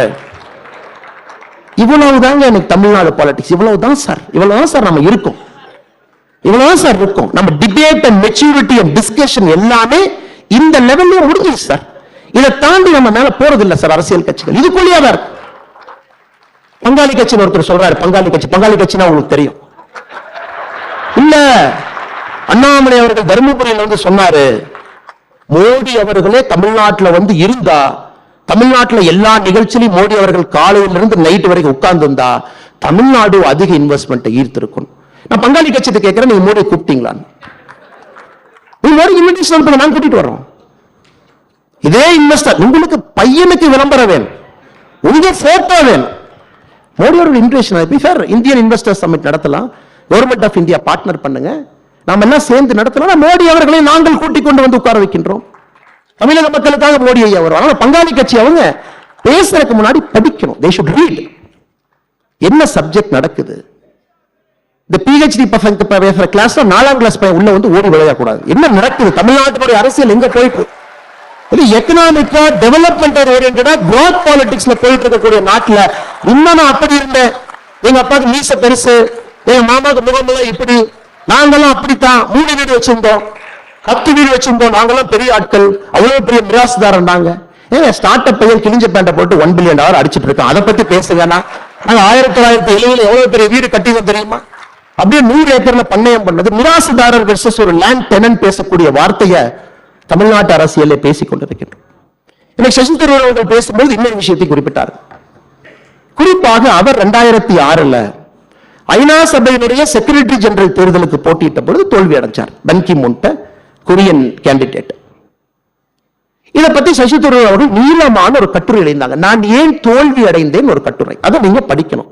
எப்படி இந்தியா மாறி இருக்கிறது என்பதற்கு சசி தரூர் அவர்கள் ஓபன் மேகசின் எழுதின Why did I lose the 2006 United Nations General Secretary election? அதுல 3 பாயிண்ட் சொல்றாரு. ஐயோ எல்லாம் காங்கிரஸ்ல வந்து சவுத் சவுத் கோஆபரேஷன்ங்கிறாங்க. டன்சானியாவே நமக்கு ஓட்டு போடல. நான் போய் கேட்டேன் டன்சானியாட்ட ஏயா ஓட்டு போடல எலெக்ஷன் தோத்ததுக்கு அப்புறம். டன்சானியா சொன்னாங்க இல்ல எங்க பழைய பிரசிடென்ட் ஜூலியஸ் நைரீரே அவங்க வந்து மன்மோகன் சிங்க்கு ரொம்ப க்ளோஸா இருந்தீங்க, நீங்க ஓவர் க்ளோஸ் ஆயிட்டீங்க எங்களுக்கு. அதான் புதிய பிரசிடென்ட் வந்தோடனே பார்த்தாரு, உங்களுக்கு டிப்ளமசியே தெரியல, எப்படி நீங்க ஒரு கட்சி ஸ்டாண்ட் எடுக்கலாம், அதான் வச்சு செய்யணும், நாங்க ஓட்டு போடல. இது டன்சானியா. அடுத்தது கட்டார் எமீரை போய் பார்க்கறாரு இன்னொரு மீட்டிங்ல. சசி தரூர் கேட்கறாங்க ஏன் சார் எனக்கு ஓட்டு போடல? எமீர் ஆஃப் கட்டார் சொல்றாரு, என்னைய வந்து ஓட்டு போடுங்கன்னு யாருமே கேட்கலீங்க உங்க அம்பாசிடர், ஆனா பெரிய அம்பாசிடர் வந்து கேட்டார், அவருக்கு ஓட்டு போட்டோம். 2006 George Bush comes to India, has a working lunch with மன்மோகன் சிங். எலெக்ஷன் நடக்கிற வருஷம் மன்மோகன் சிங் அவர்கள் மினிட்ஸ் ஆஃப் த மீட்டிங்ல சசி தரூருக்கு ஓட்டு போடுங்கன்னு அமெரிக்கா சப்போர்ட்டே கேட்கல. ஸோ கான்டலிசா ரைஸ் இருந்தாங்க, அவர்கள் அப்ப சப்போர்ட் பண்ணது கொரியன் கேண்டிடேட். பாருங்க, இது இப்ப மோடி அவர்களுடைய இந்தியாவில் நடக்கும் நீங்க நினைக்கிறீங்களா? அதனால சசி தரூர் அவர்கள் கண்டிப்பாக ஐநா சபையினுடைய செக்ரட்டரி ஜெனரலாக இருப்பதற்கு முழு தகுதி பெற்றிருக்காரு, எந்த மாற்று கருத்து இல்லை. ஆனால் இப்ப இருந்தா நம்ம ஆக்கியிருப்போங்க. 2016 இருந்தா மோடி ஆக்கியிருப்பார், 2026 மோடி ஆக்குவார். அதனால நீங்க அந்த ஆர்டிக்கலை படிச்சாவே தெரியும் எப்படி ஃபாரின் பாலிசி இருந்துச்சு, இப்ப எப்படி இருக்கு. திரும்ப திரும்ப இந்த வட சொல்ற கடை தான் அதிகமா இருக்கு. நார்த் சவுத் நிதி பகிர்மானம் இல்ல, இப்படி பண்ணிட்டாங்க, பாப்புலேஷன் வச்சு கொடுக்கறாங்க. பாப்புலேஷன் வச்சு கொடுக்க ஆரம்பிச்சதே நீங்க தானுங்க. கட்கில் ஃபார்முலாவை கொண்டு வந்ததே நீங்க தான். இன்னைக்கு பீகார், இப்ப பீகார்ல சமீபத்தில் ஒரு ஆய்வறிக்கை படிச்சுங்க, வேற மாநிலத்துல என்னெல்லாம் பேசுறாங்க அப்படி. சோ பீகார்ல ஒரு நியூஸ் பேப்பர் ரொம்ப இன்ட்ரெஸ்டிங்கா ஒரு எக்கனாமிக் அனாலிசிஸ் போட்டிருந்தாங்க. நேரு அவர்கள் கம்பல்சரியா நார்த் இந்தியன் ஸ்டேட்ஸுக்கு ஃப்ரைட் ஈக்குவலைசேஷன் பாலிசி போட்டார். குறிப்பாக நம்மை போன்ற மாநிலங்கள், நம்ம சொன்ன அண்ணே ஊரெல்லாம் ஜார்க்கண்ட்ல இருக்கு, பீகார்ல இருக்கு, நாங்க ட்ரெயின்ல வந்து அயனூர்ல பீகார்ல இருந்து ஜார்க்கண்ட்ல இருந்து எடுத்துட்டு வந்தா தமிழ்நாட்டுக்கு ரொம்ப தூரம் இருக்கு. பக்கத்து மாநிலத்தில எல்லாம் தொழிற்சாலைகள் போய் எங்க ஆளுங்க போட்டுருவாங்க. அப்ப எங்க ஊர்ல ஒருத்தர் தொழிற்சாலை போடுறாருன்னா அவருக்கு அந்த இன்சென்டிவ் இருக்கணும். அயனூர் பீகார்ல இருந்து வர்றதுக்கு இன்சென்டிவ் கொடுக்கணும். நேரு என்ன சொன்னாங்க, ஓகே ஒத்துக்கிறோம், அயனூரும் கோலூரும் ஜாஸ்தி இந்த பெல்ட்ல இருக்கு, இருந்தும் தமிழ்நாடு கர்நாடகா கேரளா இண்டஸ்ட்ரி போட்டாங்கன்னா அவங்களுக்கு இன்சென்டிவைஸ் வர்றதுக்கு ஃப்ரைட் ஈக்குவலைசேஷன் பாலிசி, அதாவது ஒரு டன் ஓரை நீங்க பீகார்ல ஏத்தி அதை வெஸ்ட் பெங்காலுக்கு கொண்டு போனாலும் ஒரே ரேட், தமிழ்நாடு கொண்டு வந்தாலும் ஒரே ரேட்னு ஃப்ரைட் ஈக்குவலைசேஷன் பாலிசி கொண்டு வந்தாங்க. நம்ம இண்டஸ்ட்ரி ப்ராஸ்பர் ஆகும். இன்னைக்கு பீகார்காரன் கால்குலேட் பண்றான், அன்னைக்கு டிஸ்டன்ஸ் வச்சு நீங்க ஃப்ரைட் ஈக்குவலைசேஷன் இல்லாம டிஸ்டன்ஸ் வச்சு கணக்கு போட்டிருந்தா எனக்கு சதர்ன் ஸ்டேட்ஸ் 1,21,000 கோடி ரூபாய் கொடுக்கணுங்க. அரசியலுங்கிறது நாம அப்படியே நம்ம ஊர்ல என்ன பேசுறாங்க அப்படிங்கறத தாண்டிங்க வேற மாநிலத்தில் இதே விஷயத்தை எப்படி பார்க்கறாங்க நம்ம படிக்க ஆரம்பிச்சோம்னா, திராவிட முன்னேற்ற கழகம் எப்படிப்பட்ட ஒரு இன்டெலெக்சுவல் கெப்பாசிட்டி இல்லாம, திங்கிங் இல்லாம, ஃபார்வர்ட் லுக்கிங் இல்லாத 4 கால்கள், ஜாதி ஒரு கால் நாற்காலியில, குடும்பம் ஒரு கால், அடாவடித்தனம் ஒரு கால், எல்லாவற்றையும் தாண்டி இன்எஃபிஷியன்சி ஒரு கால், 4 கால்களை வச்சு ஒரு ஆட்சி இந்தியாவில் 1967 இருக்க முடியும் காட்டிட்டு இருக்காங்க. 2024 தேர்தல் முக்கியமான தேர்தல், கடைசியில் வரும்பொழுது 2024 100% இம்பார்ட்டன்ட் தேர்தல். பட் என்னை பொறுத்தவரை ஒரு பாரதிய ஜனதா கட்சியினுடைய தொண்டனாக it gives a political shift in Tamil Nadu. தமிழ்நாட்டினுடைய அரசியலை வேறு பக்கம் திருப்பக்கூடிய தேர்தலா இருக்கு. எப்படி பாவர்ட்டி டிராப்பை பத்தி பேசணும், இந்த 2024 என்பது தமிழ்நாட்டை இன்னொரு பக்கம் இருக்கும். we are first time ஒரு பெரிய கப்பலை திருப்பி கொண்டு போறோம். அஃப்கோர்ஸ் ரிசல்ட்ஸ் வரும், பட் சில டைம் நம்ம பொறுமையாக இருக்க வேண்டி இருக்கு. Because it's a very tactical, it's a very strategic shift. இதை பண்ணினா மட்டும்தாங்க நம்முடைய தமிழகம் தப்பிக்கும், காம்படிட்டிவா இருக்கும். நம்ம எல்லாரும் போட்டி போட்டு இந்தியாவிலே வளரலாம். ஃபர்ஸ்ட் 1 trillion யூபியா, ஃபர்ஸ்ட் 1 trillion தமிழ்நாடு. நம்மளாம் தமிழ்நாட்டை சப்போர்ட் பண்ணுவோம், நம்ம மாநிலத்தை சப்போர்ட் பண்ணுவோம், உழைப்போம். அதுக்கு இன்னொரு மாநிலத்தை பின்தள்ள வேண்டாம். But we will have a very genuine democratic fight. அது நடக்க வேண்டும் என்றால் the language and the grammar of politics in Tamil Nadu has to change. அது 2024 தேர்தல் தமிழக அரசியல்வாதிக்கு உணர்த்தும். language and grammar of Tamil Nadu politics have to change என்பதை உணர்த்துங்க. அதை தாண்டிங்கய்யா, சற்று நேரத்துக்கு முன்பு டிஎன்கே ஃபைல்ஸ் பார்ட் 3 வெளியிட்டிருக்கும். பொங்கல் இந்த பார்ட் 3 பார்த்தீங்கன்னா கொஞ்சம் நீளமா இருக்கு. பார்ட் 3 வந்து பார்ட் 1 வந்து வெளிப்படையான சொத்து, பார்ட் 2 பினாமி சொத்து, பார்ட் 3 ஒரு டிஎம்கேங்கிற கட்சி எப்படி அப்படிங்கறத காட்ட ஒரு சின்ன முயற்சி எடுத்திருக்கும். இன்னைக்கு நம்ம ரிலீஸ் பண்ணிருக்கிற டேப், 4 மணிக்கு நம்ம ரிலீஸ் பண்ணிருக்கக்கூடிய டேப் பாத்தீங்கன்னா 2G கேஸ் நடந்த பொழுது 2010-11 காலகட்டத்தில் எப்படி தமிழகத்தினுடைய அரசியல்வாதிகள் சிபிஐடியை கூப்பிட்டு சொல்றாங்க, இன்னைக்கு ரைடு வராத நாளைக்கு வாங்க. தமிழ்நாட்டினுடைய நம்பர் 1 லீடர் சொல்றாங்க நாளைக்கு வேண்டாம், நாளானைக்கு மீனவர்கள் எல்லாம் போராட்டம் பண்றாங்க இலங்கைக்கு எதிர்த்து, நாளானைக்கு ரைடு பண்ண அந்த நியூஸ் 2 கலந்து மீனவர்கள் நியூஸ் ஆக்கி விட்டுறலாம், அப்ப ரைடு வர சொல்லு. எப்படி மக்களை முட்டாளாக்குவதுன்னு அரசியல்வாதிகள் பேசுறாங்க. தமிழ்நாட்டு மக்களுக்கு இந்த மாதிரி நம்ம நியூஸ் கொடுத்தா இப்படி தாய் அவன் ஏத்துக்குவான். சோ பார்ட் 1 இன்னைக்கு ரிலீஸ் பண்ணிருக்கிறோங்க. டிஆர் பால் அவர்களும் தமிழ்நாட்டினுடைய சீனியர் இன்டெலிஜென்ஸ் ஆபீசர் பேசின டேப் இன்னைக்கு ரிலீஸ் பண்ணிருக்கோம். 11 டேப்புகள் ரிலீஸ் பண்ண போறோம். இது குறிப்பாக எந்த அளவுக்கு தமிழக அரசியல்ல திமுகவினுடைய பொலிட்டிக்கல் ஃபேப்ரிக்கை காட்டணும். பெரிய ரிஸ்க் தாங்க. we are taking that risk. இதை காட்டணும். நிறைய நேரத்தில் பார்த்தீங்கன்னா குர்லா தாக்குதல் நடத்த வேண்டியிருக்கு, ஸ்ட்ரைட் ஃபார்வர்ட் இது குர்லா அட்டாக் தான். காரணம் இதை காட்டணும், மக்களுக்கு புரியும். சீஃப் செக்ரட்டரியும் இன்டெலிஜென்ஸ் சீஃப் என்ன பேசினாங்க நீ கேட்கணும். It will come. சீஃப் மினிஸ்டருடைய பர்சனல் செக்ரட்டரியும் 2G ராஜா என்ன பேசினாங்க, you should listen. TR பால் அவர்களும் சிபிஐ டைரக்டர் என்ன பேசினாங்க, you should listen. அதனால் எங்களை பொறுத்தவரை DMK Part 3 என்பது தமிழக அரசியலை பூரணமாக மாற்றக்கூடிய முழு சக்தி இருக்கிறது என்று நான் நம்புகின்றோம். நாங்கள் அதில் தெளிவாக இருக்கின்றோம். தமிழக அரசியலை சுத்தப்படுத்தும் வரை பாரதிய ஜனதா கட்சி இங்கே ஓயாது. கடினமான பாதை, நீண்ட பாதை, நாங்கள் தயாராக இருக்கின்றோம். பிரச்சனை எதிர்கொள்வதற்கு தயாராக இருக்கின்றோம். என்ன வந்தாலும் நிற்போம். ஆனால் இத்தனை நேரமா நம்ம பேசுறது நடக்கணும். நாங்க திராவிட முன்னேற்ற கழகம் என்கின்ற தீய சக்தி ஒழித்து கட்டப்பட வேண்டும். அதில் தெளிவாக இருக்கின்றோம். எங்களுக்கு மற்றவங்களோட சண்டை இல்லைங்க. நாங்க மெக்ராவை ஃபேஸ் பண்ணணும்னு நினைக்கிறோம். நாங்க நெட் ஓவர்க்கெல்லாம் சண்டை போட ரெடியா இல்லை. McGrath face you want to face McGrath. நீ பவுன்சர் போட நாங்க பாக்குறோம். நீ ஃபோர்த் ஸ்டம்ப் லைன் போடு, நாங்க கிரிக்கெட் ஆடுறோம். நெட் ஓவர்லாம் எங்களுக்கு வேண்டாங்க. அது உங்களுக்கும் தெரியும். நிச்சயமாக தமிழக அரசியல் மாறும் என்கின்ற முழு நம்பிக்கை இருக்கு. தாமதமாக வந்ததற்காக மன்னிப்பு கேட்டு இவ்வளவு பெரிய மேடையில ஒரு சாதாரண மனிதன், ஒரு விவசாயினுடைய மகன், என் குடும்பத்தில ஓட்டு போட கூட யோசிச்சு போற ஆட்களுங்க.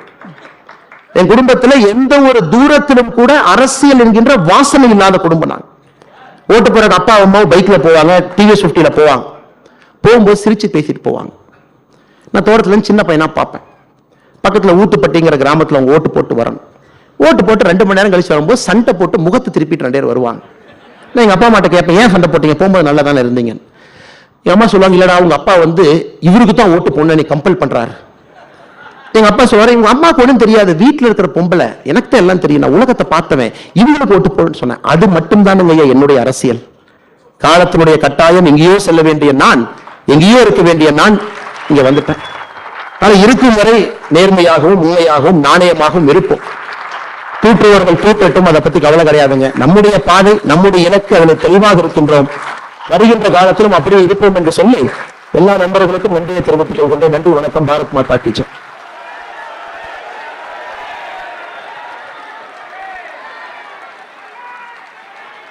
இவ்வளவு நேரம் பொறுமை காத்த வாசகர்களுக்கு நன்றி. அனைவரும் வழக்கம் போல இருவரை இருந்து தேசிய கீதம் சேர்ந்து பாடுவதற்கு இருக்க வேண்டும். திருமதி சுசித்ரா அவர்கள் அவர்களோடு சேர்ந்து நாமும் தேசிய கீதம் இசைப்போம்.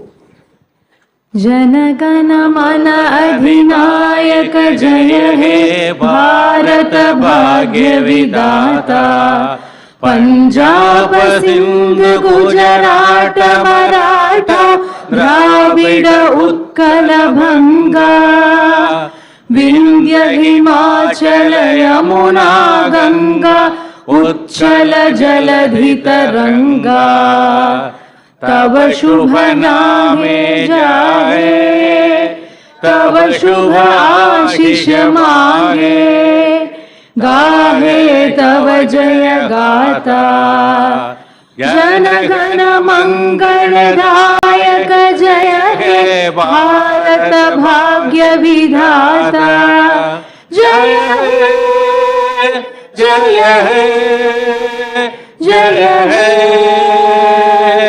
जय जय जय जय हे।